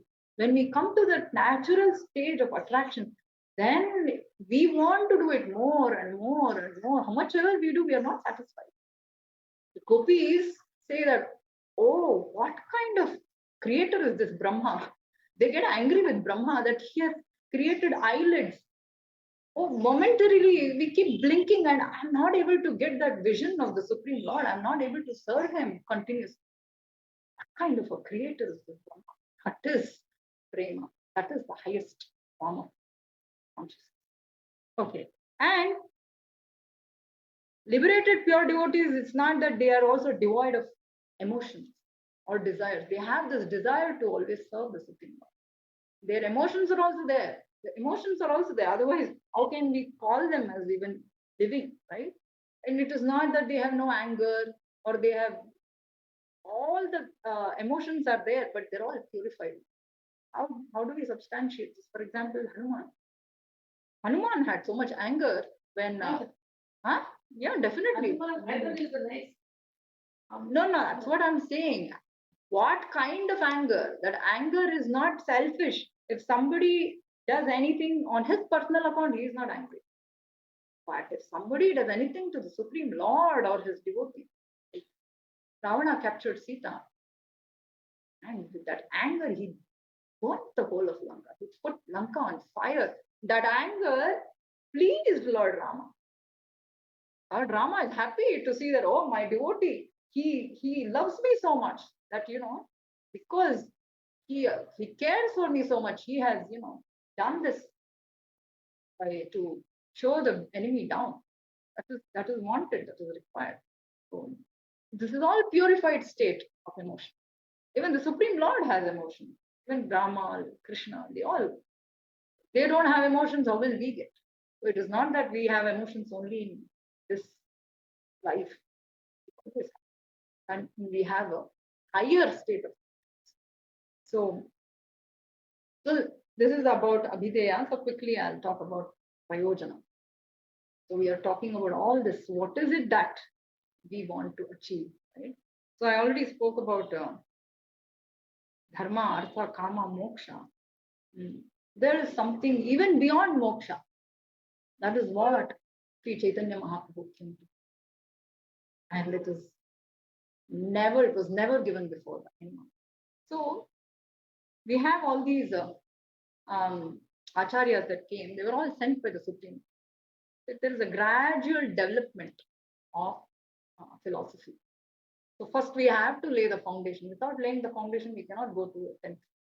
So every acharya who came, Buddha himself came. But Buddha himself spoke against Vedas and Vedic Dharma. Why? He's the avatar of Lord Vishnu. But that was required at that point of time. It is called Desha Kala Patra. That preaching is done according to the time, place, people, and the circumstance. At that time, in Kali Yuga, this was so degraded that all these yagnas. That is why yagna, homas, they're not really recommended in Kali Yuga, because all this Ashwamedha Yagna, Gomedha Yagna, it became mere exercise of killing animals. There was no purity in the Brahmanas like before, when they would sacrifice these animals. Immediately the animal would get a rejuvenated new body, or they would be elevated to human body. So, but now that was not happening in Kali Yuga. Those mantras that these Brahmanas were chanting were not, did not have that efficacy or purity. So what happened was it became mere exercise of killing animals and consuming them. So this was unbearable. So even Jayadev Goswami has written about this, how even the Supreme Lord was so disturbed by this. So much killing of animals. Just to stop that killing, he came as Buddha. And he said, so he said, you're following this Vedic Dharma, forget it. No need of any Vedas. And he went against the Vedas because he just wanted them, because they were in because they couldn't understand also higher dharma. When someone is involved so much in killing, he cannot understand. Stop the war. Yeah. So Krishna also says this in Bhagavad Gita. Te dvandva moha nirmukta, one who is free from sins. Only he can come to bhakti. So more purified we are, more we can take to bhakti. Similarly, these sinful people could not understand higher dharma. So he said, ahimsa paramo. Stop this killing. You don't know Vedas, nothing is required. There is no God, everything is shunya. Ahimsa paramo. For that teaching. So that is why we don't worship Buddha. Even though he is the avatar of Vishnu, we don't worship, because he has gone against Shastra himself. So it was required, but that's why we don't. So Shastra is so important. Even if the Supreme Lord goes against it, we don't want. So next comes Shankaracharya. Shankaracharya now, he had to bring back people into the Vedic Dharma. Otherwise, how can you give any philosophy at all? So he had to preach in such a way, because most of them already were Buddhists. So, throughout India. Jain was there actually. Jain is the, from what I understand, Jainism, it was it comes from Rishabhadeva. But this Jainism is not a proper authorized version. They've concocted their own theory. Rishabhadeva's teachings is there in Bhagavatam also. But everything is there in Bhagavatam. But it is also said in Bhagavatam, but the Jaina Mata, it became misinterpreted. It was not correct. It was not in line with the Rishabhadeva's teaching. So anyway, Shankaracharya also had a mission. He was Shiva himself sent by the Lord. Now, sometimes what we have to do is, we have to preach to people in the way they understand. So he also spoke in the same way. He also said about Nirakaravada, because he had to bring back Vedic Dharma. So he brought back Sanatana Dharma. Otherwise, people wouldn't have followed at all Sanatana. He brought back, but still more message was not, had to be given. So other acharyas also came. But Shankaracharya also said, Bhaja Govindam, Mudamati. He also said that. Under him, not. But he did not probably emphasize so much, because he had his own task also. Exactly. ಇದು ಪದ್ಮ ಪುರಾಣದಲ್ಲಿ, I think it is in Padma Purana, Shiva talks about this. He tells Parvati, I am going in Kali Yuga as Shankara in order to do this task, because the Buddhists, already have taken over. So if you completely refute them, they're already following. If you completely say what you're doing is wrong, they will not listen. Okay, you have to speak in such a way that, okay, you should not challenge it directly, but okay, he brought everyone back to Sanatana.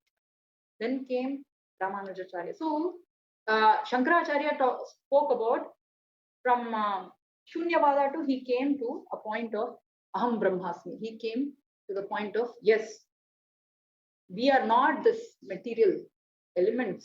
We are separate from this. We are the spirit soul. We are Jivatma. And then came Ramanujacharya. He gave some more to it. He added on to it. Then he spoke about, that we have to do, we have to surrender to the Lord, Sharanagati, and then we have to attain Vaikuntha, service to it. Then Madhvacharya came. Ramanujacharya also did not clearly say whether Jivatma and Paramatma were different. Madhvacharya, these are all empowered acharyas sent by the Supreme Lord himself. There is no question that there is any contradiction between them. It's just that we may, superficially when we see, we may feel that, oh, they are opposed to this, they're opposed to this, but there is a plan behind it. So then Madhvacharya came. Madhvacharya was very strong, because that was also required. Now he had to tell, now that the stage had been set. So now he established that, no, Jivatma and Paramatma are different. So Jivatma has to serve the Paramatma. So that is Dvaitavada. Many other acharyas have also come. There are 4 sampradayas coming from Brahma, Shiva, and Lakshmi. Lakshmi is Ramanuja. Then Kumar. So they have also, there is a Shuddhadvaita, and there is one in Gujarat, Vallabha Sampradaya. But finally, the latest, so every acharya had their own siddhanta. And finally came Sri Chaitanya Mahaprabhu, 500 years back. He gave the full culmination, and he reconciled all these philosophies. He tied everything together and he said, there is no contradiction, and he gave Achintya Bheda. We are different from the Supreme Lord in quantity. We are the same in quality. Just like I said, spark and big fire. But we have to serve the Lord and attain this Panchama Purushartha. And he actually has been revealed by acharyas. They have written so many biographies about Sri Chaitanya Mahaprabhu. And they have all declared immunization, and they have given so much evidence from Shastra that he is the Yuga Avatar. Because he was the one who established this Nam Sankirtana. All these acharyas have also spoken about it, but nobody emphasized so much and nobody put it to practice so much. And Chaitanya Mahaprabhu's philosophy also, everything is based on Shastra. And all his, there are many, many, many evidences. In Bhagavatam itself says, when it comes to, there is a conversation happening between Raja Nimi and Navayogendra. And they're asking about different Yuga avatars. Satya, Treta, Dwapara, then they finally come to Kali Yuga. What about Kali Yuga? Then he says, Krishna Varnam Tvisha Akrishnam Sango Pangasya Pashadam Yatnai Sankirtana Praya Yajanti Vi Sumedasa. So that innocent people may not be fooled. Just about everyone and anyone cannot be, cannot pose themselves as avatara. Shastras give us every information, how he looks, what he does.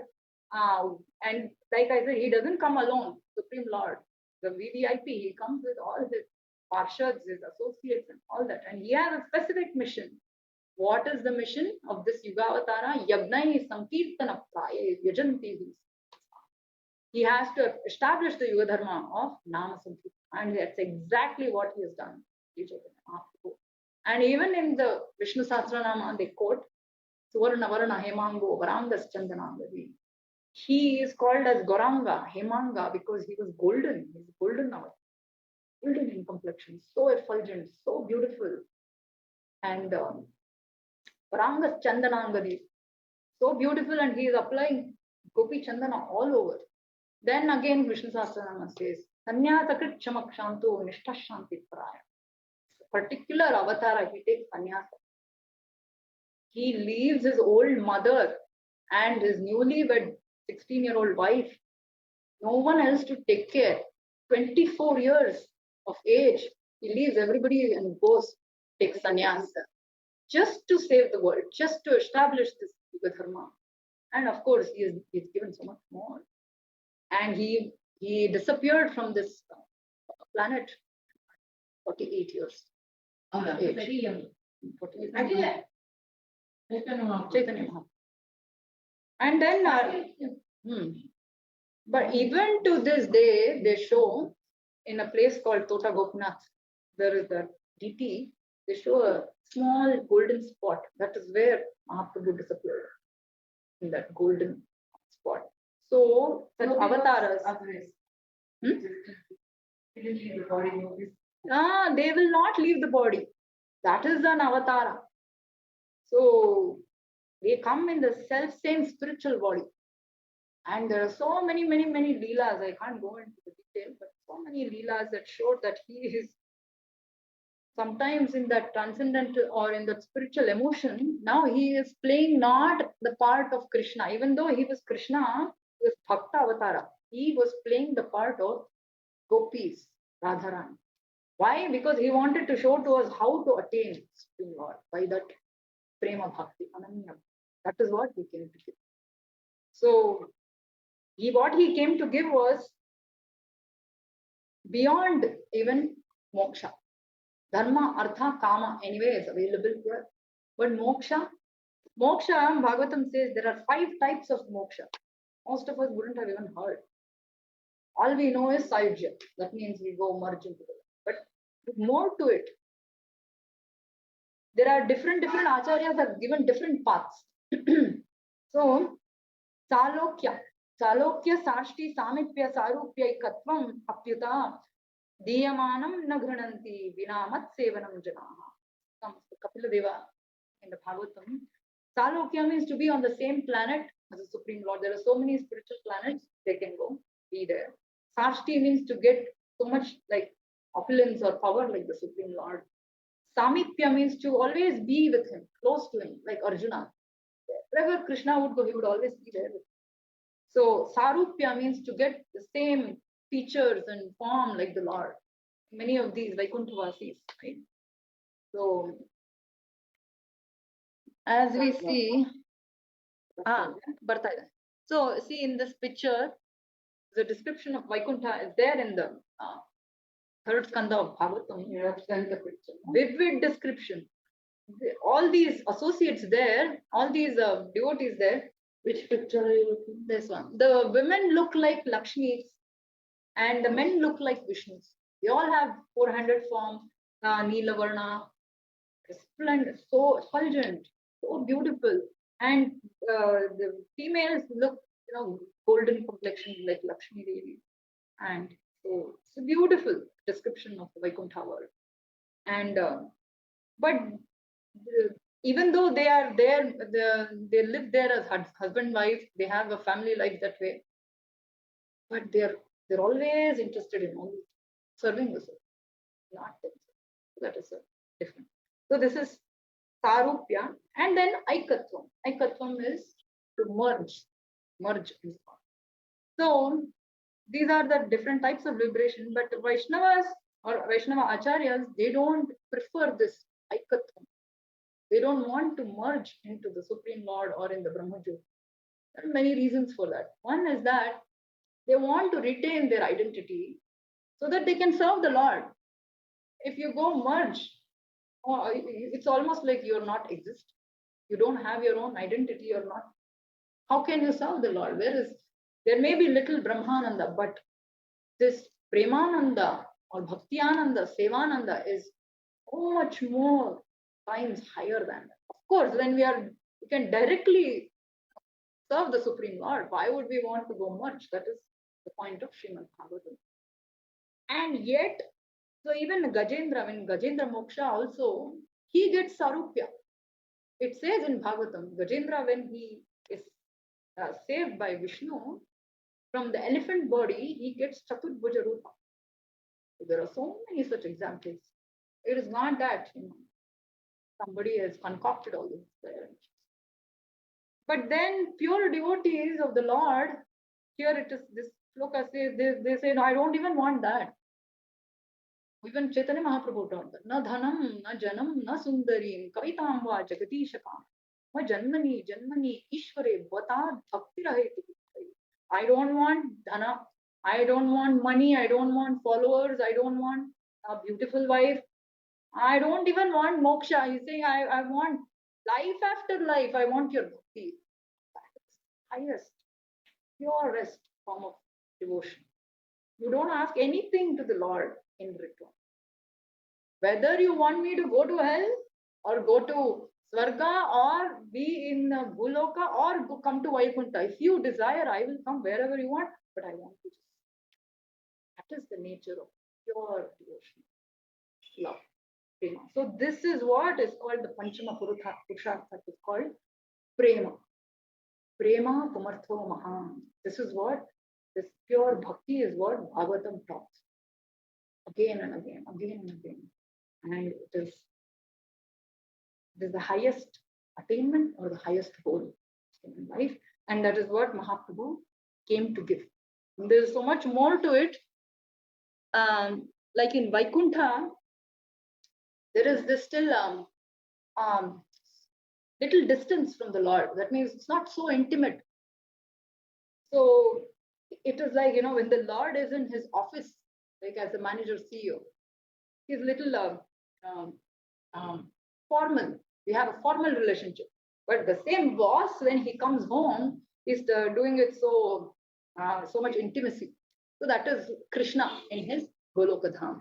So just end here. Just wanted to say another make it small. Okay. So this picture shows how this is another. This is called Goloka Vrindavana. This is the highest abode, and here with Krishna, Lord Krishna, he has shown in his Leelas how we can actually get personal, intimate relationship. And that is what Mahaprabhu came. It's the rarest of rare. It is higher than that of. So here's how that devotee, he is returning to the spiritual world. It is said in one of the Shastra that Krishna was waiting and he comes and hugs him so much. So they are like very intimate friends, very intimate relationship, intimate way of serving the Lord. And that is called Krishna Prema, Vrindavan Prajapati. That's what Chaitanya Mahaprabhu came to us. Stop here.